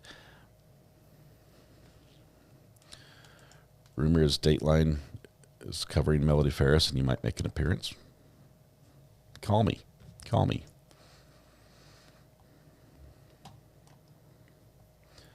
I haven't heard anything about that rumor. So... All right, with that said, I think we've done all the damage we can today, keeping track of this. This has been a good day. We're wrapping up the trial. It's speeding up. We're about to get to the defense side, which is going to be fiery, because defense is going to have some stuff to say that, what is all the buffers? What's with all the buffers? It doesn't pay to my attention to my buffer comments, otherwise he'd have seen my last buffered comment. I don't. I had them turned down. I'll turn them up so I can hear now. In front of the Walmart. Now it's plenty loud. I can hear it. All right. They put it. Video of the jury going to Ferris property.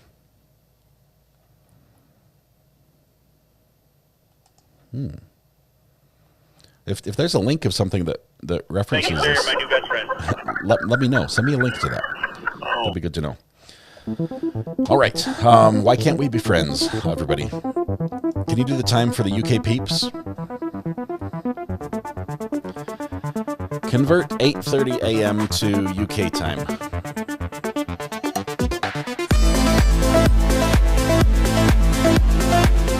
Siri says it's 8:30 a.m.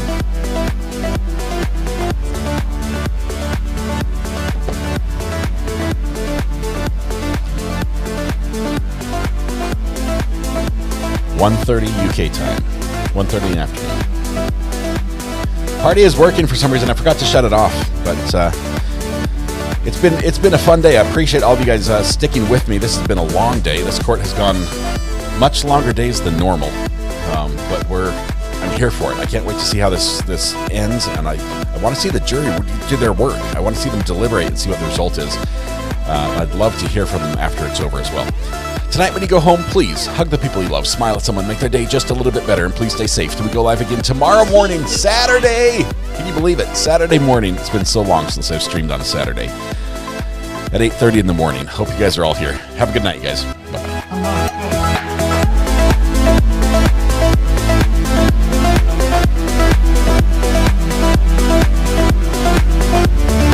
In front of the Walmart.